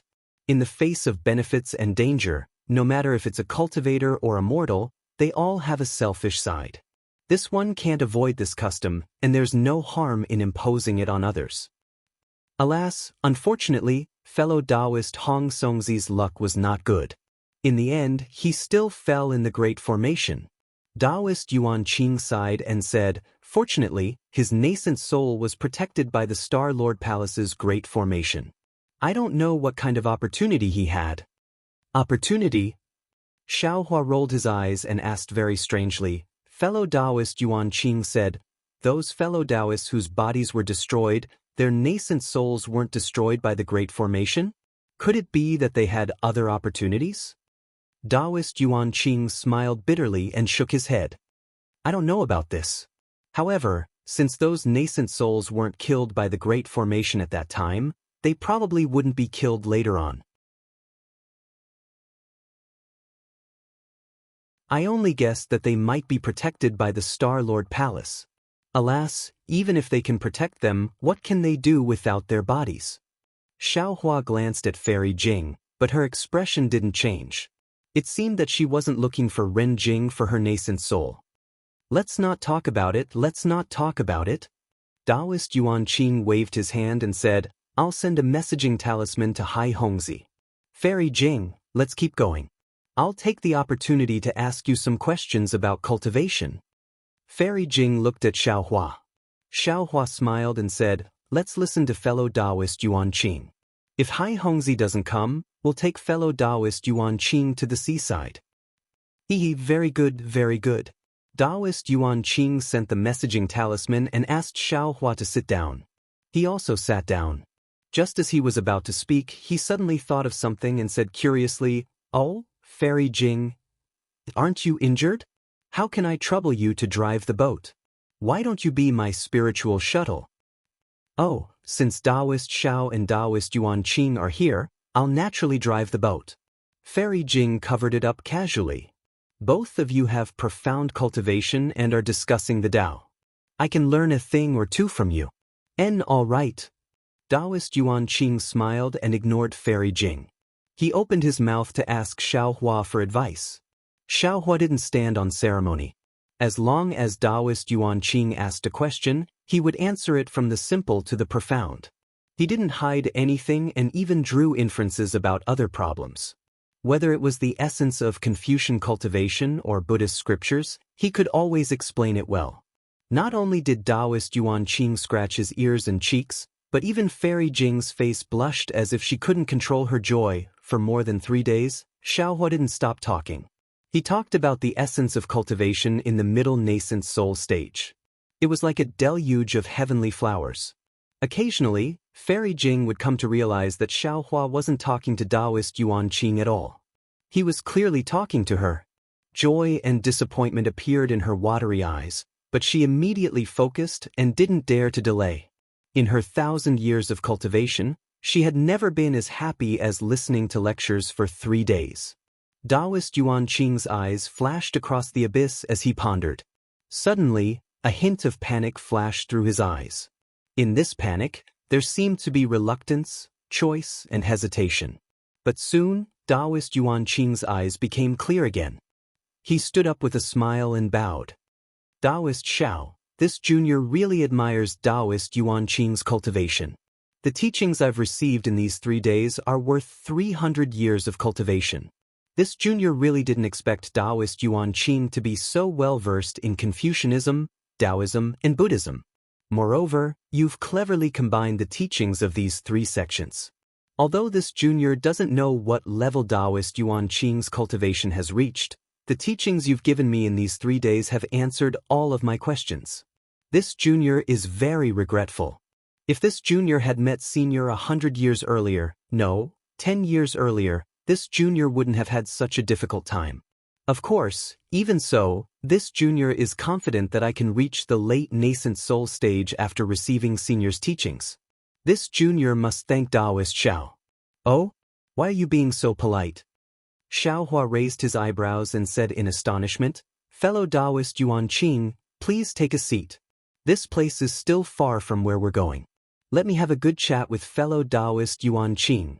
This junior really wants to ask for some advice from Daoist Xiao. Unfortunately, as Daoist Yuan Qing spoke, his figure turned into a streak of light and immediately fled from the flying boat. His voice, however, remained. Daoist Xiao, your path has come to an end. Oh! Xiaohua didn't find it strange at all. He said regretfully, Fellow Daoist Yuan Qing, you've finally revealed your true face? This Xiao is still looking forward to your repentance. Huh? Daoist Yuan Qing saw that not only was Xiaohua not nervous, he even spoke in such a manner as if he had seen through everything. He couldn't help but turn pale with fright. He hurriedly said, How did you know? As he spoke, boom, boom, boom. 3 enormous rumbling sounds rushed out from the clouds of the heavenly moat. After one of the rumbling sounds, a sharp eagle cry suddenly rang out. A pair of wings that were over 30 meters in size stirred up a strong wind. A tall, red-faced cultivator rushed out from the abyss while standing on Heaven Shaking Tsong. Heaven Shaking Tsong's eyes were like lightning, his eagle claws were like hooks, and his entire body's navy blue feathers were dotted with red spots. Heaven Shaking Tsong rushed out in front of Xiao Hua's head. Another bestial roar that sounded like a great bell came from behind Xiao Hua. A short cultivator wearing tight clothes rode a scarlet leopard that was several meters in size out of the fog. Not only was the leopard's entire body scarlet red, even its eyes were abnormally red. Fire lotuses faintly flickered on its 4 hooves as it stepped on the air.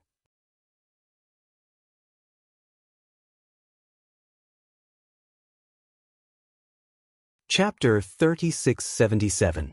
Looking at Xiao Hua's left hand, there was a waterfall hanging upside down in the air. Standing above the waterfall was Hai Hongzi, whom Xiao Hua had met before. Heh, sure enough, I've attracted all of you here. Xiao Hua sneered, this saves me the trouble of looking elsewhere. Xiao Hua. Daoist Yuan Qing was very puzzled. You? How did you know? When did you find out? Do you think you're being very secretive? Xiao Hua sneered, don't you think it's too much of a coincidence that you met me? There are thousands of people participating in the Jade Pavilion meeting. How did you meet me all of a sudden? Hearing this, Daoist Yuan Qing sneered, Oof, I was going to welcome Hong Songzi at that time, but I didn't expect you to be there. Didn't I take advantage of the situation? Isn't what you're saying a bit too far-fetched? Then, in the first formation, you clearly knew that Daoist Xiangtian was related to Fairy Xiangfeng, so why did you let your two-headed snake fight with Daoist Xiangtian? You were so anxious to provoke a fight, didn't you want me to meet Daoist Xiangtian face to face? Do you think I'm an idiot? Xiao Hua laughed. Daoist Yuan Qing nodded. You're right, this was my mistake. I was a bit impatient, but you can rest assured that Daoist Xiangtian's death. I've already found someone to tell Fairy Xiangfeng about it.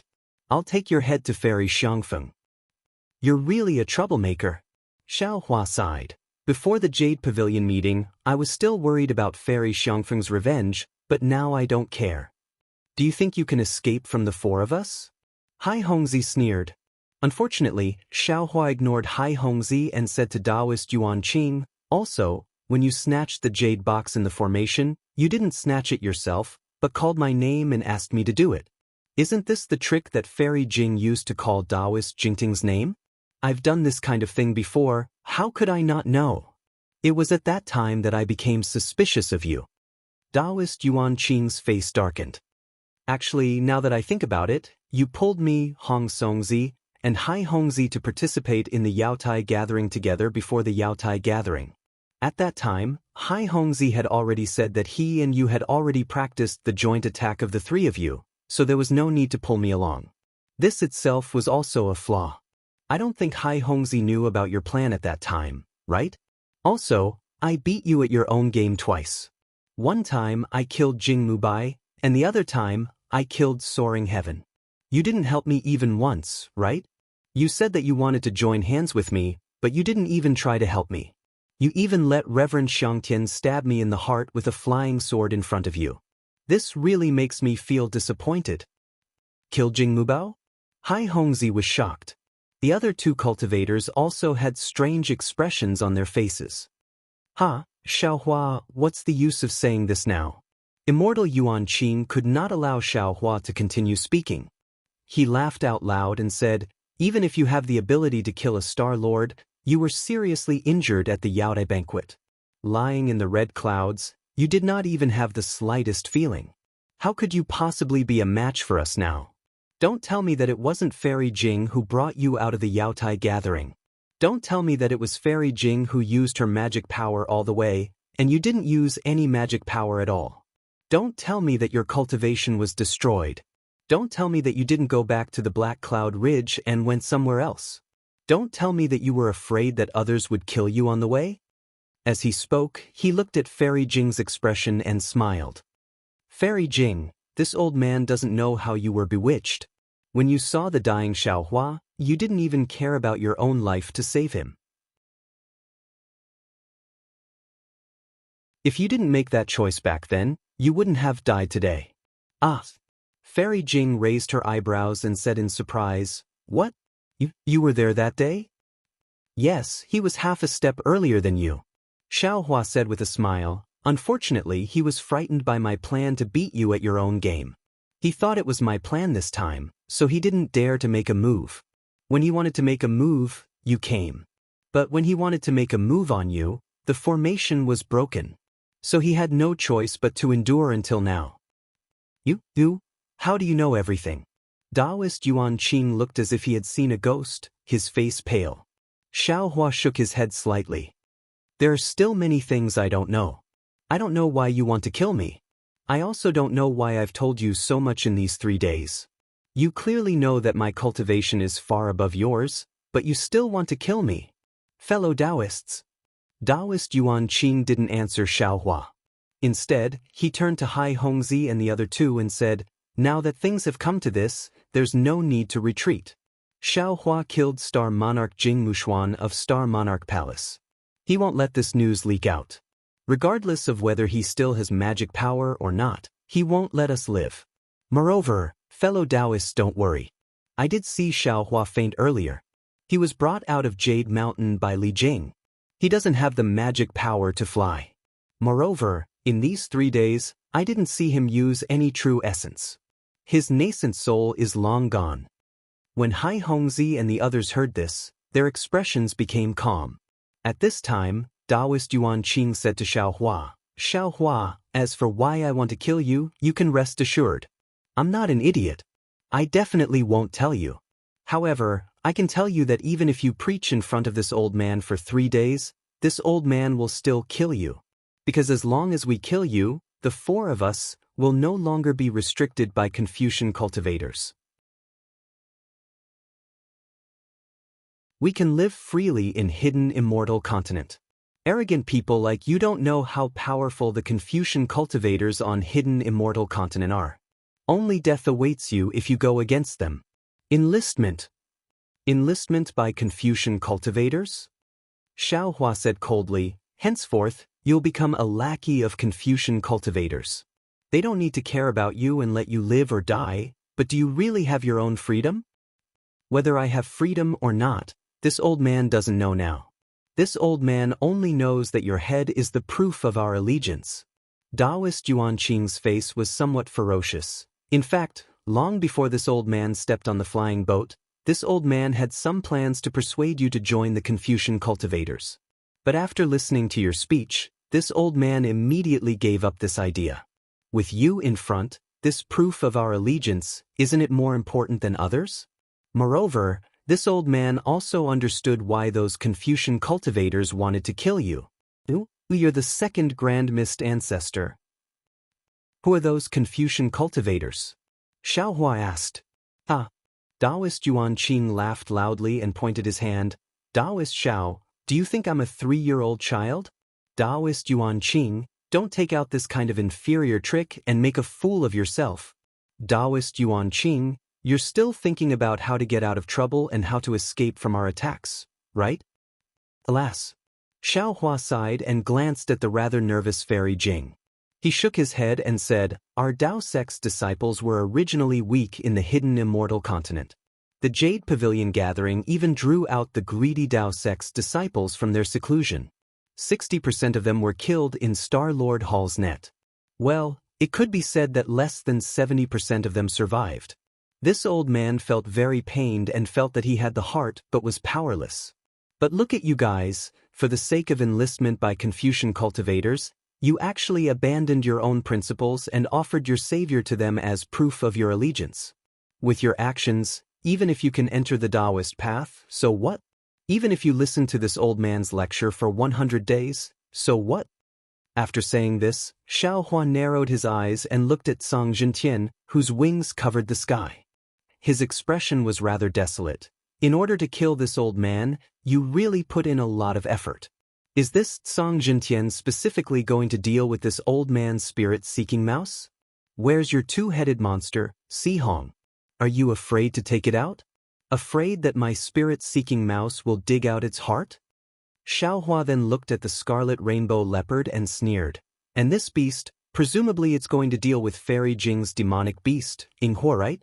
And you, 4 beasts, if you think you can bully Fairy Jing, then you can deal with this old man, who lost all his Daoist techniques because he saved Daoist disciples on Jade Mountain, right? It's useless to say more. The tall cultivator standing on top of Zhang Zhentian said coldly, "This old man doesn't know who you are, nor what you did in the past. This old man only knows that with your head, this old man will be able to properly cultivate. I won't be afraid of being remembered or hunted down by Confucian cultivators. Since you call yourself a senior and have such a broad heart, why don't you give your head to this old man? How about helping this old man? If you want to take Daoist Master Zhao's life, you'll have to step over my corpse first." Fairy Jing sneered and waved her sleeve. GG. Several sounds that were unwilling to be left out flew out from her sleeve. The demonic beast, Inghua, swayed its big ears and a bewitching light flew out from its eyes. Xiaohua was slightly taken aback because Inghua seemed to be in good spirits and didn't seem to have any serious injuries. It was far from what Fairy Jing had said earlier. Xiaohua looked at Fairy Jing with some doubt. At this moment, Fairy Jing had already walked in front of Xiaohua and blocked him with her figure that couldn't be considered weak. Sure enough, you two are in love. Daoist Master Xiao, you have such good luck with women. Another cultivator standing on a rainbow leopard opened his mouth and laughed loudly. His eyes flashed with a dirty look. Participating in the Jade Pavilion gathering and being able to obtain the heart of a nascent soul female cultivator is more precious than any treasure. But rest assured, Daoist Master Xiao, your luck with women, this old man will enjoy it for you in the future. Xiaohua didn't pay attention to that cultivator's gaze. He looked at Daoist Master Yuanqing and nodded. For this ambush, you've really put in a lot of effort. Not only did you find Zhang Zhentian, who naturally restrains seeking spirit mice, you even found a demonic beast that Inghua is afraid of. AI, to be honest, to be able to arrange all this in such a short time, you're definitely a genius. Killing you is truly a pity.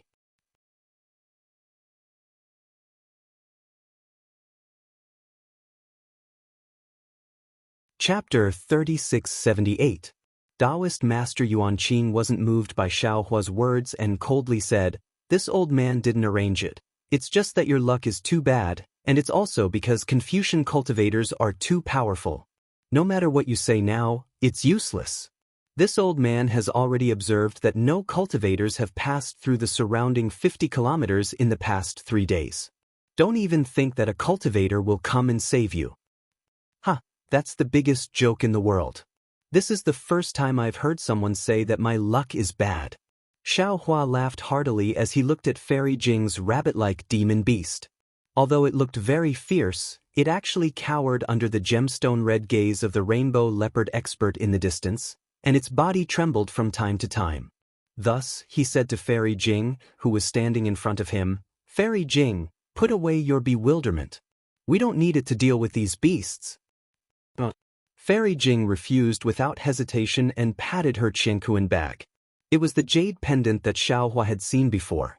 As soon as the jade pendant rushed out of the space, it immediately emitted a tenacious brilliance that protected Fairy Jing and Xiaohua.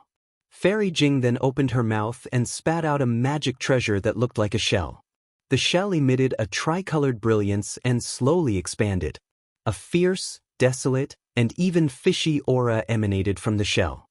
Fairy Jing's face was cautious, as if she really didn't care about her own life. There was a rare stern look in her eyes that was like smoke and ripples. "Many thanks, Fairy Jing." Xiaohua sighed and whispered behind her, "It's good that Fairy Jing is so considerate. As for taking action, that's my business." After saying that, an auspicious cloud appeared under Xiaohua's feet and carried him into the sky. Xiaohua waved his hand, and Little Silver flew out of the space. Sure enough, as soon as Little Silver, who had always been obedient, flew out, sky-shaking heavens raised its head and screamed. Its wings flapped as if it wanted to rush over. Little Silver shrunk its neck and immediately flew into Xiaohua's hand. It hid its small mouse face behind Xiaohua's thumb, revealing only half of its mouse eyes. Who knew if it was really afraid or just faking it? Xiao Hua completely ignored Little Silver's show-off. With a flick of his middle finger, he motioned for Little Silver to fly towards the rainbow leopard. He then waved his other hand, and a black shadow mixed with golden light flew out of his hand. It was none other than the divine power centipede which had appeared on a demon cloud. Daoist Yuan Qing was a little stupefied. He indeed didn't expect Xiao Hua to have two demon beasts. But when he saw the divine power centipede, he sneered and waved his hand. Fellow Daoists, success or failure. As long as we kill him, his demon beasts and the treasures in his Qianquan bag from the jades in his Qianquan bags. This old man doesn't want these things. This old man only wants Xiao Hua's head. Kill! Since Daoist Yuan Qing had given the order, Hai Hongzi and the other two didn't waste time. They each rode their demon beasts and urged their magic power to attack Xiao Hua and Fairy Jing from all sides. Heh! Xiao Hua sneered. Chirp chirp. When the divine power centipede heard this, it immediately unleashed its might. With a hiss, strange runes surged around its body. Then, with a burst of demon chi, it grew to several feet long and pounced at sky-shaking heaven's abdomen. Little Silver, who had been flying slowly in the air, suddenly sped up.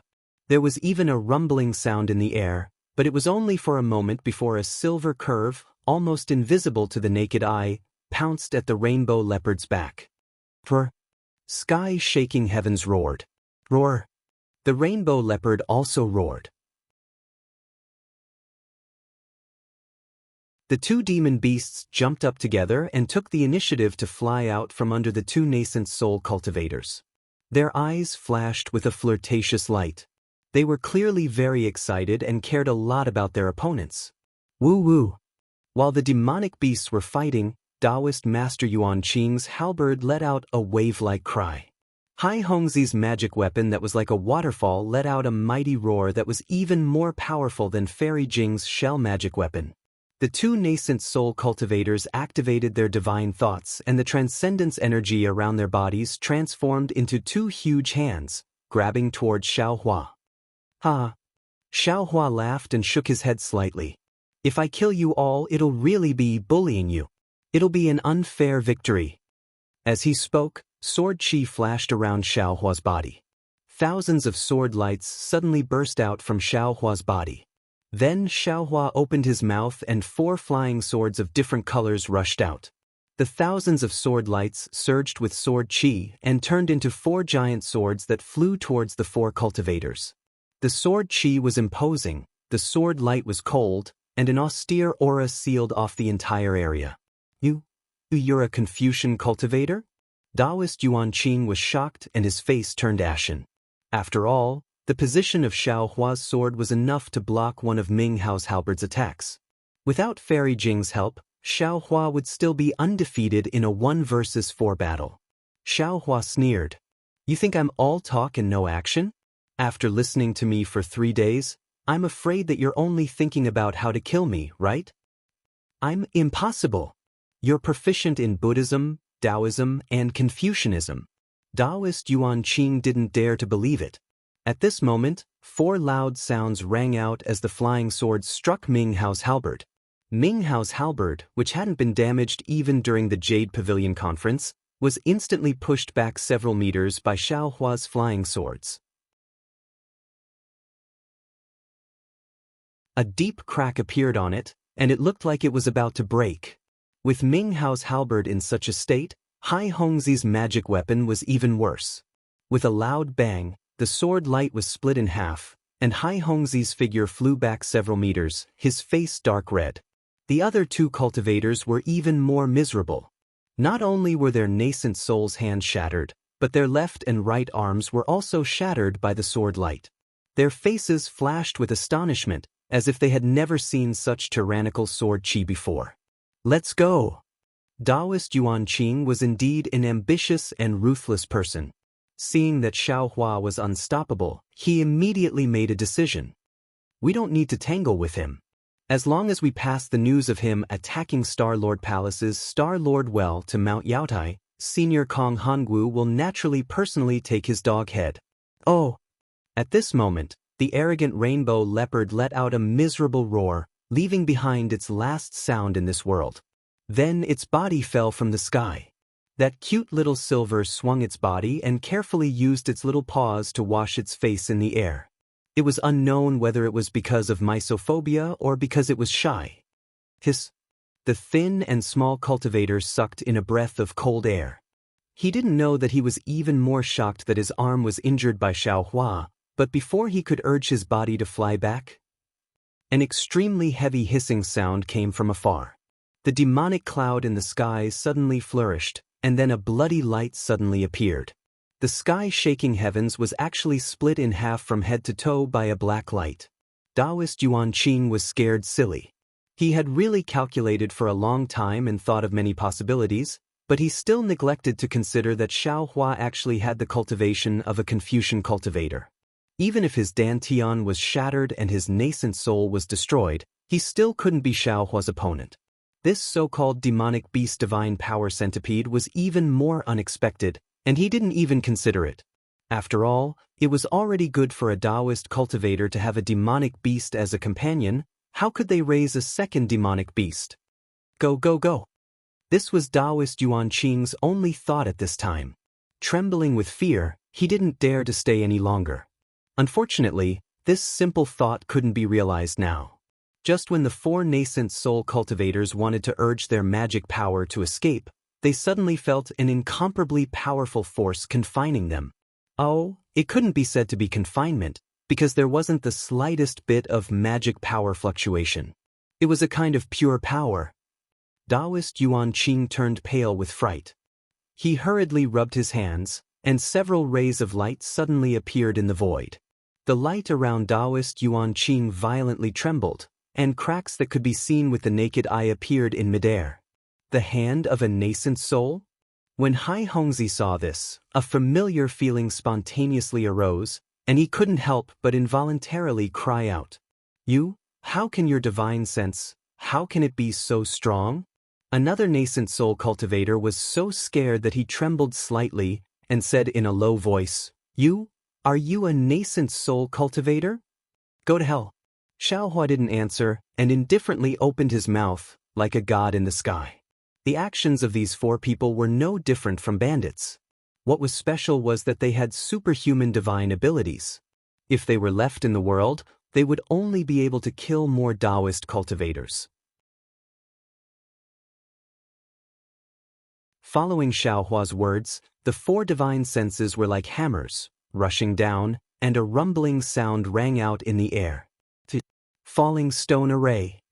Fairy Jing had already put away her magic treasure, and when she heard the familiar whistling sound, she couldn't help but think of the huge falling stone that made her tremble with fear. Facing this divine sense hammer that was comparable to falling stars, the four nascent soul cultivators' faces were ashen. They finally understood why Xiaohua wasn't afraid of them. With such a strong divine sense, even if he didn't have a dantian, then, so what? Fight! Daoist Yuanqing let out a heart-wrenching roar, and just as he opened his mouth and spat out a mouthful of blood essence, a withered green wooden vine flew out. Boom! Light flashed around Daoist Yuanqing's body, and the strong impact instantly tore his body into pieces. A 6-foot-long nascent soul flashed inside his body, and its figure slightly drifted, as if it was about to teleport. Unfortunately, when Xiaohua stretched out his hand, the space around the nascent soul was like iron, and the nascent soul couldn't disappear after squeezing for a moment. Xiaohua waved his hand, and the nascent soul immediately fell into his hand. Xiaohua didn't hesitate to stretch out his left index finger, and a faint crystal thread entered the space between the nascent soul's eyebrows. After a moment, several dark green lights flashed between Xiaohua's eyebrows, and strands of ghost-like light once again fell between the nascent soul's eyebrows. After that, there was nothing after that. Facing a cultivator like Xiaohua who was able to kill a cultivator of the upper 5th level of essence energy, how could 3 nascent soul cultivators of the middle 4th level of essence energy be his opponent? The bodies of the 3 cultivators were shattered by the divine sense hammer, and after Xiaohua searched their souls, the 3 nascent souls were stored in the mountain river seal. In the future, even if they came out, They could only wear the Daoist robes of the green-robed Xiaohua. A painstakingly planned ambush was only a wedding dress for someone else.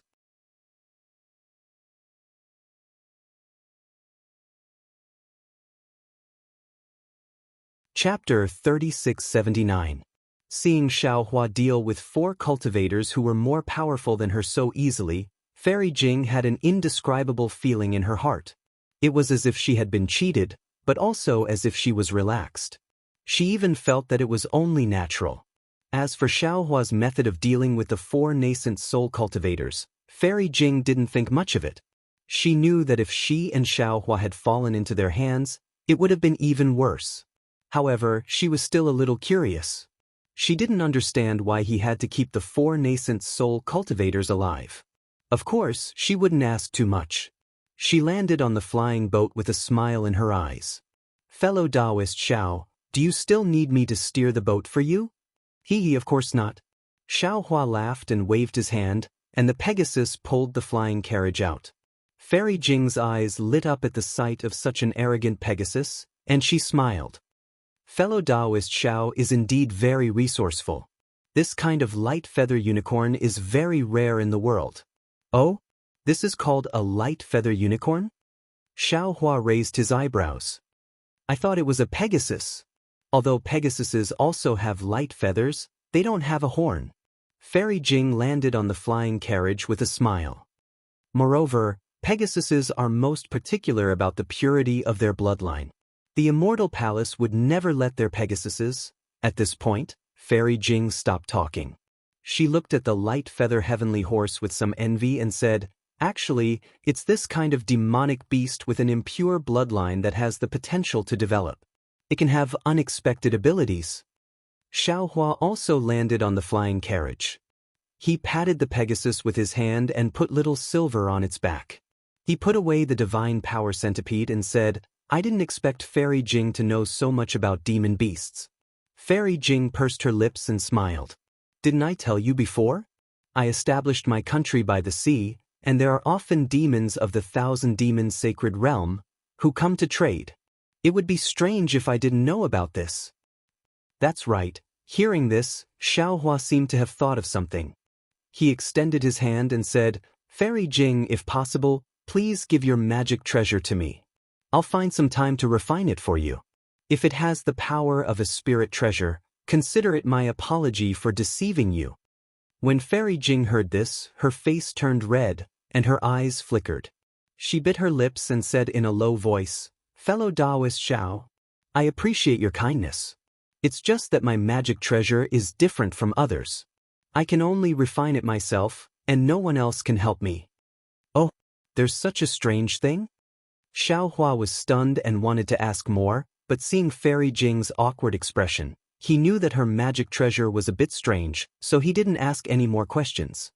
He scratched his head and said, "This is troublesome. This Xiao has to do something to feel at ease."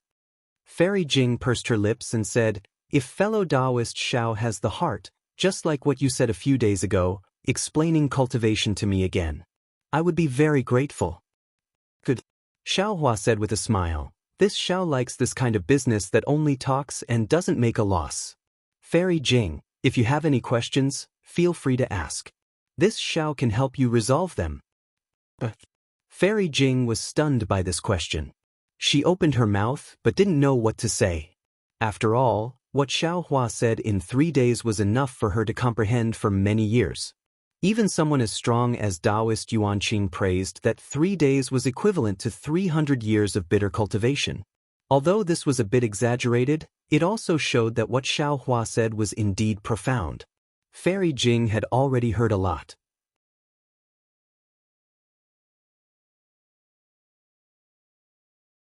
If she couldn't comprehend it herself, what was the point of asking more? "All right." Xiaohua blinked and said, "Then let's chat casually. There's no need to worry about any cultivation method." Fellow Daoist Xiao. Seeing that Xiaohua didn't pursue the matter, Fairy Jing's eyes flashed with a strange light.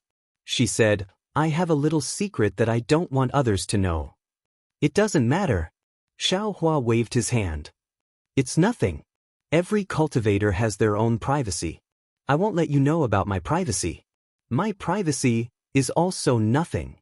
Fairy Jing thought for a moment and asked in a low voice, I wonder what fellow Daoist thinks about the monsters of the Thousand Monsters Sacred Realm? Monsters? Xiao Hua was stunned. He thought for a moment and smiled. Monsters are monsters and humans are humans. Monsters don't seem to be lower than humans and humans aren't nobler than monsters. That's all. That's right. Fellow Daoist is right. Fairy Jing bit her pale lips and nodded. It's something that can't be compared. Why force yourself to compare? That day, I saw you make a deal with Ing Per of the Thousand Monsters Sacred Realm. Although other people have something to ask of monsters, there was disdain on their faces when they made the deal.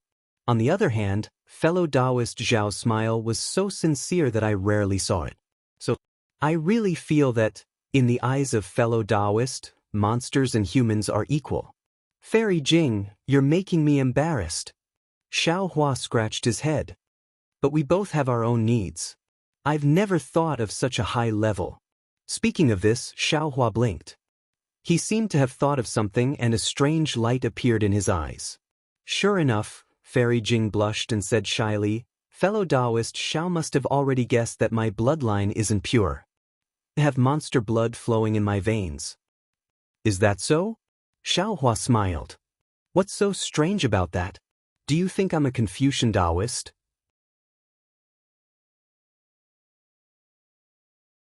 Hee. Seeing that Xiao Hua acted as if he hadn't heard her, Fairy Jing relaxed and said, that heart shell is a magic treasure that I was born with. The secrets inside can only be discovered by me. Others can't help me, that's good. Xiao Hua nodded. If possible, could you let me take a closer look at that heart shell? When Fairy Jing heard this, a trace of shyness appeared on her face. Seeing this, Xiao Hua hurriedly waved his hand. Forget it. Just pretend I didn't say anything. Fellow Daoist Xiao, please wait a moment. Seeing Xiao Hua waving his hand, Fairy Jing was a bit worried. She hurriedly opened her mouth, and a three-colored brilliance rushed out from her mouth. The fist-sized heart shell flew out and landed on Fairy Jing's hand. Fairy Jing handed the heart shell to Xiao Hua without hesitation and lowered her head. Fellow Daoist Xiao, please take a look. Looking at how Fairy Jing's ears were burning and how she didn't dare to look him in the eye, how could Xiao Hua not know that he was being rude? However, although he did not take the heart shell, he still looked at it carefully. He saw that this heart shell was like a real shell, with lines engraved on it. Between the lines, there were extremely small runes buried within. The runes were a little strange, but Xiao Hua found them familiar. Weren't they the runes on the bones of the two demonic beasts from before? However, Xiao Hua's gaze was fixed on the three-colored light of the heart shell, as he was familiar with these three colors. Daoist magic treasures and spells were mostly bright, and three-colored lights were not uncommon. However, the three colors of Fairy Jing's heart shell were different from the other three colors. They were bright and lively, just like a person's eyes.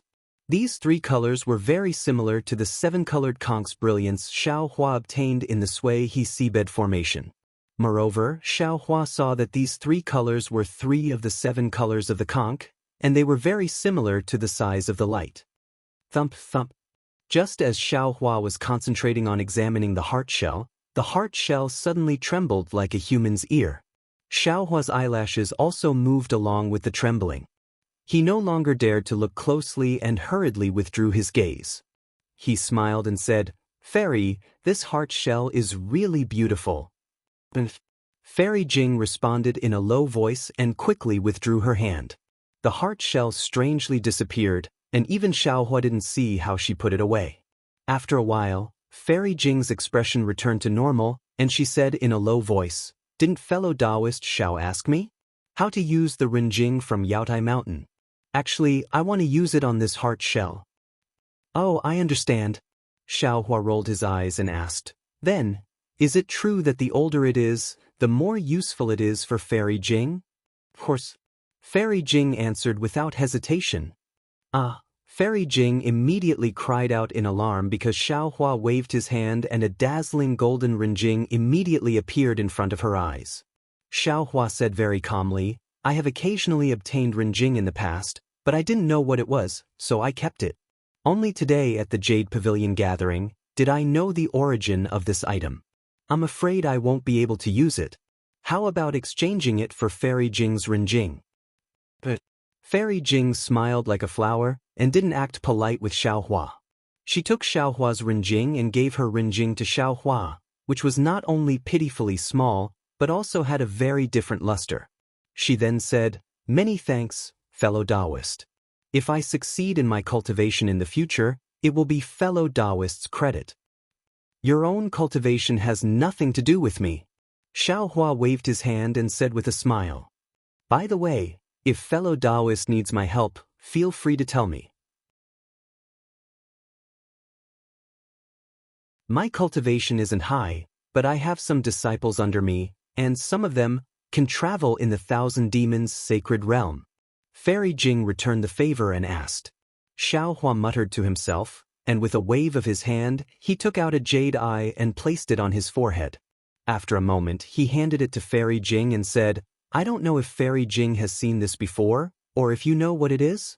Fairy Jing took the jade eye and looked at it. A look of disbelief appeared in her eyes, but after a moment she murmured, "That's not possible. That's not possible." Xiaohua's heart moved, and he stared at Fairy Jing, waiting for her reply. Unexpectedly, Fairy Jing raised her head and said, "This thing? I haven't seen or heard of it before. However, I'll help fellow Daoist look for it.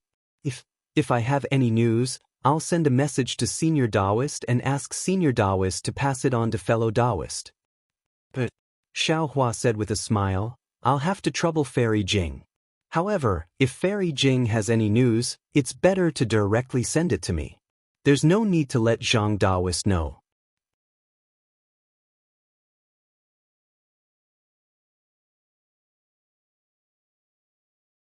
Chapter 3680.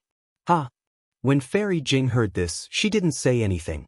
She hesitated for a moment before asking in a low voice, "Fellow Daoist Xiao, I have a secret. I want to ask. I don't know if I should say it."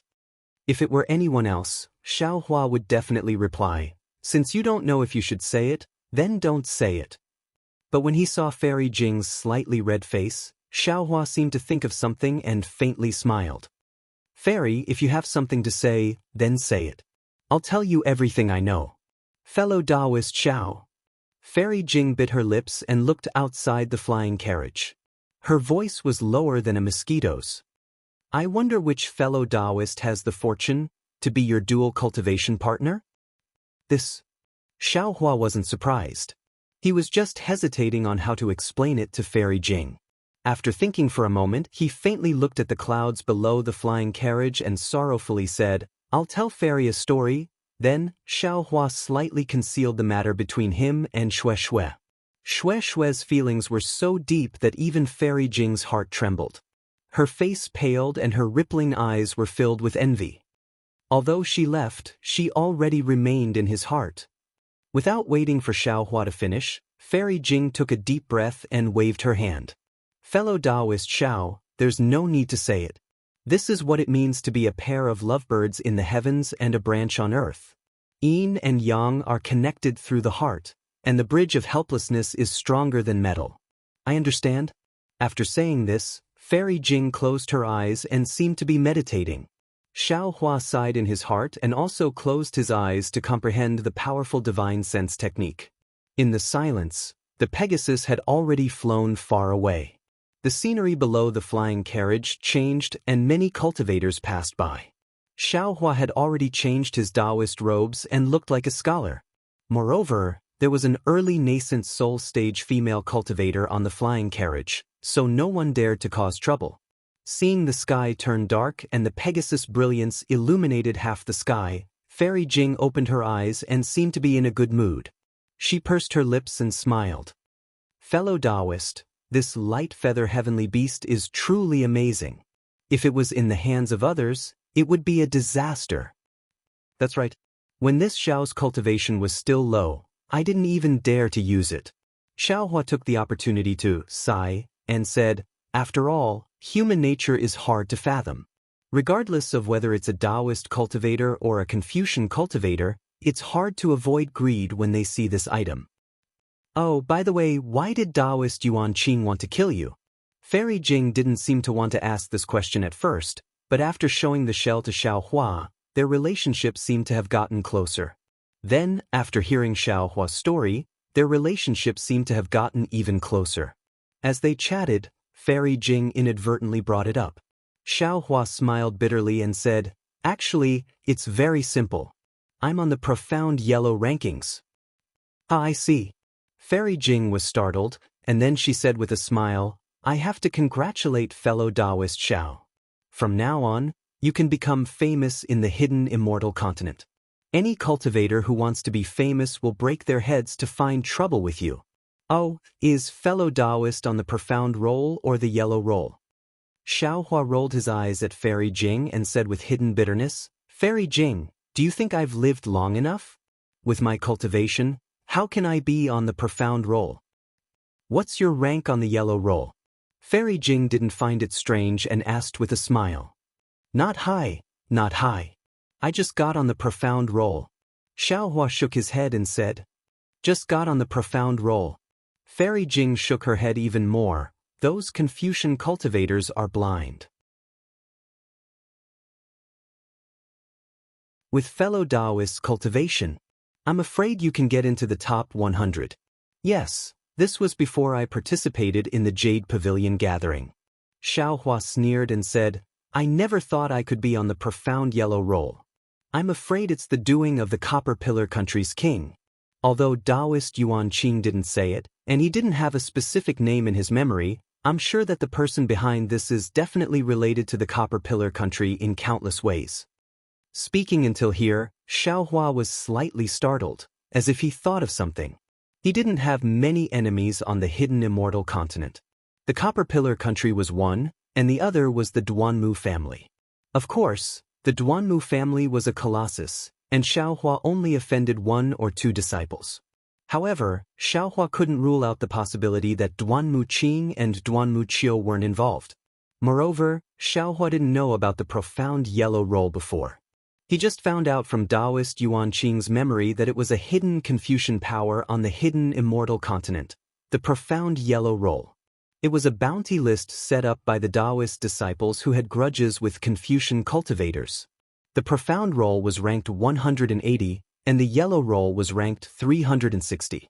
The difference between the profound roll and the yellow roll was in strength. The yellow roll was generally below the 5th grade, while the profound roll was for old monsters above the 5th grade. As for the profound roll and yellow roll's ranking, it was based on the bounty and had nothing to do with one's cultivation. Of course, it was only average. Those with higher cultivation would naturally have higher bounties. Daoist Yuan Qing's memory didn't have the details of the profound yellow roll, and Xiao Hua only knew that he just got on the yellow roll. However, Xiao Hua couldn't ask Fairy Jing anything. After sneering, he said, "When I return to the Black Wind Ridge and destroy the Copper Pillar Nation, my ranking will probably rise." Hee hee. Fairy Jing pursed her lips and laughed. If fellow Daoist Xiao destroys the Copper Pillar Nation, wouldn't the bounty be gone? Then how can fellow Daoist still be on the roll? Hee hee, that's true. Xiao Hua came to a realization, looks like the Copper Pillar Nation is definitely going to be destroyed. Fairy Jing was a little puzzled and asked curiously, "Since fellow Daoist Xiao has such a deep grudge with the Copper Pillar Nation, why don't you just return to the Black Wind Ridge? With fellow Daoist's current cultivation, not to mention relying on Xiong Yi and the others, you should be able to restore the country by yourself, right?" It's very simple. Xiao Hua had previously concealed something from Fairy Jing, but now he thought for a moment and said, "I'm not helping Jiang country alone. There's another person inside, and that's Xiao Jian. He is also the former king of the single Yang country that Xiao Jun and Jiji spoke of." As he spoke, Xiao Hua briefly recounted the whole story of the matter, and then he sighed and said, "This Xiao has always felt that Xiao Jun was an ungrateful and shameless person. But all the way until now, this Xiao feels that I seem to have been deceived by Xiao Jian. The heartless one should be Xiao Jian, and the loyal one should be Xiao Jun. For the truth of the matter, I have no choice but to go to the single Liang country and see for myself. Furthermore, the princess of Jiang country is a pitiful person, and she is also Yuanya. The only thing in my heart, I can't help but be cautious. I can't let Xiao Jian ruin the establishment of Jiang country. There's such a strange thing? Xiao Hua's story was not short, and Fairy Jing listened with relish. At this moment, she was rather envious. I really didn't think that there would be such a romantic encounter in this world. Furthermore, fellow Daoist Xiao is indeed a man of his word. For the sake of the previous promise, for the sake of the Imperial Master's fortune, he actually participated in the Jade Pavilion meeting with such a profound cultivation. I truly admire him. Speaking up to here, Fairy Jing comforted Xiao Hua. Actually, fellow Daoist Xiao doesn't need to blame yourself. Although your cultivation far surpasses ours, you don't have the experience of establishing a country. It's normal for you to be deceived. Since fellow Daoist has the heart to investigate, you definitely know who Xiao Jian is. Of course, I feel that Xiao Jian was like this in the past, but after such a huge change, there might be some changes. Fellow Daoist doesn't need to be too worried. Sigh, that might not be the case. Thinking of Xiao Jian's gamble that night, Xiao Hua shook his head slightly. It's easy to change mountains and rivers, but hard to change one's nature. I only hope that I don't do anything wrong. What can a small first-grade cultivator do? Fairy Jing said coldly. He can't even be a pinky in front of Xiongyi. Fellow Daoist Xiao can rest assured. And this is also one of the reasons why I accepted Xiongyi as my disciple. Xiao Hua said with a smile. Sigh. At this moment, Fairy Jing suddenly felt a bit melancholy. I actually want to see Yuanya and Diawu.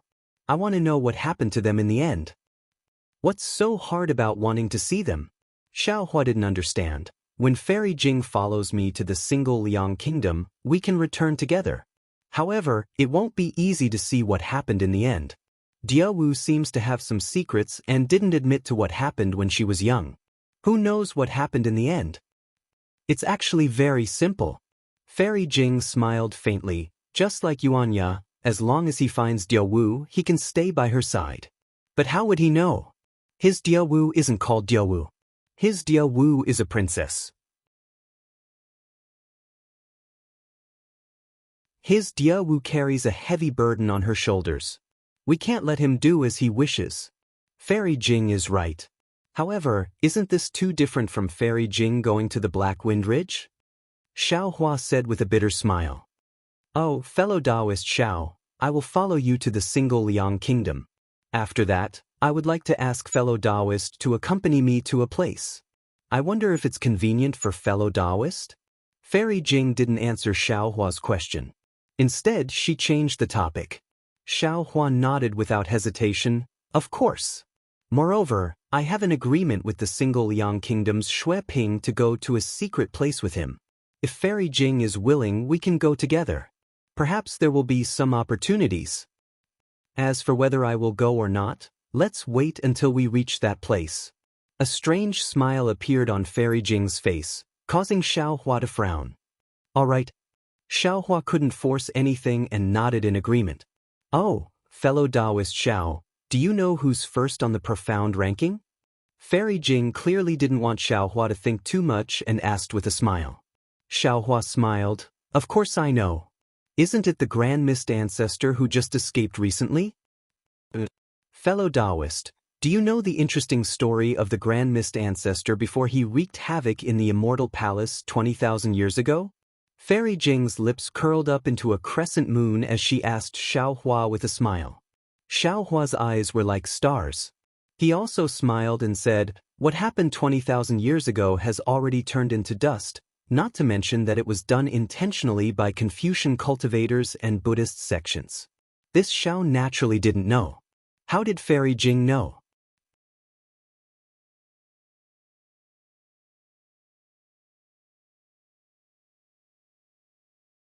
Chapter 3681. Hee, I naturally heard it from a senior who has a relationship with me, and it's true. If fellow Daoist wants to hear it, I can break it down for fellow Daoist. Good. Xiao Hua clapped his hands and said, This Xiao likes to listen to other people's stories the most. Fairy, quickly tell me. But how improper. Fairy Jing's face was slightly red. After lightly spitting at Xiao Hua, she lightly opened her red lips and spoke tirelessly. At this moment, the stars were shining, the crescent moon was like a hook, the distant mountains were faintly discernible, and the clothes were fluttering near the water. The sound of wind whistling entered his ears, the sound of pine trees rustling in his heart, and the fairy was softly telling stories of the past. In the night, Xiaohua was clearly somewhat intoxicated. In the past, Xiaohua didn't feel that the hidden immortal continent was very big, especially since each small country was only a few hundred to 1,000 li. It was much smaller than a city in the Dawn Rain continent. However, after coming to the Yaotai Mountain to participate in the Yaotai Conference, he realized that he was still wrong. Although the countries of the hidden immortal continent were small, there were many countries, and the entire continent might not be small. And under Fairy Jing's guidance, this time, he flew to the single Liang country. Even with the speed of a Pegasus, it actually took him half a month to fly. This made Xiao Hua understand that the hidden immortal continent was also a huge monster, far from what he had thought before. Fellow Daoist Xiao.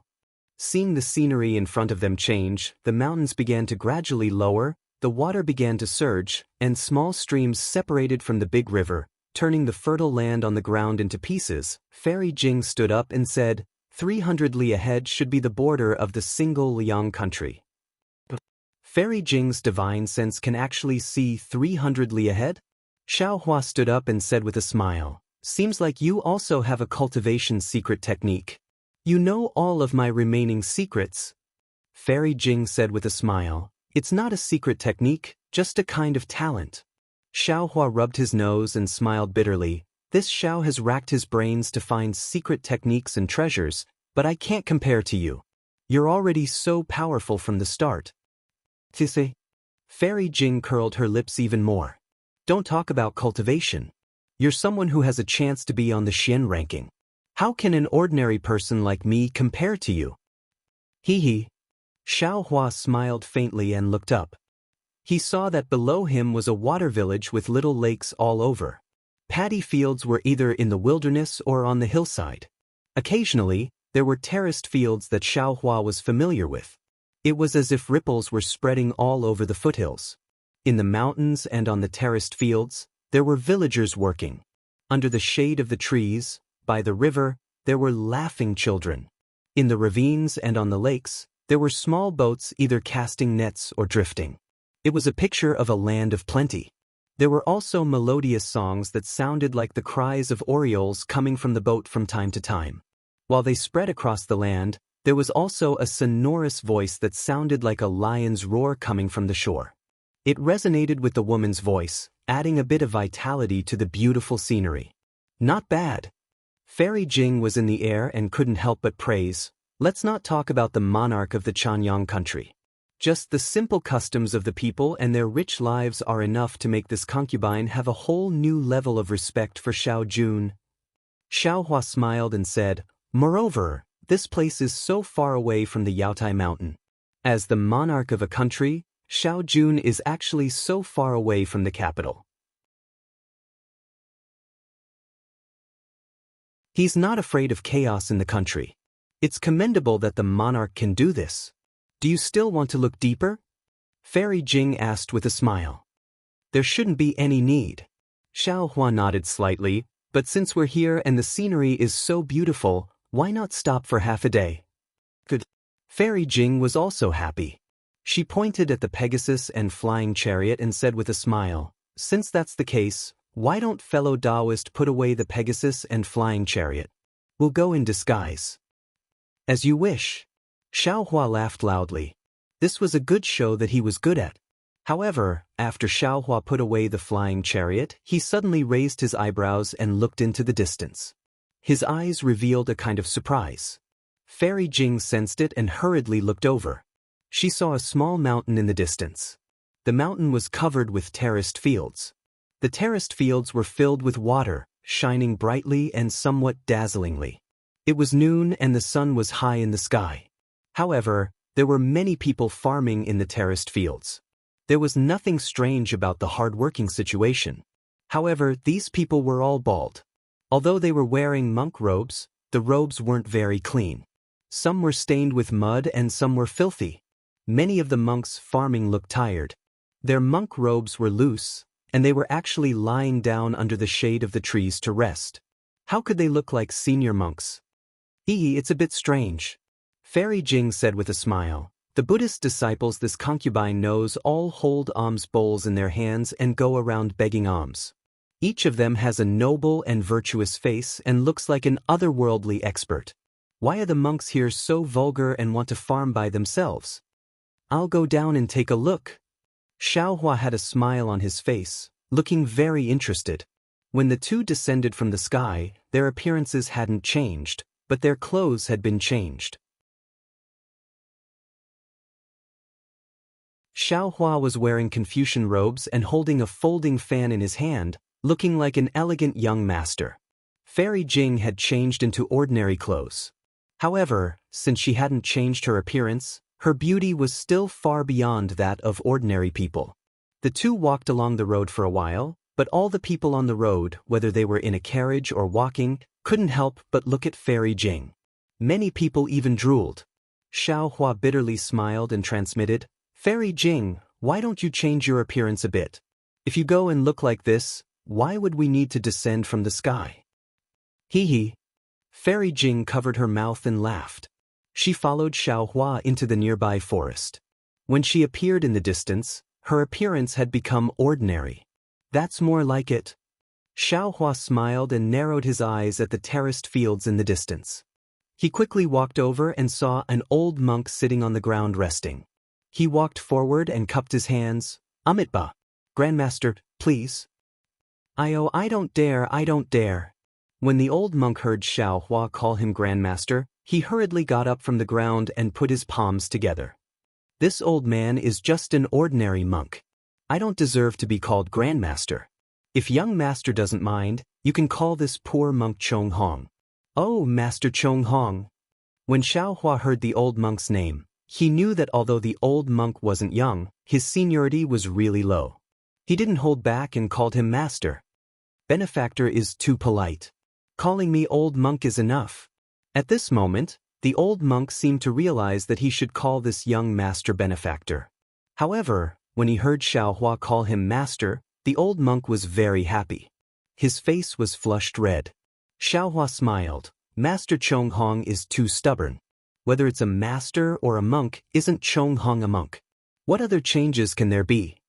Xiaohua's words were very Buddhist. If it was a senior monk, he would definitely secretly nod.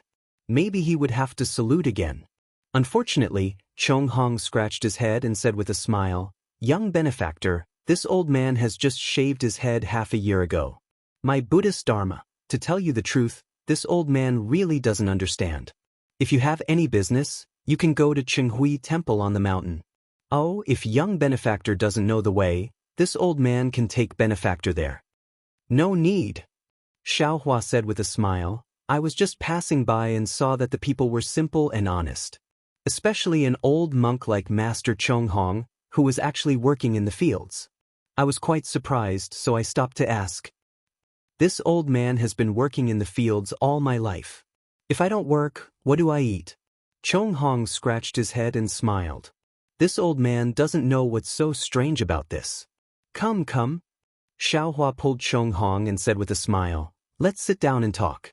I'm afraid you're tired, so there's no need to stand." Saying this, Xiaohua looked at the stone next to him and sat down. Where was the bearing of a nascent soul master? "You're a good young master." Chong Hong saw that Xiaohua's sitting posture was very familiar. He smiled and said to Fairy Jing behind Xiaohua, "Young miss is very lucky. This young master who doesn't put on airs must be a good person at home. He won't make young miss angry." Fairy Jing was much older than Chong Hong. Hearing the old monk's words, her face flushed red.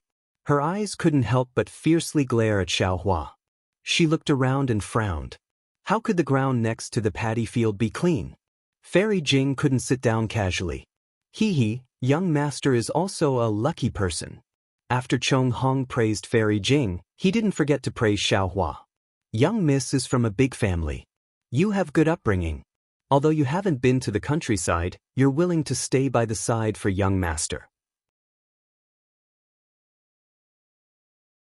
In the future, young master's family will definitely be very harmonious. Ha! Xiaohua laughed. He knew that the old monk was talking about the table. He cupped his hands and said, "Old master, sit down. Let's chat casually." All right. The old monk Chong Hong sat down and reached for something at his waist. Unfortunately, it was empty. He smacked his lips and said, "Sigh, everything is good about being a monk. There's food and drink, and there's work to do. It's a pity that there are more rules. This old man has smoked tobacco for God knows how many years, and now I have to quit." Xiaohua said with a smile, "Since you can't quit, then don't. Why make things difficult for yourself?" "That won't do." Old monk Chong Hong hurriedly waved his hand. "Since this old man entered Buddhism, I have to abide by the commandments of Buddhism. This old man can't lose face for my Buddhism." Then the old monk looked at Xiaohua with vigilance. "Young master, are you testing this old man?" "Hee, monks should call themselves poor monks. Young master should also be called benefactor." Xiaohua replied with a smile. "That's different." The old monk proudly waved his hand and said, "That won't do. Just like a senior monk."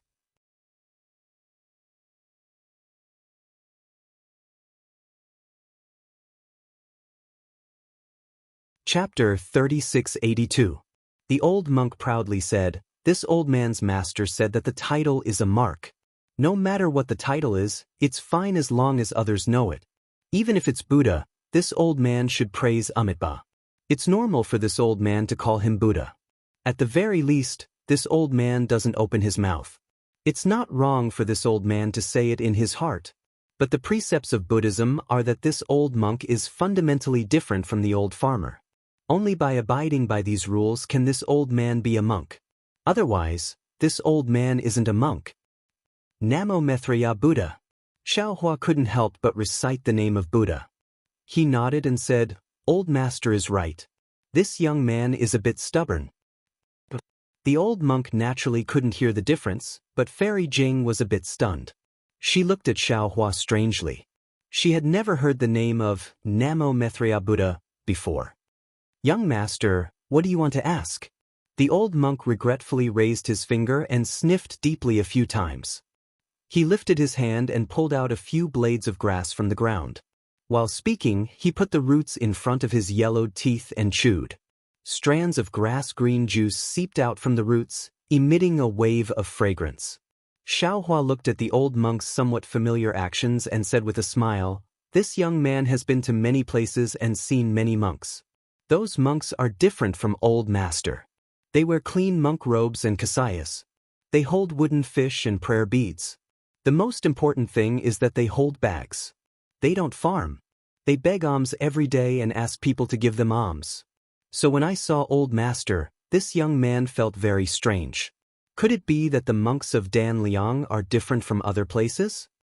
The old monk scratched his head and said with a bitter smile, "Young master, you've stumped this old man."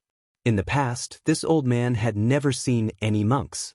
Later, Qinghui Temple appeared in Centipede Ridge, and then there were monks in Qinghui Temple. Since the day this old man saw monks, monks have to farm. This old man has never seen a monk who doesn't work. This old man can't answer you." Xiaohua thought for a moment and said with a smile, "Master Chonghong, it's fine if you don't know. In a while, this young man will pay a visit to Qinghui Temple's abbot and ask. Then can master tell this young man why you didn't live a good life and insist on becoming a monk? Why are we having such peaceful days?" The old monk Chonghong blinked his eyes, looked at Xiaohua and said, "Little Gongzi, which eyes of yours saw that this old man was living a good life before? What's wrong with me becoming a monk?" Xiaohua didn't know whether to laugh or cry. "It's still my fault. I've always felt that monks who leave home in the temple are all lonely lamps and shadows. It's very boring. Chanting sutras every day is tiring, and there are so many rules and precepts. How can it compare to being outside the temple? That's what the young master and young lady think." The old monk Chonghong said with a smile, Young master has a wife to warm his bed. Naturally, he doesn't need to become a monk. But I'm different. Fairy Jing couldn't help but blush and lower her head. She really didn't understand why Xiaohua was so interested in such a vulgar old farmer. Chong Hong then explained the reason why he wanted to become a monk. The old monk's experience could be considered complicated. When he was young, he was considered a good laborer in the village. However, his family was poor and he couldn't find a wife. Later on, a woman from another country who fled to the Chaoyang country passed by and stayed in his home. However, later on, there was war at the border of the Chaoyang country. This area became the territory of another country. The people in the village were either killed or fled. The old monk's family was separated during the flight. When the old monk returned, everything had changed. In order to wait for his lost family, the old monk stayed in the village. His family didn't come, but time came. Although the old monk could farm and make a living, it wasn't easy to live alone. If he married again, he would be too old and wouldn't be easy to find. Helpless, the old monk found the Qinghui Temple in Centipede Ridge and donated his paddy field to the temple. He even shaved his head and became a monk. Every day, he ate and drank in the temple and farmed the temple's fields. His daily life was taken care of by the young monks of the temple. It was much better than before. Hearing Chong Hong's words, Xiaohua frowned. It wasn't right to say that the Qinghui Temple took over the villagers' fields and turned it into their private property. After all, Chong Hong volunteered. Moreover, Chong Hong said very clearly that there were many other old monks who were in a similar situation. These old monks all volunteered to donate their fields to the temple. Chong Hong and the other old monks were not able to grow all of these crops by themselves, but there were strong and healthy young monks in the temple. Usually, these old monks could not eat meat or fish, but they did not lack any other vegetables. They even had some silver and copper coins distributed to them. Not only that, there were monks in the Qinghui Temple urging Chong Hong and the other old monks to chant sutras every day. Even if these old monks couldn't read, the monks would recite the sutras line by line and let these old monks chant along. The monks' usual homework was also necessary. Of course, the time for this homework might be much less than in ordinary temples. When Xiaohua heard the old monk Chong Hong talk about Qinghui Temple, not only were there old monks like them, there were also some orphans who had been acolytes since they were young. Normally, the poor people around Centipede Ridge and those who had difficulties would come to Qinghui Temple to find a monk to solve their problems.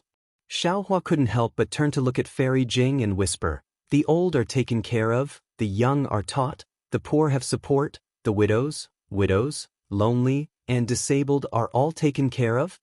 Although Fairy Jing wasn't a Confucian cultivator, she was in charge of a country and had heard of this.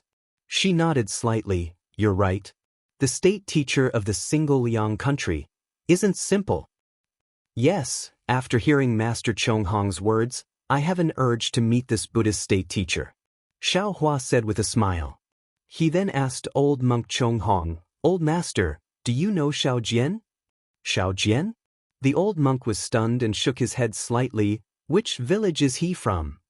"Ha, Xiao Jian isn't a young man. He's the previous king of your single Liang country."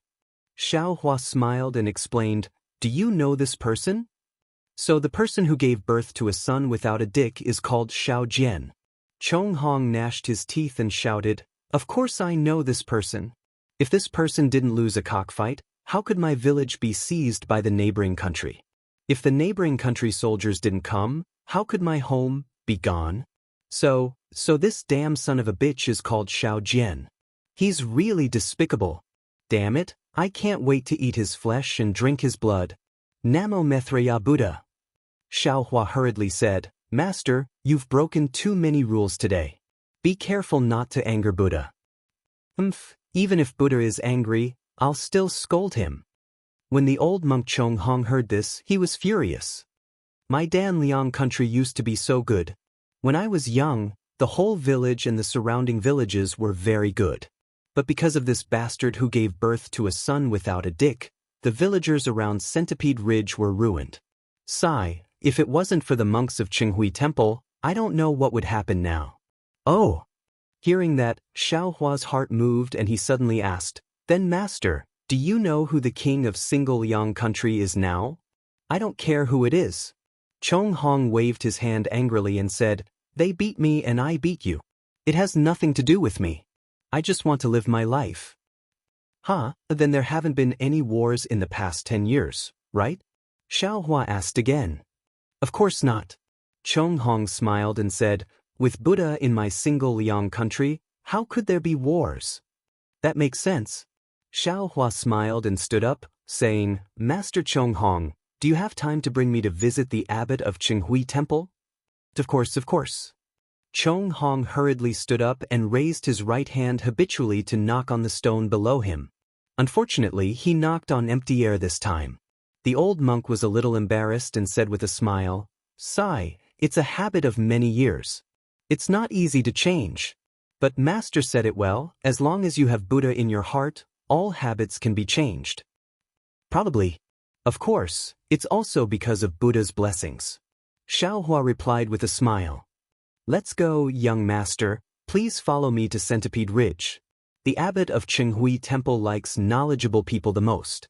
I remember that many scholars came to the temple in the past.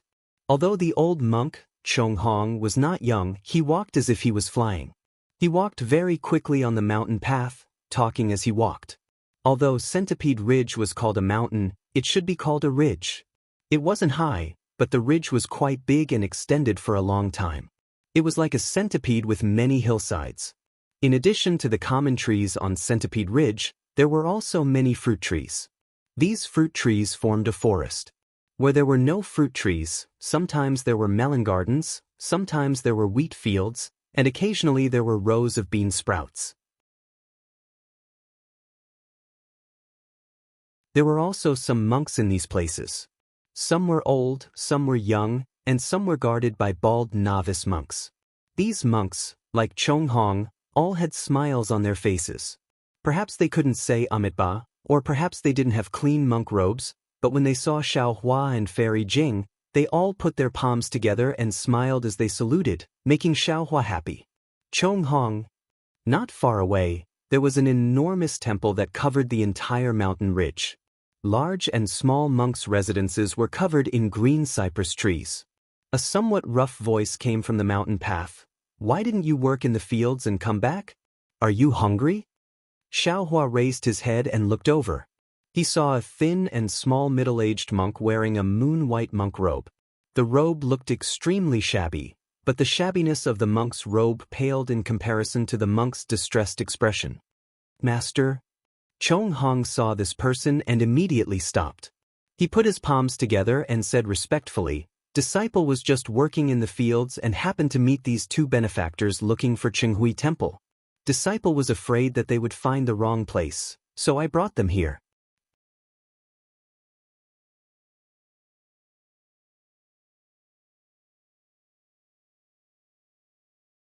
Chapter 3683. You can go.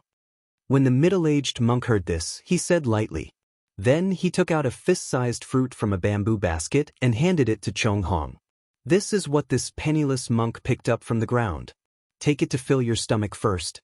It's still early, so bear with it if you're hungry. Thank you, Master. Chong Hong spoke respectfully. After receiving the fruit and bowing, he smiled at Xiao Hua and Fairy Jing before turning around and leaving. This poor monk Jian Dong greets the two benefactors.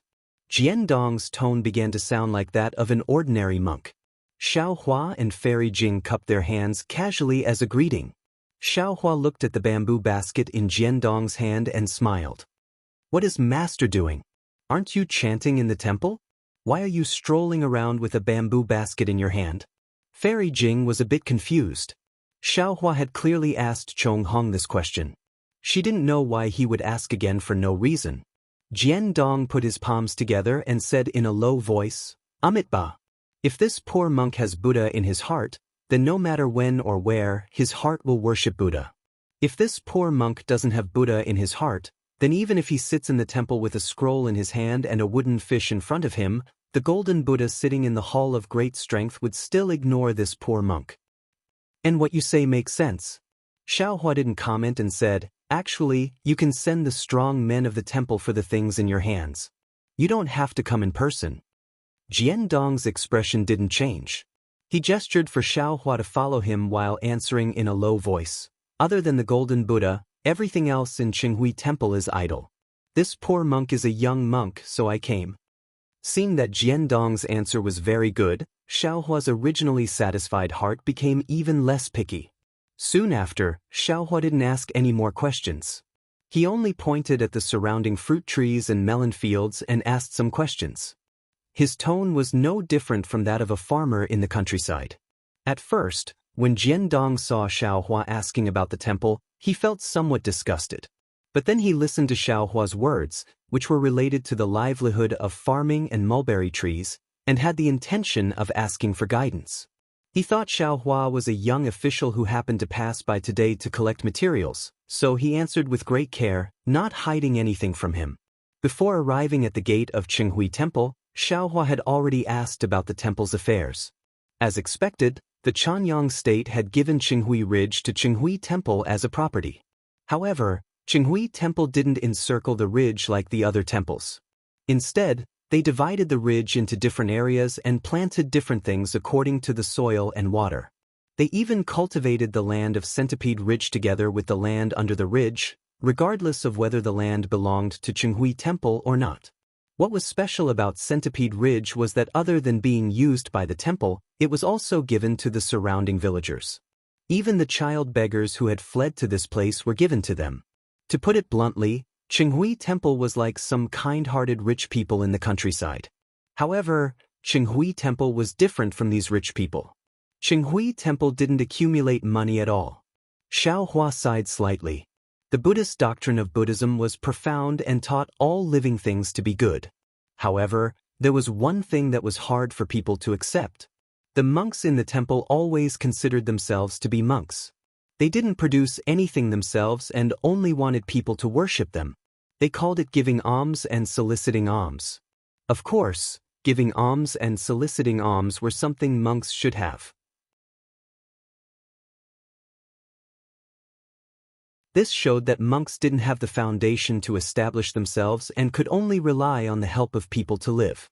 However, most of the monks were eminent monks who gave alms. Most of them still had humanity. In the end, the temple had a lot of land and the monks lived a very rich life. They still had to rely on people who had difficulties to worship them. People had their own eyes, so who would believe in the temple? Who would worship monks? As time passed, the Buddhist sect began to appear hypocritical.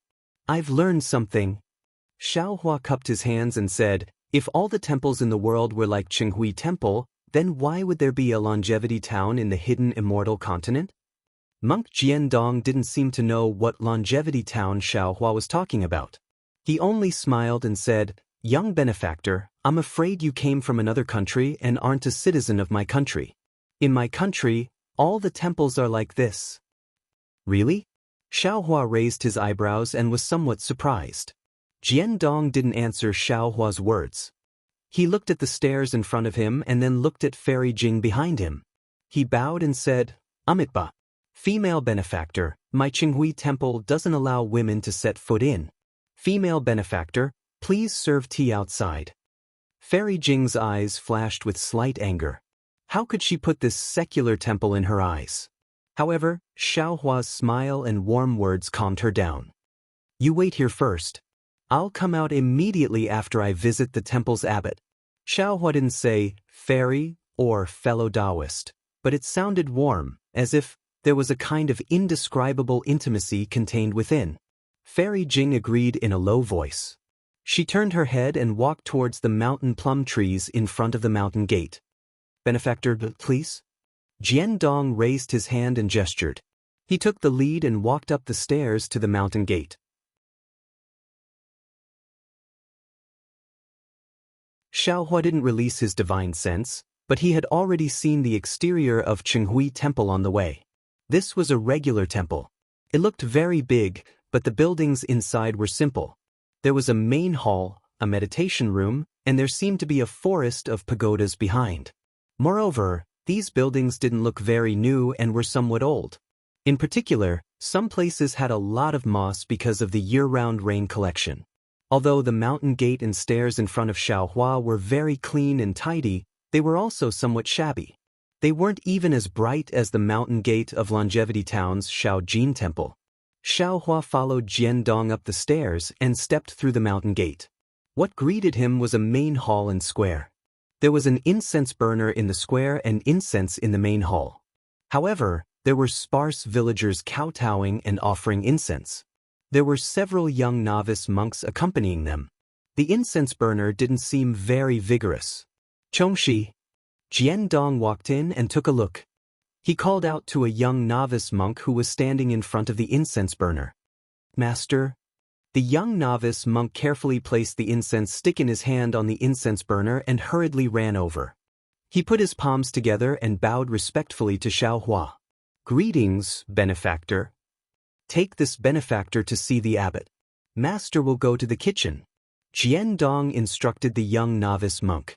He then said to Xiaohua, this poor monk will deliver tea to the benefactor. Thank you for your trouble, master. Xiaohua nodded. Soon after, under the guidance of the little monk, Xiaohua walked through the main hall and went all the way inside. In the end, he actually passed through the meditation room and came to a pine forest. He saw a slightly withered old monk wearing a shabby kasaya sitting on a mountain rock. He was holding a shiny prayer bead in his hand and his mouth was slightly moving as he chanted. Martial ancestor. The young novice monk didn't dare to approach. He stood still from afar and bowed. A benefactor came to pay a visit. This disciple has brought him here. Who would have thought that the old monk didn't pay any attention to him? He only closed his eyes and slightly moved his hands. He was chanting scriptures word by word. Benefactor? The young novice monk turned his head and said apologetically, Martial ancestor is like this. If you want to wait, you can wait here for a moment. If you feel impatient, please turn back. This little monk still has some matters to attend to and can't accompany benefactor here. After he finished speaking, the young novice monk respectfully bowed and slowly walked away. Looking at his appearance, he was already used to this kind of situation. Moreover, his attitude was definitely not disrespectful. Xiaohua didn't mind that the group of monks had left him hanging. He faintly smiled and quietly stood there, listening to the old monk chanting scriptures. The old monk's voice was extremely soft and even somewhat vague. However, Xiaohua heard it clearly. It was the Vimalaka Sutra. The Vimalaka Sutra wasn't a scripture that ordinary monks often chanted. The things inside were rather obscure. Even Buddha's Sarira Bodhi had read it before, but he didn't understand it too well. When he heard the scriptures, Xiaohua felt somewhat disdainful at first. However, after a moment, a trace of seriousness appeared on his face. He then slightly closed his eyes and quietly listened. The old monk's chanting voice was like a gurgling stream flowing through the pines and into Xiaohua's ears. After a full 4 hours, the sky was already dark, but the old monk still didn't stop. Monk Jiandong also came twice. When he saw Xiaohua quietly standing there, he didn't dare to disturb him and quietly left. Outside the temple, Fairy Jing took out a praying mat from her Qiankuan bag and sat down. She didn't cultivate and only silently recited Xiaohua's teachings. As for Monk Jiandong's tea, she didn't even touch it. The sky was already dark. Naturally, the monks who were working at the foot of the mountain returned. The group of monks was very well behaved. Their footsteps weren't loud and they didn't make any noise. When they saw Fairy Jing, who still had an outstanding appearance, they didn't dare to look at her too much and carefully entered the temple. Old monk Chonghong was naturally among them. He opened his mouth but didn't say anything and followed the others into the temple. Not long after, the sound of chanting came from inside the temple. Then, the bell rang and waves of the fragrance of vegetarian food came from inside the temple. In the twilight, Jiandong came back with a basket and some food to invite Fairy Jing to eat. Fairy Jing slightly opened her eyes and looked at him. She only said 3 words, "No need." Then she ignored Jiandong. Jiandong was helpless and could only put the basket next to Fairy Jing. Then, the young monk called Chong, she stood guard at the side. This Xiaohua is a bit strange. Fairy Jing was comprehending the mysteries of Xiao Hua's teachings while also being puzzled. It's just a temple, what's so good about it?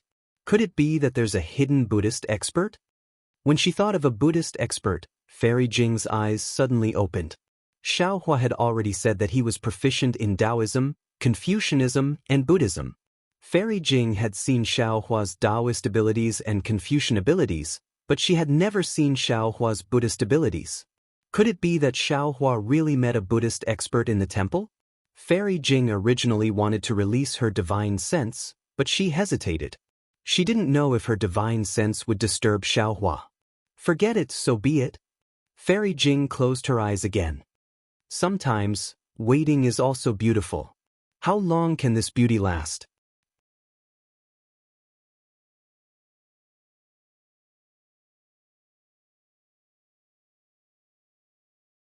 Chapter 3684. The night had passed and dawn was coming. Thick clouds covered the entire Centipede Ridge, and the land fell into darkness again. Kacha! Thunder rumbled in the distance, sounding very heavy in the night. Thunder?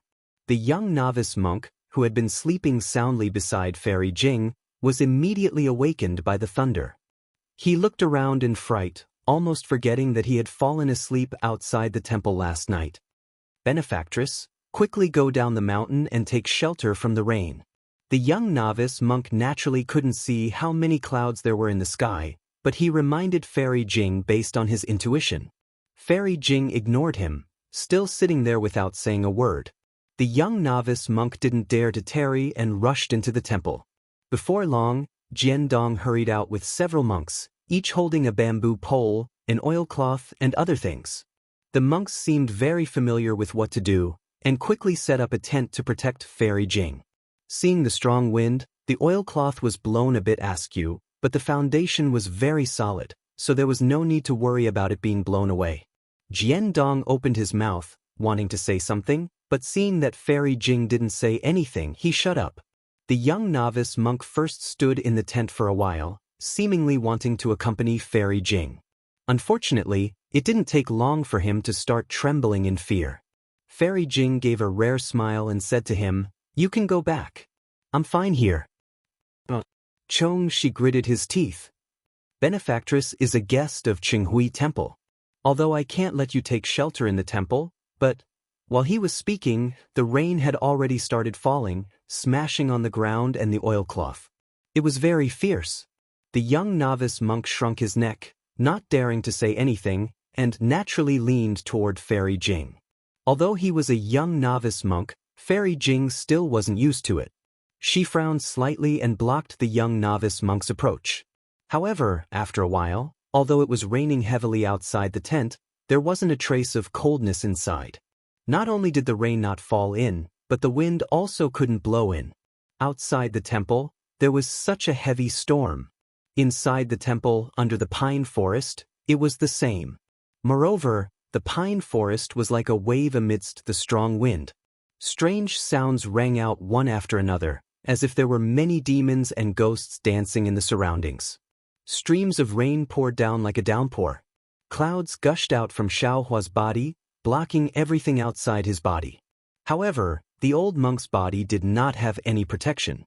He allowed the strong wind to blow his monk robes away, and allowed the raindrops to hit his body. Amidst the sound of wind and rain, the chanting of sutras continued. Xiao Hua had the intention to investigate. His gaze fell on the old monk's body. The wind and rain fell on his body, but the old monk didn't seem to feel it at all. It was as if this was the sunlight, as if this was the air. He didn't need to pay attention to it at all. All the old monk did was to rotate the prayer beads and recite the sutra.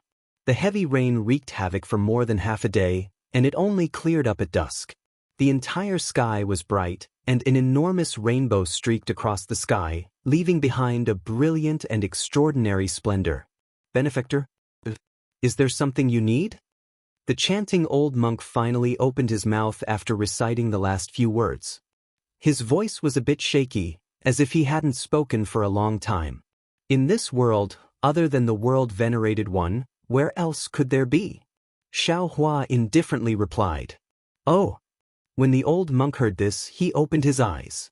His gaze was rather deep, and the wrinkles on his forehead also accumulated. Xiaohua understood. If it wasn't for the heavy rain, perhaps there would still be dust and stains between the old monk's wrinkles. This poor monk, Shenku, greets fellow immortal. The old monk did not get up. He put his palms together and said, "This one is Xiaohua." Xiaohua cupped his hands in return and said, "This one greets Zen Master Shenku. Fellow immortal, you must be an expert Confucian cultivator. I wonder what advice you have for coming to my Qinghui temple?" Shenku looked at the clouds around Xiaohua's body and asked indifferently. Xiaohua didn't hide anything and said, "On my way here, this one saw your temple's monks farming at the foot of Centipede Mountain Ridge. I also saw the peace of the villagers near Centipede Mountain Ridge. It was different from what this one had seen before. Therefore, I was curious and came to pay you a visit." "If that's the case, fellow immortal may leave," Shenku replied, treating his words like gold. Xiaohua scratched his head and thought for a while, then said, "This one wants to give some food to Qinghui Temple. Is that possible? If fellow immortal has the heart, you can go to the main hall. There's no need to look for this poor monk. Then, what if this one wants to discuss Buddhism with Zen Master?" Xiaohua asked with interest. "Since when did Confucian cultivators talk about Buddhism?" Shenku raised his eyebrows. "However," he said with a bitter expression, "however, fellow immortal is wrong. Buddhism is only in the heart. Even I, the Buddha, can only smile. If I were to preach it, would it still be a true scripture? Forget it, forget it. I won't discuss Buddhism with great monk. Which sect are you from?" Xiaohua smiled and waved his hand. "In this poor monk's eyes, there is Namo Dipankara archaic Buddha in the past. In this poor monk's eyes, there is Namo Maitreya Buddha in the present. In this poor monk's eyes, there is Namo Shakyamuni Buddha in the future. How can there still be any sects in this world?" Hearing this, Xiaohua's nose almost went crooked from anger. This old monk's question was not answered. It was a common method of Buddhism. However, in the end, Xiaohua still couldn't figure out this old monk's background. "Old monk, you're no fun at all."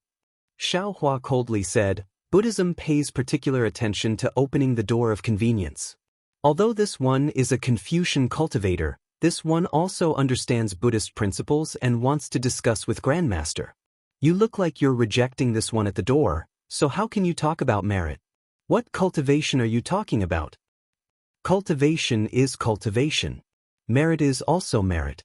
The two can't be mixed up." Shenku seemed to feel that he had gone too far. His tone softened. "My Buddha talks about fate. If benefactor is fated with my Buddha, this poor monk doesn't need to say anything more. Benefactor will naturally enter my Buddhism. If benefactor isn't fated with my Buddha, what can this poor monk do even if this poor monk is eloquent? Then why is this monk sitting as the abbot of Qinghui Temple? Why are there so many benevolent fields around Centipede Ridge? Isn't this merit to attract the villagers to Buddhism? Isn't it to let the light of Buddha shine on the single Liang kingdom? The sea of bitterness is boundless. Repent and you'll see the shore. This poor monk doesn't want any merit. The light of Buddha doesn't need eyes merit to shine on the single Liang kingdom." Shenku replied faintly, "This poor monk only knows that cultivation is life. Every action and word is cultivation. Since this poor monk can't get rid of this stinky body, this poor monk can only cultivate day and night." Xiaohua wanted to say something, but Shenku continued, "Benefactor, I'm afraid you have the same idea as ordinary people. As long as one cultivates, one must break away from worldly affairs. You don't know that everywhere in this world is a sea of bitterness. Even if you hide in a meditation room, it's impossible to be peaceful. Instead, why not go deep into the sea of bitterness to cultivate? Benefactor, you just mentioned merit. Saving one person is merit. Saving 10 people is also merit. It doesn't have to be saving others in times of danger to be merit. The monks of Qinghui Temple, and even the monks of other single Liang Kingdom, although they lack the time to chant sutras and meditate, they are also cultivating while working. Moreover, The monks of my single Liang kingdom don't let the people of the world suffer and accumulate merit. Who can say that this isn't merit? Ah, old monk, you're right. Xiaohua laughed. Saving people from suffering is a small merit. Teaching people to get out of suffering is a great merit. There's no need to teach Buddhist principles. As long as you teach kindness, Buddha's light will shine. This Xiao is more and more interested in the state preceptor of the single Liang kingdom. Goodbye. After saying that, Xiaohua cupped his hands at Shinku. Auspicious clouds appeared under his feet, and he rushed into the sky. Outside the temple, Fairy Jing saw Xiaohua come out. She also turned into a rainbow and chased after him. In a moment, the two figures disappeared. Shinku raised his eyebrows, slightly surprised. Then he closed his eyes and was about to chant sutras. But at this moment he thought of something and said loudly, "Xing Zhu, which disciple brought this benefactor here? This seat has something to ask." Xiaohua flew into the sky with a smile on his face. Fairy Jing saw him and said with a smile, "Fellow Daoist Xiao seems to have gained a lot from this trip." "Yes, indeed." Xiaohua nodded. The Buddhist sect of the single Liang kingdom is different from what this Xiao knows. Although Chenghui Temple is the smallest temple in the single Liang kingdom, everything it does is magnanimous. The abbot of the temple is also different from ordinary monks. He's indeed a cultivator. Hee, I've never seen fellow Daoists speak so highly of a monk. Fairy Jing agreed. It seems that Xiao Jun is indeed a wise ruler. Whether Xiao Jun is a wise ruler or not, I don't know for now. But the Buddhist disciple supporting Xiao Jun is an expert. This Xiao is very interested in this Buddhist disciple of an unknown sect. Oh? With fellow Daoist Zhao's Buddhist sect Cultivation, you can't tell what sect it is? Fairy Jing pretended to be surprised. Xiaohua waved his hand and said with a smile, "This Xiao is just a dabbler. My Buddhist sect Cultivation is for Daoist Yuanqing to hear. How much can I know? But this Xiao also knows some secrets of the Buddhist sect. Unfortunately, this knowledge is not enough to see the origin of the Chenghui Temple's abbot. Isn't that simple? This place is only a few hundred miles away from the capital of the single Liang kingdom. We'll arrive in a moment. Fellow Daoist Xiao only needs to visit the state preceptor. Why wouldn't he tell you?" Fairy Jing said with disdain. Xiaohua shook his head slightly. "Don't be anxious. This Xiao still wants to see. I'll listen to fellow Daoist's instructions." Fairy Jing nodded her head in a virtuous manner. She didn't feel any annoyance beside Xiaohua. She seemed to want this road to be further and further, or even to have no end. After flying for a while, they arrived at another place. Some monks were farming, but there were no mountains here. Instead, there were many lakes.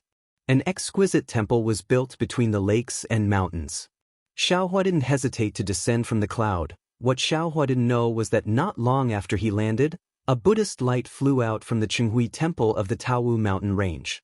It quickly flew over his head in the direction of the capital of the single Liang kingdom. 2 days later, Xiaohua once again flew out of the small temple with a smile on his face. Fairy Jing simply used the auspicious cloud technique to follow behind him. When they encountered another temple, Xiaohua didn't stop but directly flew past it.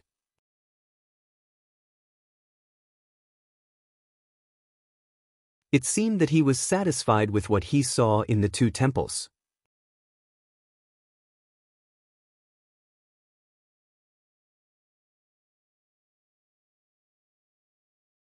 Chapter 3685. Fellow Daoist, are you not going to go down and take a look? Fairy Jing asked with a smile, clearly trying to find something to talk about. Xiaohua replied, "Since I already know, I naturally don't need to go down." Fellow Daoist, aren't you afraid that Xiao Jun arranged this beforehand? Fairy Jing reminded Xiaohua. If the ruler of a country can arrange farming to such an extent, he must be a wise ruler. Xiaohua smiled. Fairy Jing, you might not understand farming and don't understand that farming is not easy to fake. Indeed. Fairy Jing also sighed.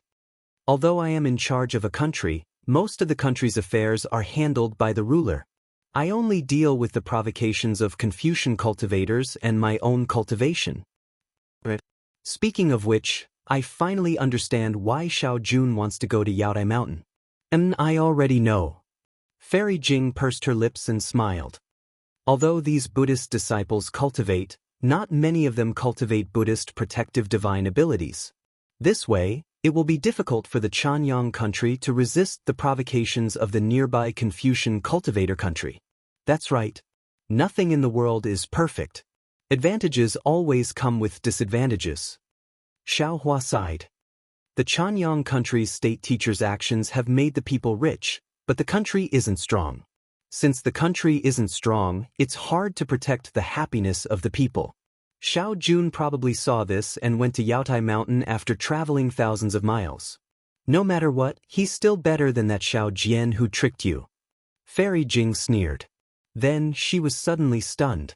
She looked into the distance and asked curiously, "What's wrong? So many monks. What are they doing?" Xiao Hua had already noticed and smiled. Who knows? Maybe there's a Dharma discussion somewhere and these monks are joining together? They seem to be coming for fellow Daoist Xiao. Fairy Jing blinked her eyes. Could it be that fellow Daoist Xiao defeated 2 abbots in 2 temples and they're coming for revenge?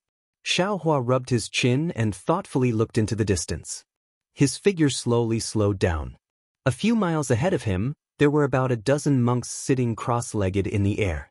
Each monk was holding a wooden fish in their hands. As they knocked on the fish, they chanted sutras. They were blocking Xiao Hua's path to the Danliang kingdom. These dozen or so monks were naturally nothing. What surprised Xiao Hua was that below the dozen or so monks, in the mountain range, there were more than 100 monks sitting cross-legged. These monks didn't seem to have any Buddhist divine abilities and couldn't fly, but they also held wooden fish in their hands and chanted Buddhist scriptures like the monks in the air. I'm not familiar with Buddhist etiquette, so I don't know what this means. Could it be that it's welcoming us? Looking at the strange scene, Fairy Jing said curiously, of course, it could also be that Xiao Jun sent a message back to the Chanyang kingdom, and the Buddhist sect's imperial preceptor sent someone to rely on. I'm not sure. Let's go and take a look first. Xiao Hua's tone was somewhat cold. He said while flying forward. Actually, Xiao Hua was also at a loss. If this was really Xiao Jun's message, then the previous farming matters might really have been arranged by the Buddhist sect's imperial preceptor. You lot are blocking this old man's path. What do you want? Xiao Hua flew forward and scanned with his divine sense. He knew that these monks were only at the 1st or 2nd grade of origin energy. He didn't put them in his eyes at all and asked indifferently. Hearing Xiao Hua's question, a monk flew out and bowed. Amitabha, those who walk different paths cannot work together. Confucian Senior, please turn back. My Chanyang kingdom doesn't have the person Senior is looking for.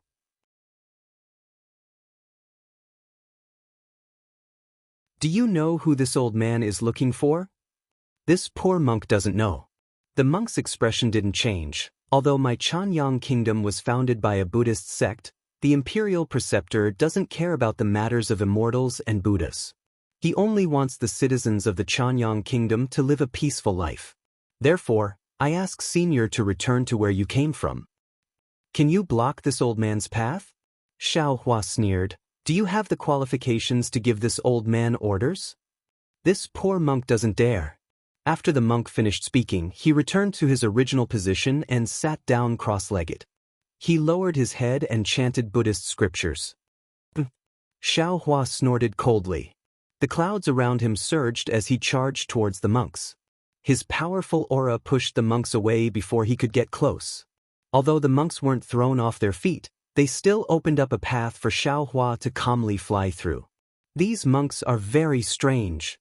Fairy Jing flew over and turned to look at the monks. They weren't discouraged and didn't have any anger on their faces. They adjusted their formation and slowly flew behind Xiao Hua and Fairy Jing. They were still knocking on the wooden fish and chanting Buddhist scriptures. On the ground, although the monks couldn't catch up to the monks in the sky, they were still slowly moving forward. What are these monks doing?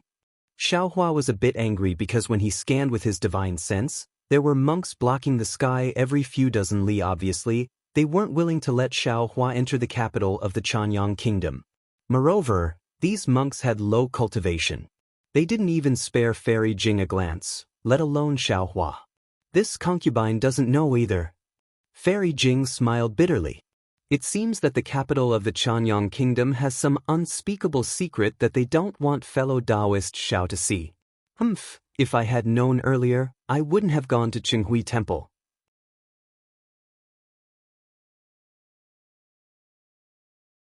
I would have killed my way to the capital, Xiao Hua said regretfully. Fairy Jing comforted him instead. Fellow Daoist, don't think too much. If you went there directly, I'm afraid you would have seen everything. Now that fellow Daoist is pressuring them step by step, they're giving themselves away. If I think about it carefully, Xiao Hua narrowed his eyes. Apart from Xiao Jun and Gigi, who else knows that the two of us came to the Chanyang kingdom? If they didn't send a message or even rush back to the Chanyang kingdom, how could these Buddhist monks stop me? Fellow Daoist, you've stayed in these two temples for a while. We can't rule out the possibility that they sent a message. Fairy Jing flew slowly with Xiao Hua while thinking. Of course, it's also possible that they sent a message. Xiao Hua nodded. But I didn't reveal any Daoist abilities. I'm only dressed like a Confucian cultivator. How could these monks know that I'm Xiao? Besides, they're only the smallest temple in the Chanyang kingdom. How could they know the secrets of the Chanyang kingdom? Yes, fellow Daoist words are reasonable. Xiao Jun must have sent a message back. Fairy Jing thought for a while. There didn't seem to be too many possibilities, so she could only agree. Also, Xiao Hua looked at the monk blocking his way and said thoughtfully, there's also the possibility that it's a misunderstanding. Let this Xiao go and ask. With that, Xiao Hua urged his cloud to fly in front of the monk. Sure enough, when the monk saw Xiao Hua flying over, he immediately flew out and said in a somewhat silly voice, we Buddhist disciples only want to accumulate merit in the Chanyang kingdom. We don't want to get involved in a battle between immortals and Buddhas. Senior, please turn back. There's nothing in front of us that Senior wants. Yes, let me ask you. What is it that I'm looking for? Who is it that I'm looking for? Xiao Hua said indifferently. Who ordered you to come here?